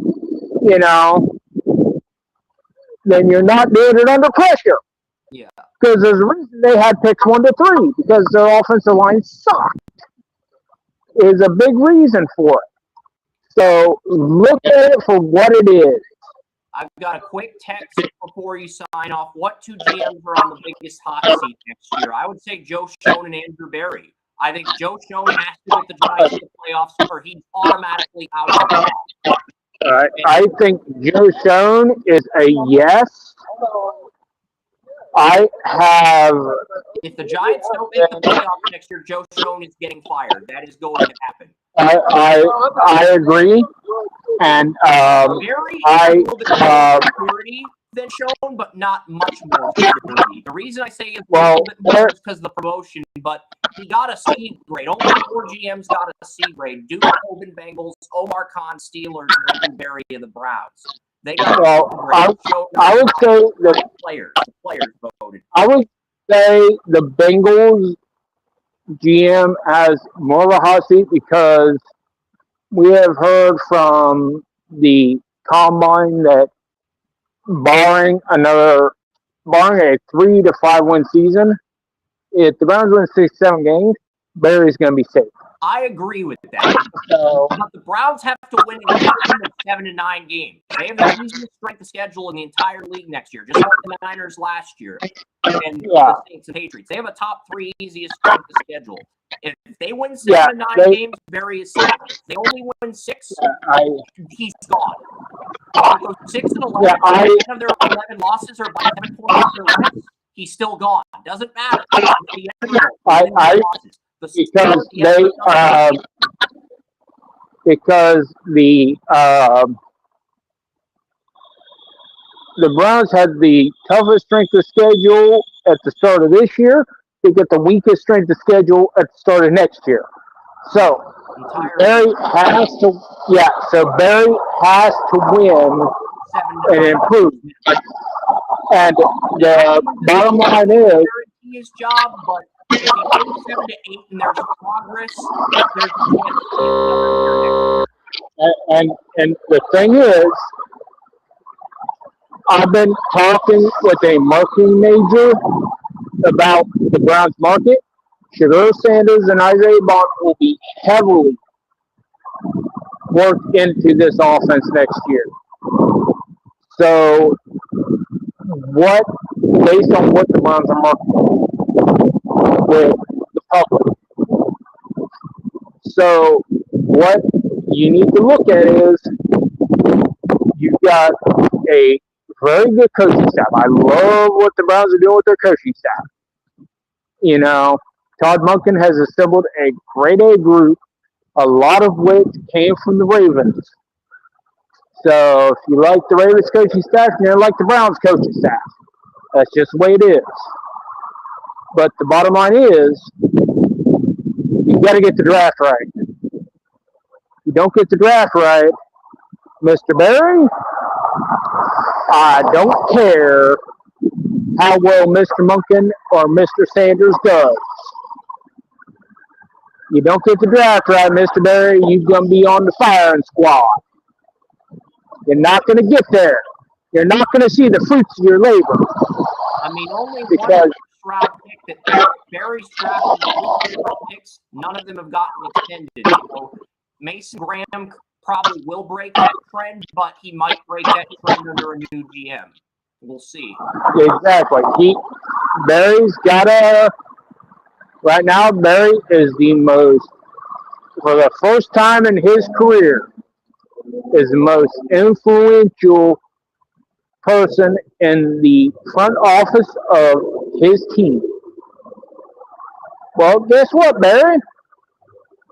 Last year you were the semi-most influential, and you had probably one of the best drafts, if not the best draft in the league, depending on whether Shedeur Sanders hits or not. Well, guess what? Now you got to do it again. And if you don't do it again, guess what's going to happen? Yeah, it's going to be fired. You're going to be on the unemployment line. You're going to be looking for a new job. You're going to be at the Burger King. Yeah, it's like, you got one shot. In a row. The only team that's done that is the Dallas Stars in hockey, but because there's just too much variance in football. It's hard to have 3, 4, 5 good drafts in a row in the NFL. It's hard to sustain that. So, yeah, hockey. Well, and the thing is, the only thing the Browns are asking is for Barry to have 2. That's the only thing they're asking. They just said, have 2. We don't even have to have 3 or 4. Just have. And your job is safe. And if you can't have 2, you're out the damn door. So, and also the other one is like Carolina's GM. Come on, man. Dan Morgan, he was the first year GM last year, and he drafted McMillan and made the playoffs.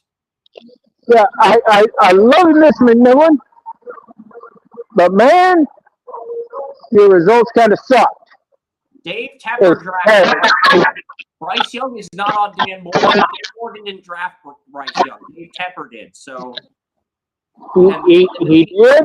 GM that basically didn't stand up to Tepper got fired. So the GM that wanted Stroud got fired for Bryce Young. So that's not on Dan Morgan.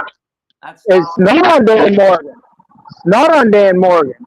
But at the same time, who's going to have to fit the bill? Because I know the owner. It's probably ain't going to take the Canales, as much as I hate to say it, because I love Canales when the Panthers first hired him, but it's probably on him more than anyone else if Young doesn't take that year.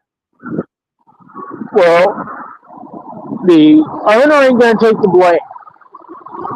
The next guy in line is the general manager. So if the general manager can't fix the quarterback position, he's got to fix the stuff around it. So Dan Michigan's got his work cut out for him, because I don't think it's his fault. I don't think he is to blame. Well, you know, come on, man. Buffalo Sabres fired Kevin Adams, and now they're about to make the playoffs. They're about to break their playoff drought. Sabres have had the longest playoff drought in sports. I think the last time they made the playoffs was 2006, 2007. So they've gone about 20 years without making a playoff. They're about to break their drought. So they fired their GM midseason. That's the best part. Like, how many teams can say they fired their GM midseason and they're on the brink of breaking a playoff drought? Not sure. Gotta check my phone battery. I mean, I'm just trying to think how many NFL teams have done that, where they fired their GM midseason and they made the playoffs the next year. A lot of NFL teams fire their GMs after the draft, so that's. Yeah, I don't know.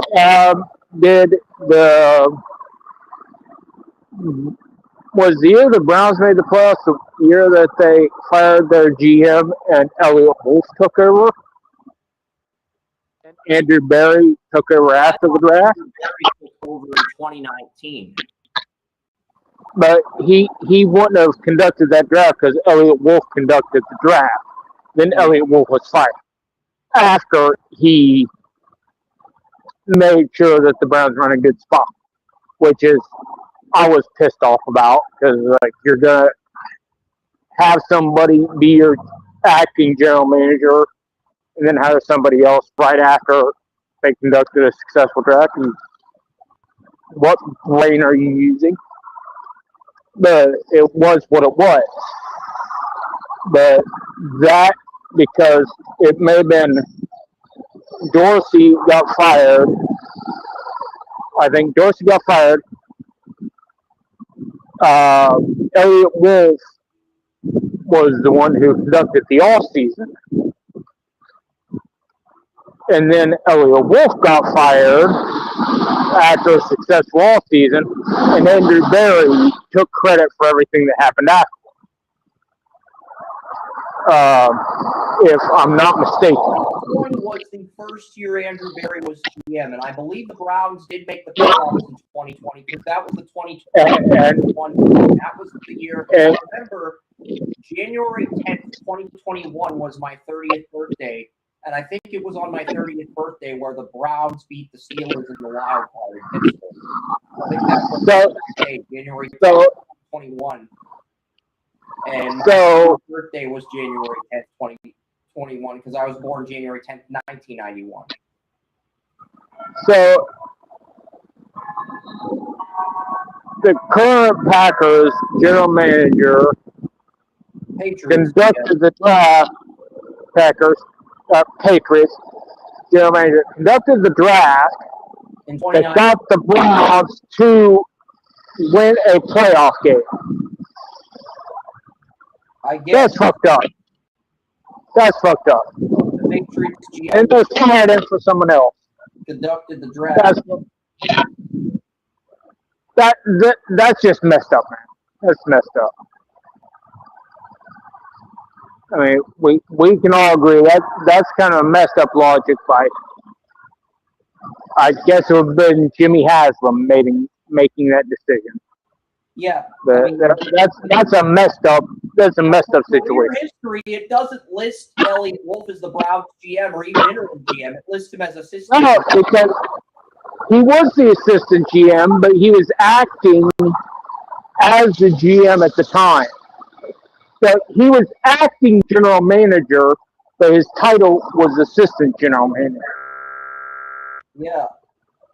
So the Browns basically used him to make sure they got everything that he could offer and then booted his ass out the door.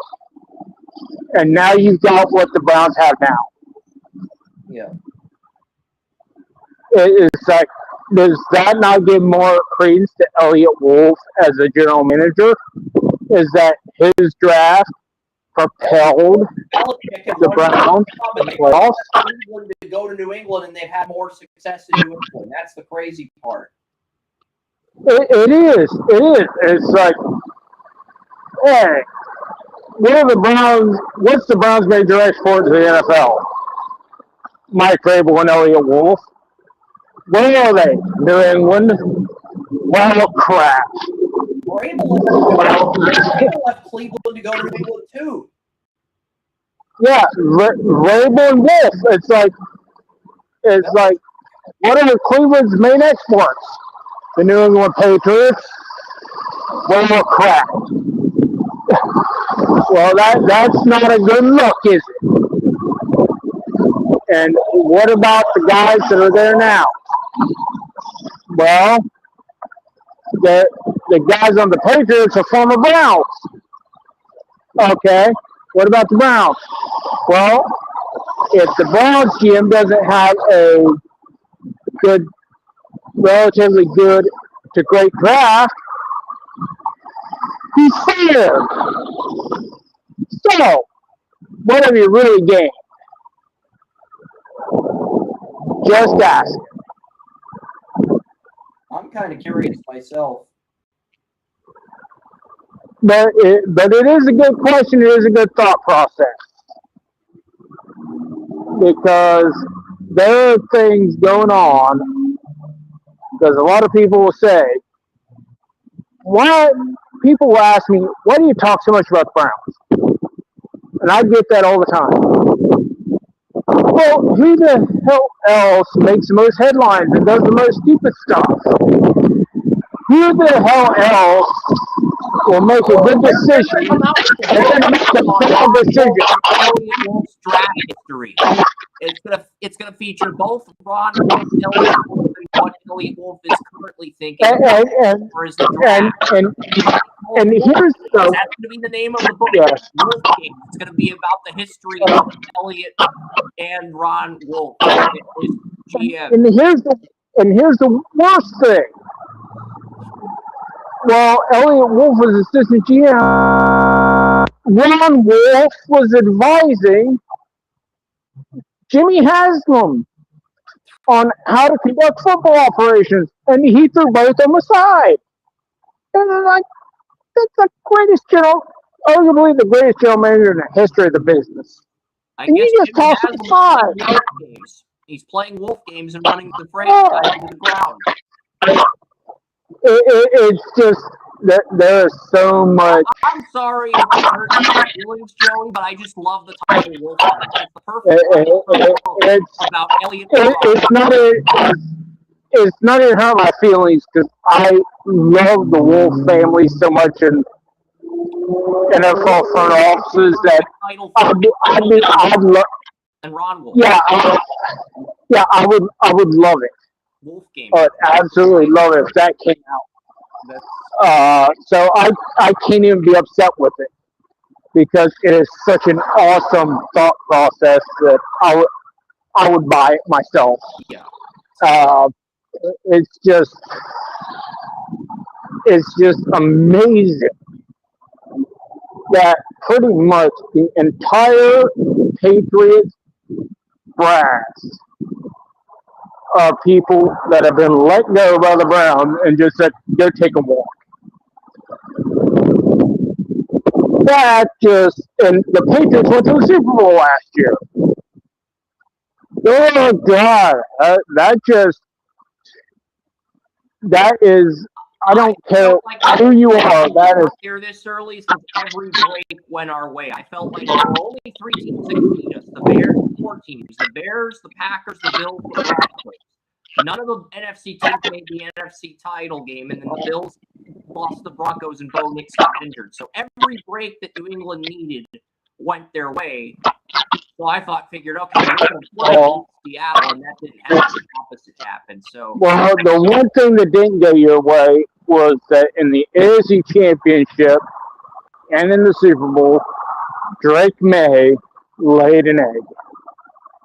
In the AFC Championship, he made the plays needed to win, but overall he laid an egg. But he got the job done. Enough to lay an egg. He did throw an interception in the AFC Championship. He wasn't spectacular. He wasn't good. Now in the Super Bowl, he definitely laid an egg. I will 100% agree with you there, but I don't think he laid an egg in the AFC title. In the AFC title game, I will meet you halfway and say he wasn't. I will meet you halfway. I will meet you halfway and say he wasn't good. No, I'm not going to say he wasn't. I'll say he wasn't good. He was horrible either in the AFC title. I think he's. Yeah, I can't. I can meet you halfway because I can say I watched Shedeur Sanders play a similar game in similar conditions, and he wasn't great, but he didn't lay an egg. So I can meet you by being fair. I will be fair and say against the best defense. I will say he wasn't good, but I will be fair because if I misspoke and say if I say he laid an egg, that means I'm saying Sanders played an egg and he did. NFC title. He managed the game well, didn't do enough. It was an ugly first half. Yeah. But once the Patriots had momentum the rest of the game, because their defense was just that good and Stidham was bad. Because that was an exact replica of what the Browns did in the same situation with what Shedeur did in the same situation. So if I say Drake May led an egg, I'm saying the same thing. I will admit that. Sean Payton hadn't gotten greedy on 1st and 1, just taking the points. I think the Broncos may have won another time. Because it would have been I am trying to be fair based on the situation. You know, you don't have to try to reinforce it. I'm trying to be fair to all parties. So don't worry about reinforcing it. I'm not trying. I'm trying to be fair. I am reinforcing. I am trying. You might not be trying, but you are. And it's like I'm trying to be objective on all things. Now he did lay an egg in the Super Bowl. Yeah. But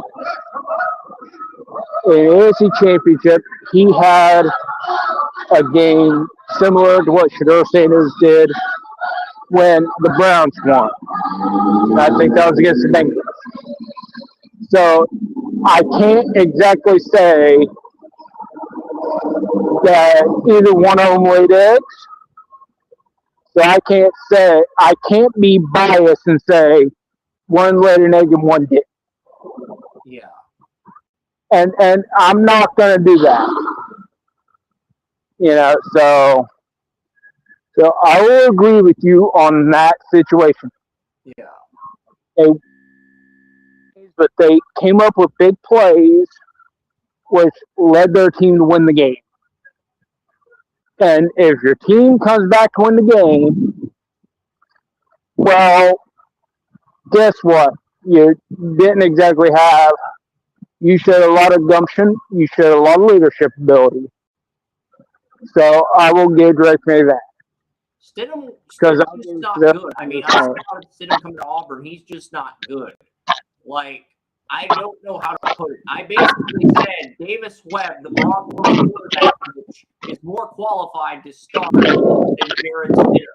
If your quarterback coach is more qualified to start than the actual backup quarterback, that says something about how bad it is.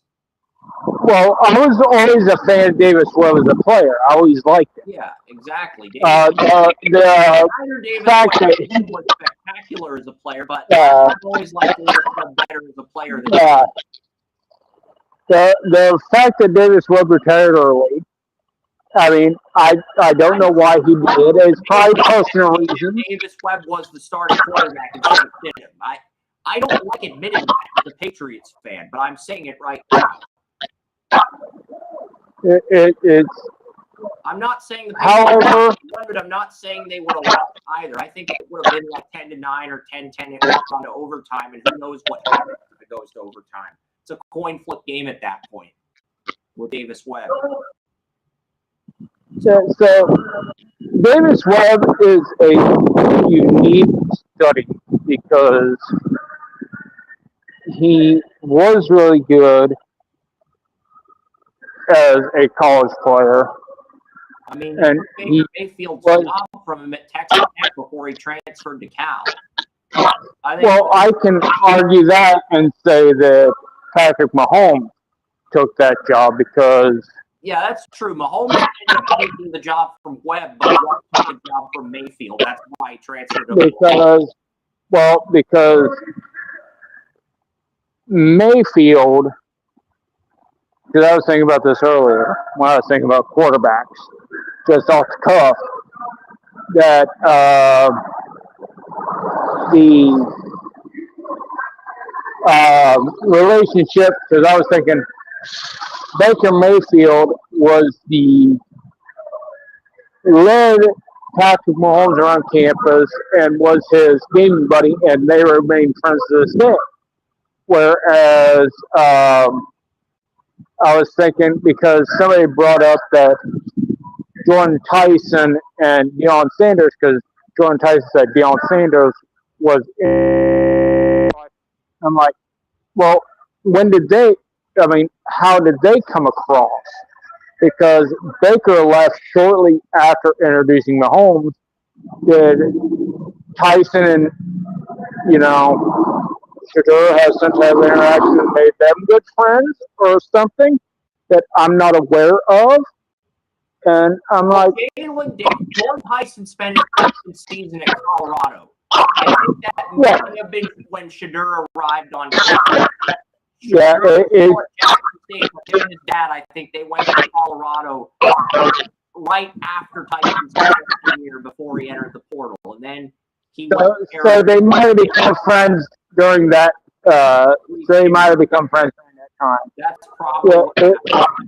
Also, Jordan Tyson is the younger brother of Cab Tyson, the Cal small. And that has been a huge point of talking with Cleveland media lately, because with older Tyson coming on as a huge threat with the Cavs, younger Tyson coming into Cleveland is seen as absolutely spectacular as far as getting the family into Cleveland and having, because Shador is already somebody who is ingrained in the community.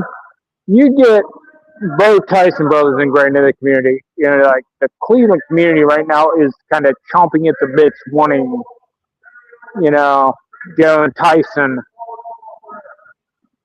in the Browns organization, because they are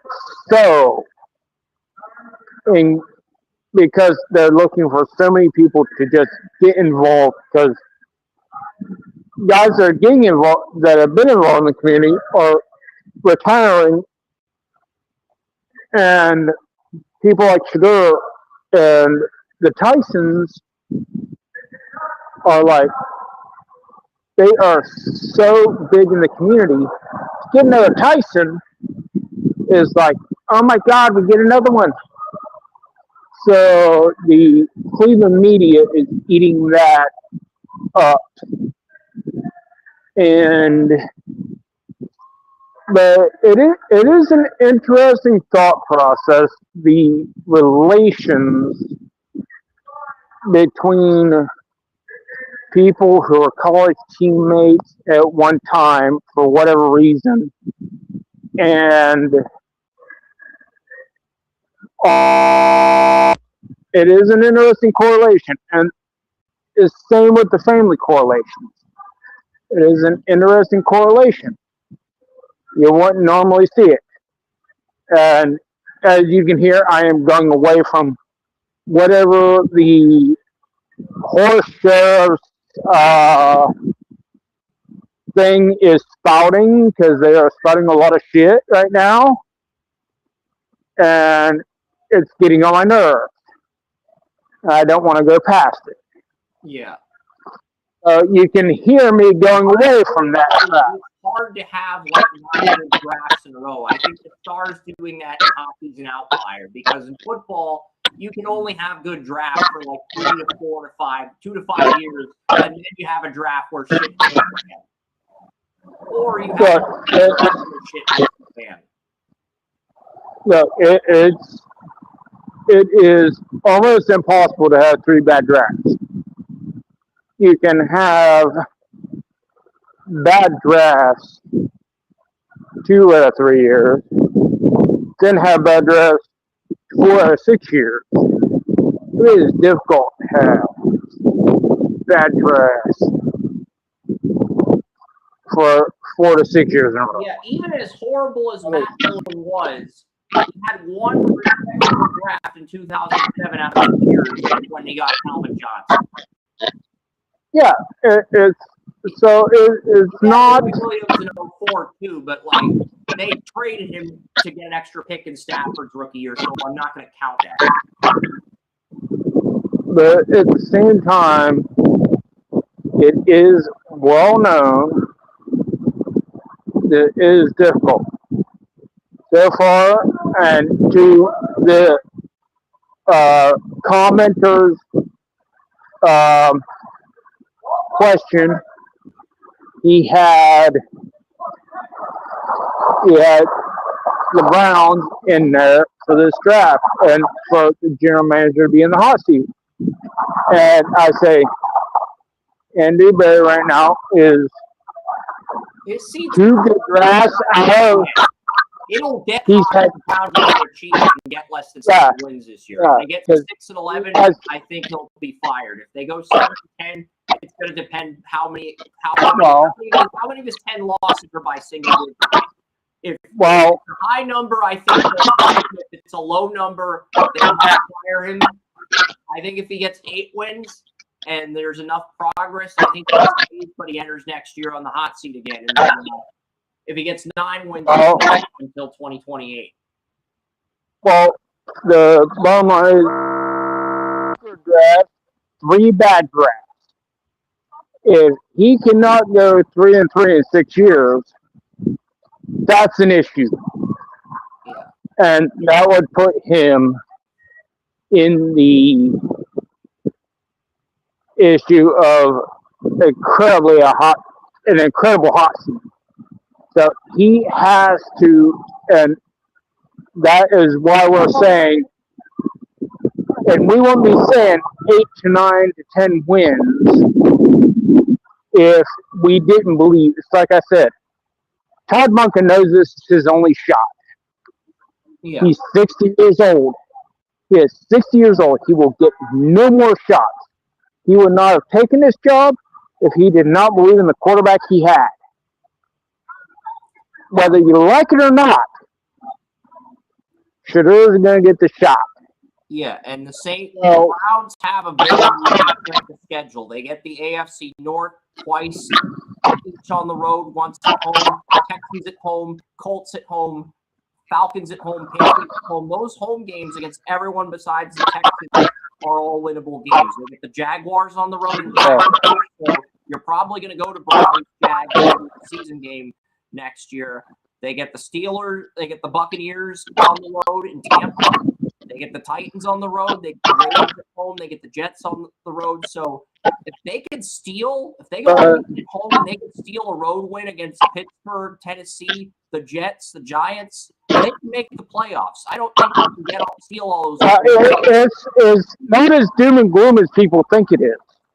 But at the same time, get all those wins. But at the same time, this schedule is very favorable. I think you could argue the schedule is almost as favorable as the Patriots' 2025 schedule. well, like I said, it's not a horrible thought process, and the Browns are not as far away as people think they are. But to get over that hump, it's on Andrew Berry. You know, people could say whatever they want to about Todd Monken hire. They can't argue the fact that he has created a top-notch coaching staff out of this hire. That means Andrew Berry is going to have to do the damn job. And he's going to have to be the general manager that puts everything together. Otherwise, he will not only be on the hot seat, we're going to be asking why the hell he still has a job. Yeah, he got a little bit of leeway. That was mainly due to Haslam's decision to trade for Deshaun Watson. That's the only reason why he got leeway. Now he has to step up and produce, otherwise he will be gone. Well, that too, and because as I have said, Kevin Stefanski was the original DePodesta guy. Kevin Stefanski had a lot of leeway. And when DePodesta got fired, Kevin Stefanski lost his leeway, and he ended up getting fired. So now, guess what? There's one guy left, Andrew Berry. You're the last man standing. You got to make your role set.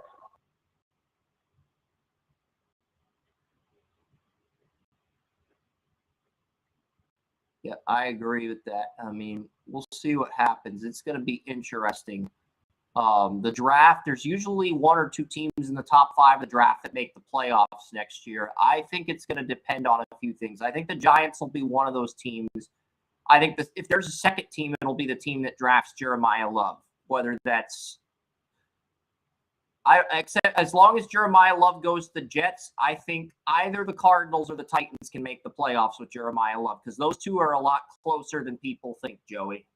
I'm not saying they'll win a playoff game, but I'm saying they could sneak in as a wild card. If one of those two teams, Arizona or Tennessee, gets Jeremiah Love, I can see one of those teams. I agree with half that. I say the Giants and Browns, and I say it because of this. Well, the Browns are picking 6. They're bringing teams. I know they're not in the top 5, but they are 6. So I think that 6 has to be at least considered for this. And it's because they bring the Baltimore Ravens mindset. You got the Baltimore Ravens and everything the Giants and Browns do. I think the Browns have an outside shot at the 7th seed. I will give you that much, because I'm looking at next year already. I've got the Bills penciled in at 1. I've got the Chargers penciled in at 2 with Mike McDaniel as the offensive coordinator. Bengals at 3. I've got the Bengals at 3. I think the AFC South winner, I don't know who it is going to be yet. I haven't decided on the AFC South. Is probably going to be 4. I'm debating between the Texans, Titans, and Jags. I have not made a decision on that yet. I think the Patriots are going to be 5 and the Chiefs are going to be 6. What I'm debating on is the AFC South and I can understand your rationale on everything. The Chargers? Really? Number 2? The Chargers are going to win a Super Bowl in the next 2 years, Joey. But they're going to win the division this year, and they're going to lay an egg in the divisional round. Herbert's going to get his first playoff win, but then they're going to lay an egg in the divisional round. So the doubters continue to Okay. Maybe Herbert puts together a great regular season, wins MVP, but he ends up laying an egg in the divisional round. Again. Yeah. He wins a wild card game against a week 7 seed, whether it's the Bronco, and I'm debating on the 7th seed. I'm looking at the AFC South runner-up. I'm looking at the Cardinals. I'm looking at the not the Cardinals. I'm looking at the AFC South runner-up. I'm looking at the Denver Broncos. I'm looking at the Ravens. I'm looking at the Browns.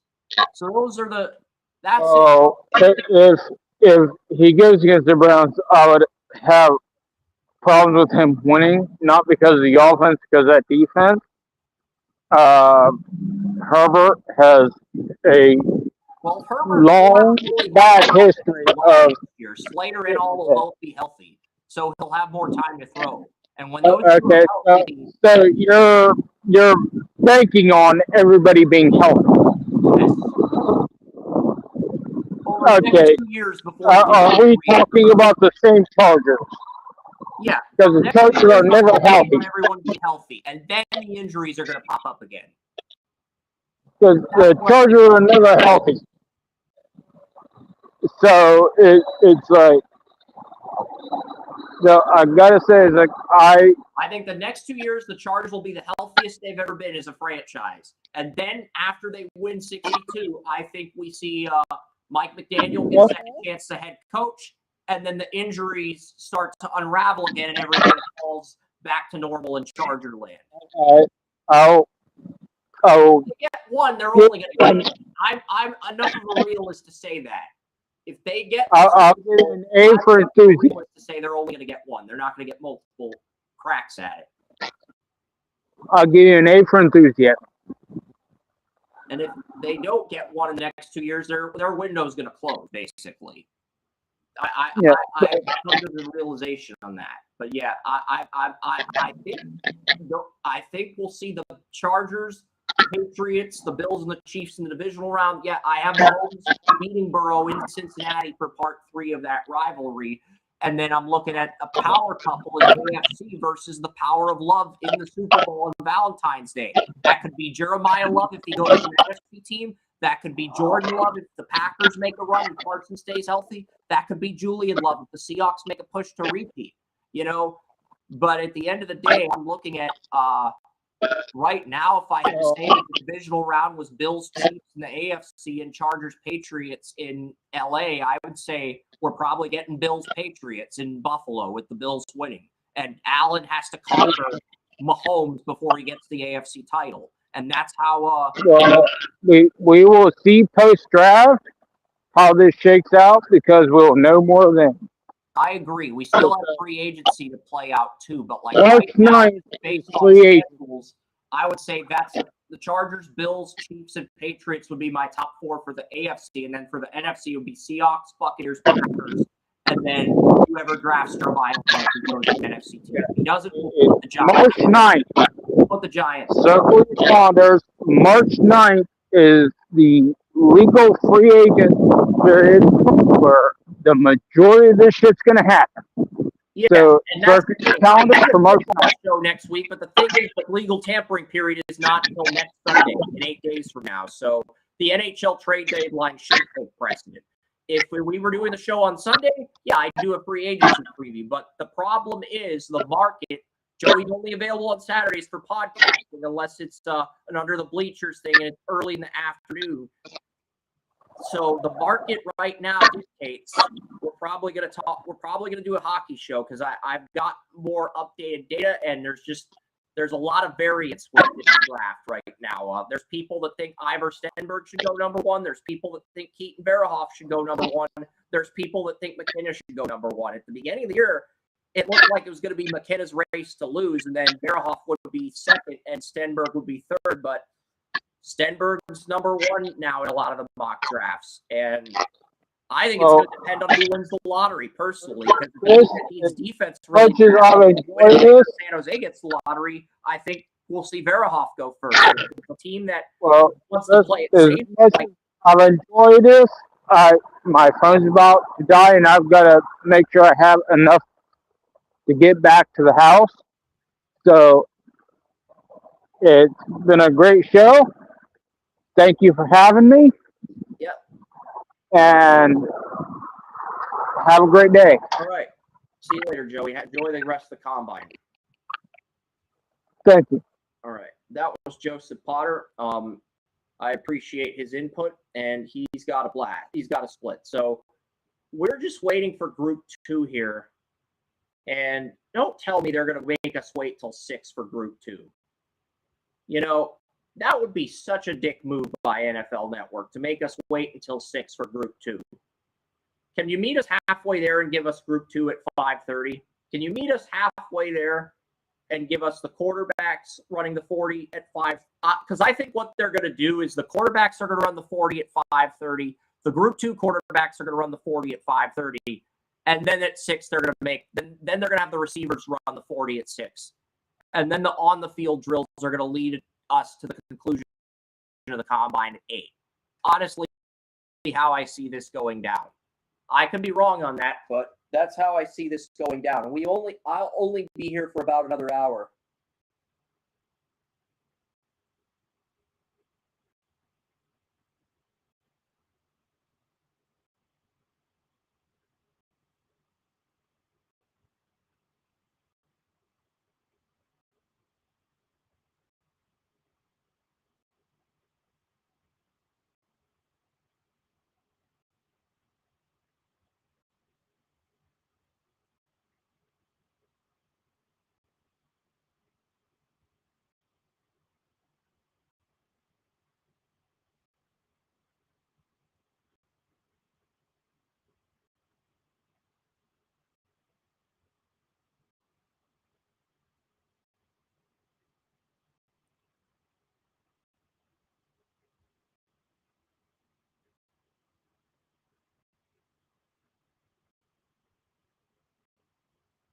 It does sound like they are going to do the 40 soon.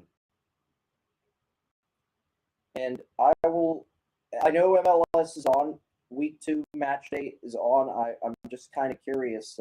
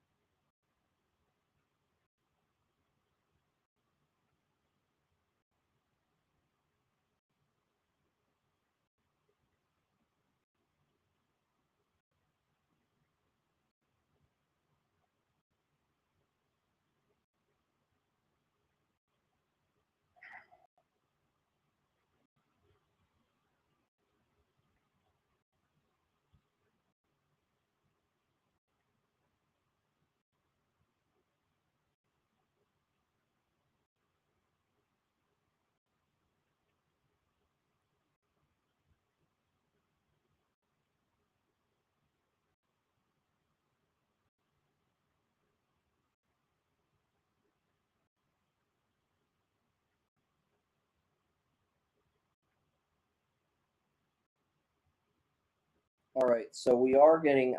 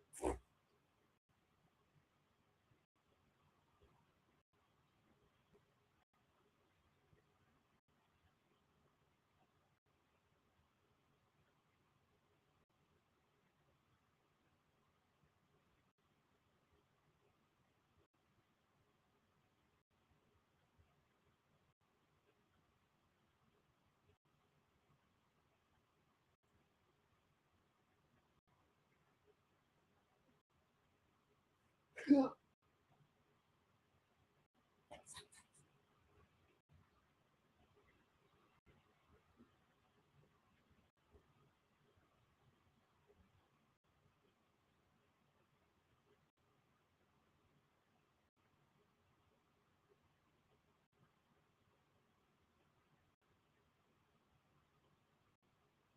I don't know what.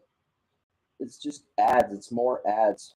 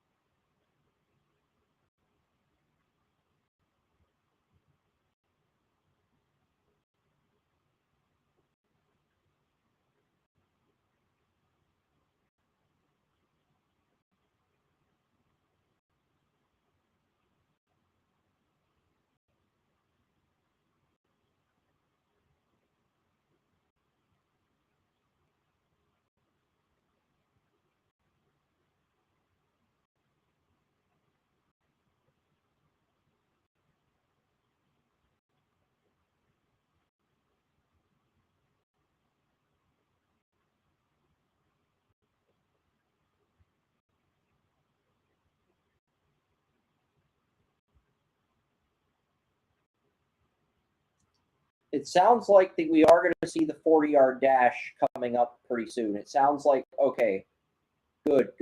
So 5:30 they are. That's kind of what I figured we would get. I figured we would get Group 2 40-yard dashes for quarterbacks, and then they do the receivers at 6 after torturing us with ads. So Cole Payton and Sawyer Robertson are running the 40s. Nobody else is running the 40 among the QB group. Is that Mendoza? Is Mendoza actually wearing... So he's wearing... So Mendoza's watching the 40, but he's not participating in it. That's dope. I guess I can respect that. Mendoza.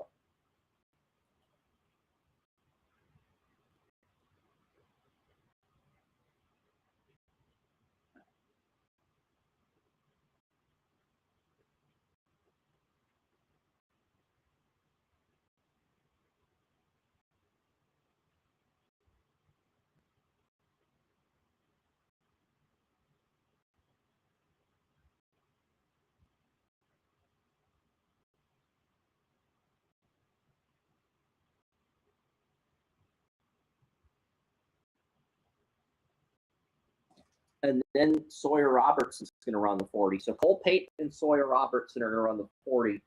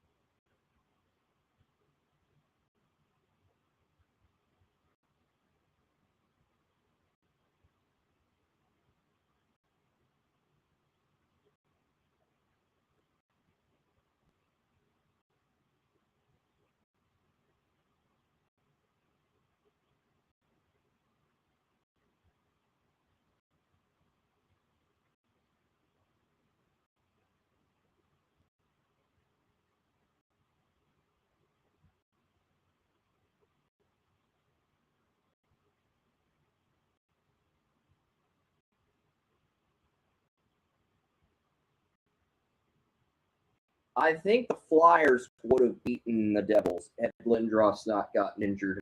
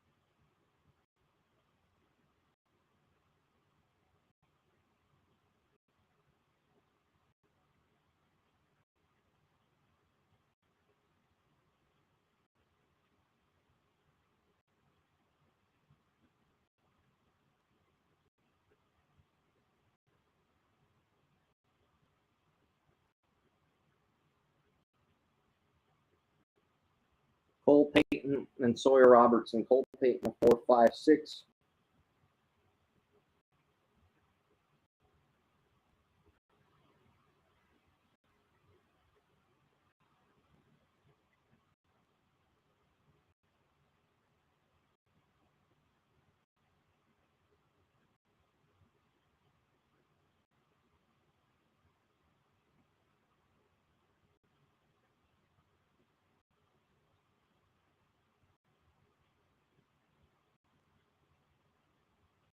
So sunset's going to happen because the planets are going to align later. I'm going to watch that.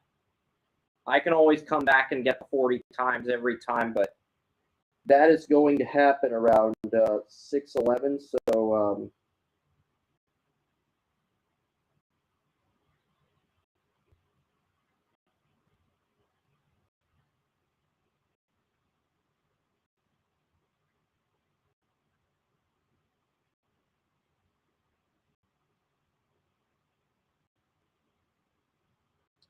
So yeah, and that's the thing. Right now,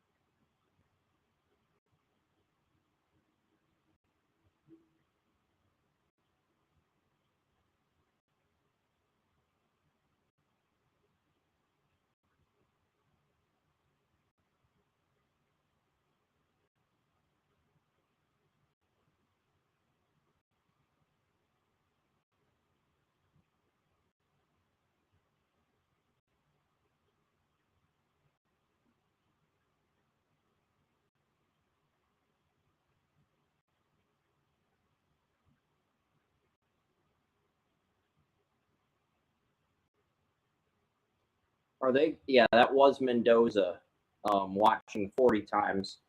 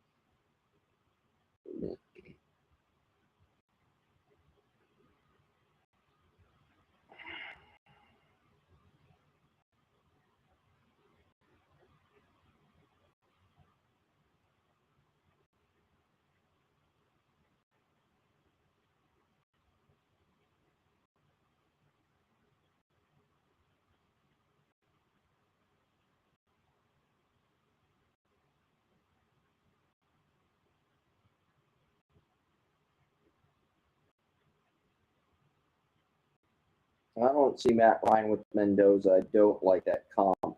That is a horrible comp. He's closer to Kirk Cousins than Matt Ryan.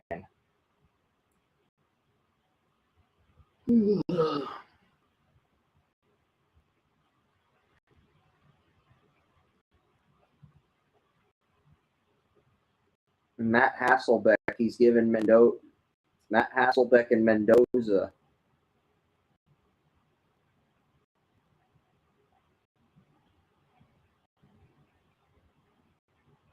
Like, what is Hasselbeck doing, like, at the combine with Mendoza? Like,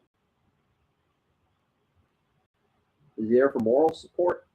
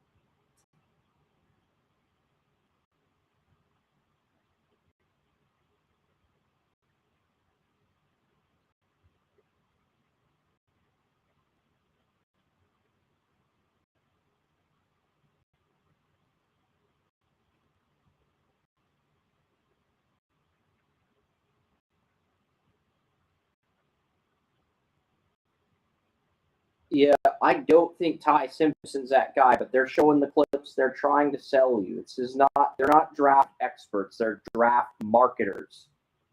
They're draft marketers. They're marketing content on NFL Network to try to sell you an agenda. They're not experts. They're marketers. That's why I've watched the combine on mute. You know?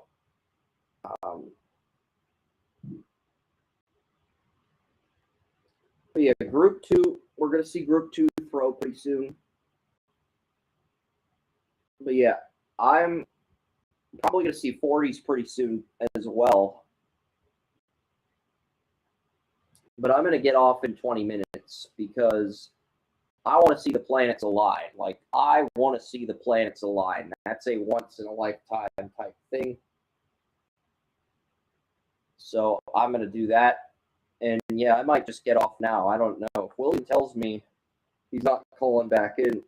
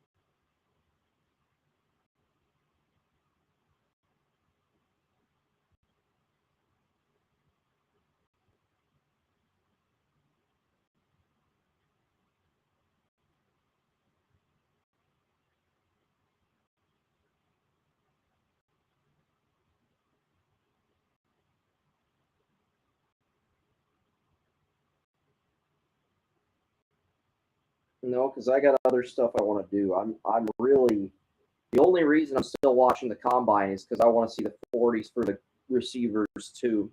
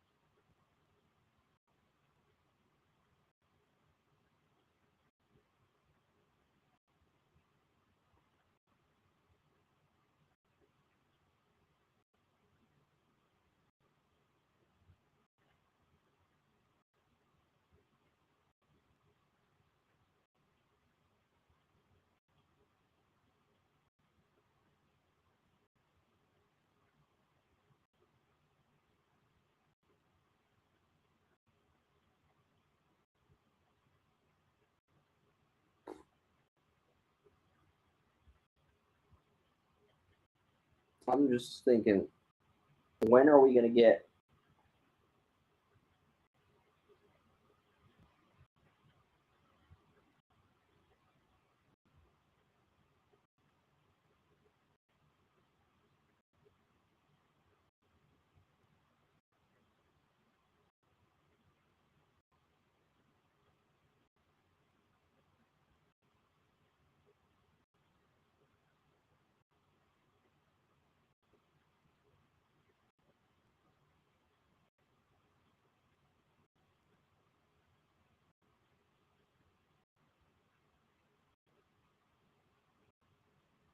they are showing the receivers, but yeah, this is exactly what I said would happen 2 hours ago. They'd probably have the quarterbacks run the 40 around 5:30, and they'd probably have the receivers run the 40 around 6. That's basically what I said for Group 2, and that's exactly how it's turned out. So we pretty much called that, got that right.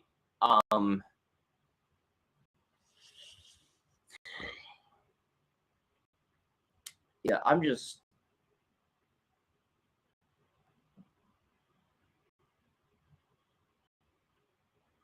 Yeah, I think I'm going to have to finish this solo.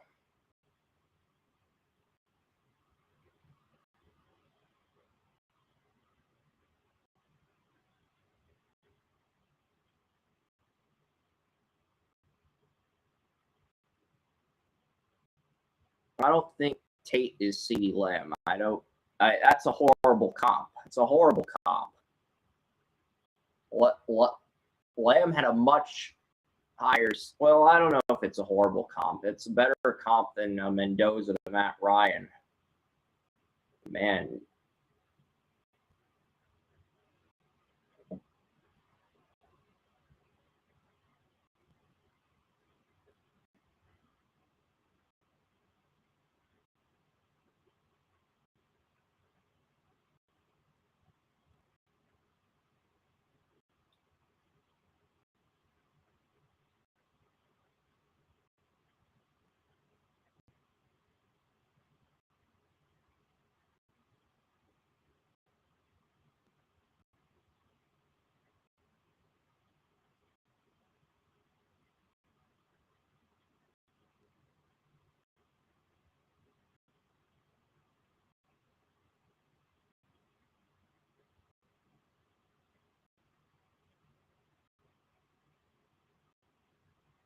Yeah, it's like, I want to see that. Like in 6, sun goes down at 6:11. I want to see the planets align. Like I do. I'll stick around and watch the 40s, but I do want to see the planets align. And I honestly, once the 40s are done, I have zero incentive to stick around.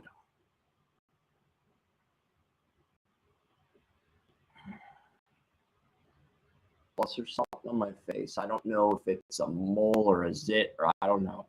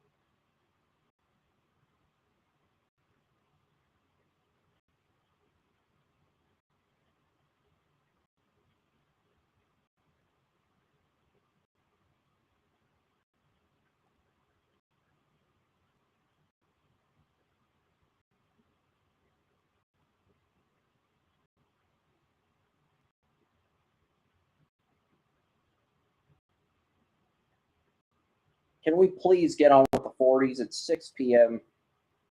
Quit teasing us, NFL Network. Just start the damn 40s.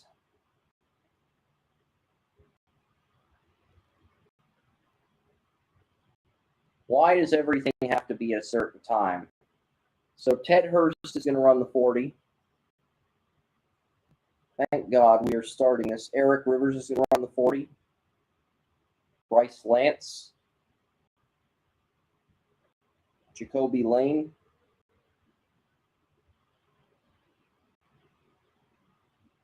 .442 for Ted Hurst.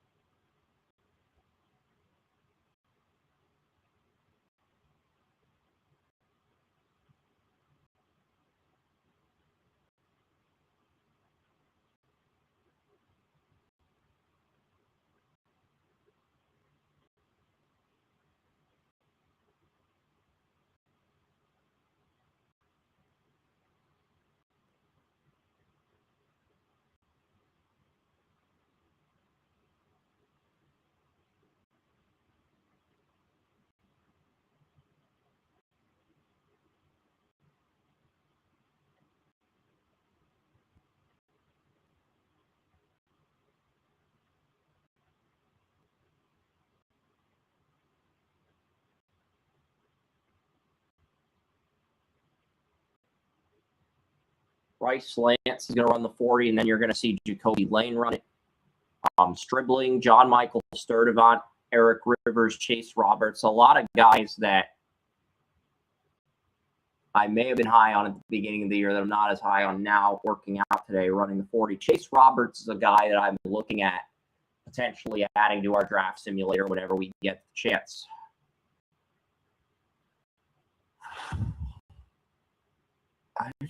I've got a 4.34 for Bryce Lance. And Restream only allows me to stream up to 6 hours. So as much as I want to keep doing this, I have to stop at the 6 hour mark. It does look like Carnell Tate's going to run the 40. 4.48 for Jacoby Lane. It's not the fastest time, but it is a good time. It's a good first 40 run for Jacoby Lane.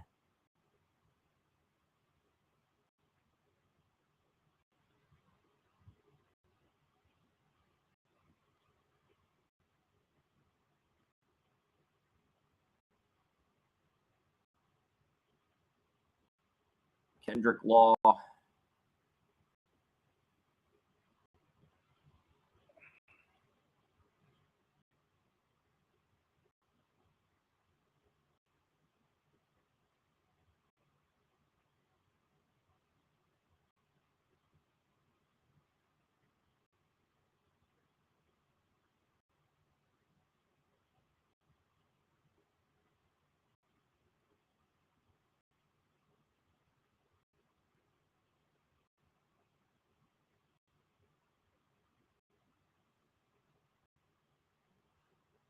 .446 for Kendrick Law.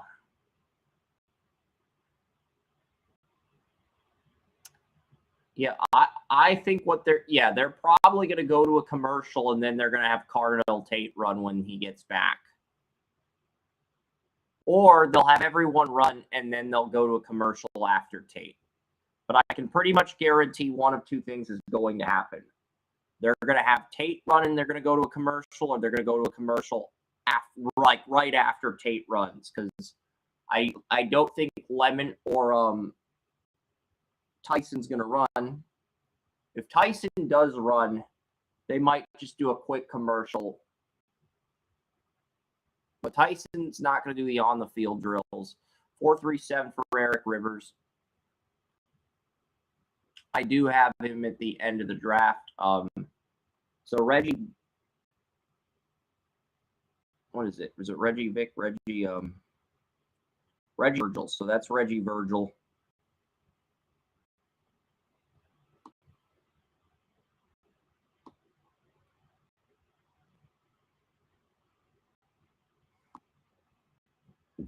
Chase Roberts. So Tate's going to run the 40, and then they're going to go to a commercial. That's what's going to happen. But I'm pretty sure Tate's only going to do the 40. He's going to work out at his pro day.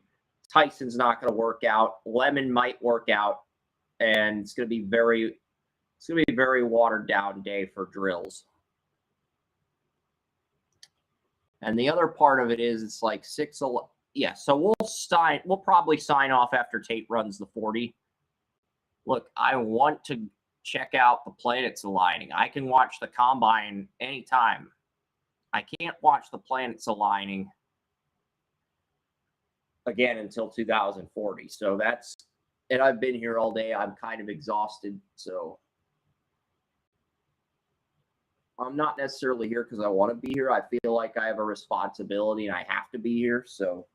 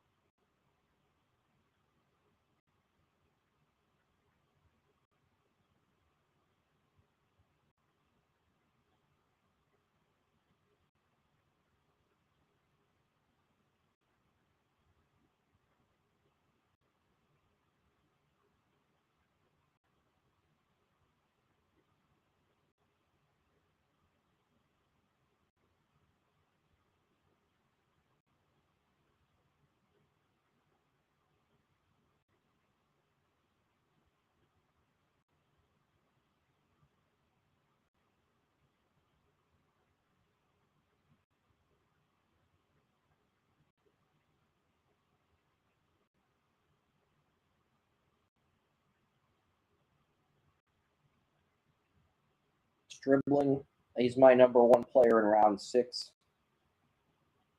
And I might be lower on him than the consensus.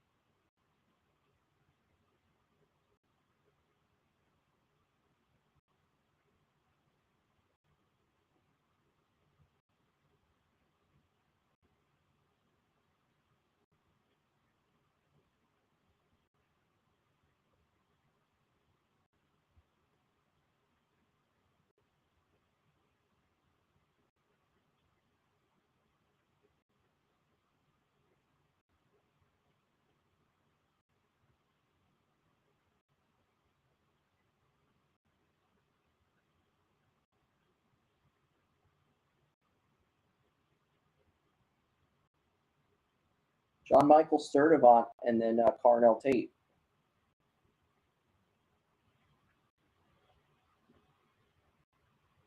I'm probably going to, what's the temperature like? Well, the temperature is actually 51 degrees, so it's actually like, the weather's just passable enough to walk in if I do go for a walk. So 441 for Sturdivant. We'll watch Tate run the 40, and then we're signing off.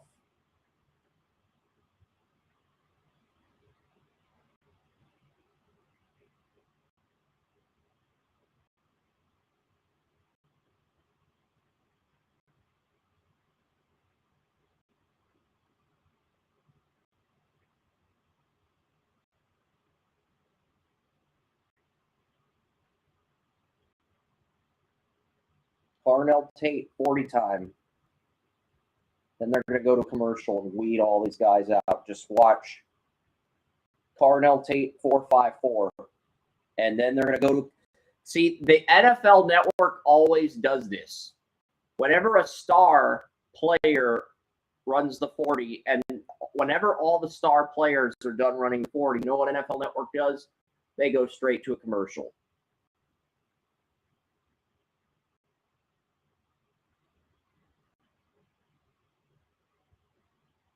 Well, they're not doing that. I guess since we called them out, they're not doing that. But yeah, I mean, Reggie Virgil is a good player. I guess I can watch him. And Antonio Williams, those are two players that I think could be picked somewhere in the 5th to 6th round. Virgil, I'm kind of curious what happens there. 428 for Xavier Thomas. Okay.